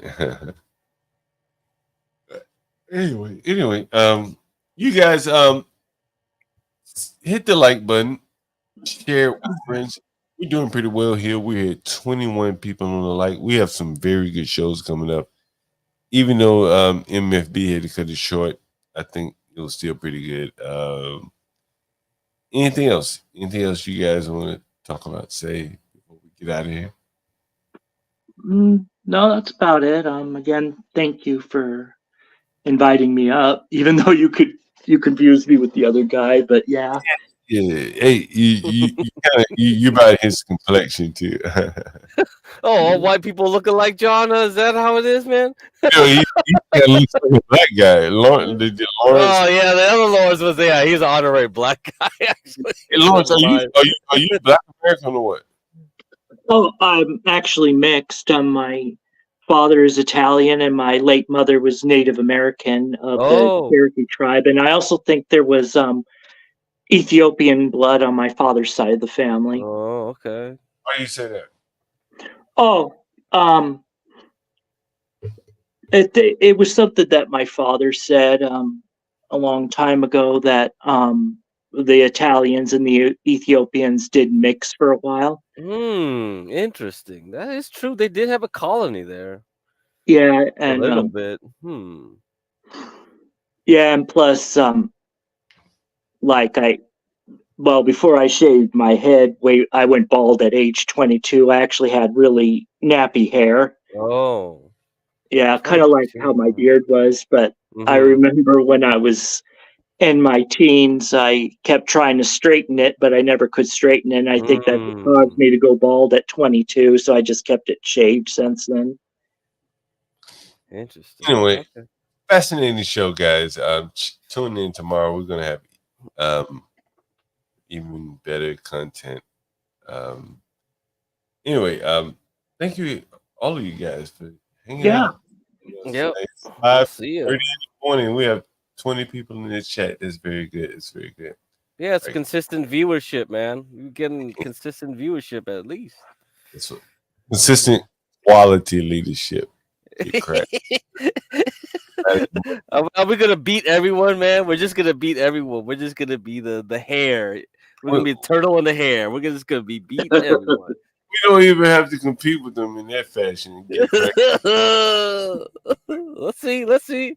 I got faith in you, John. To myself. All right. Good night, guys. All right. Night.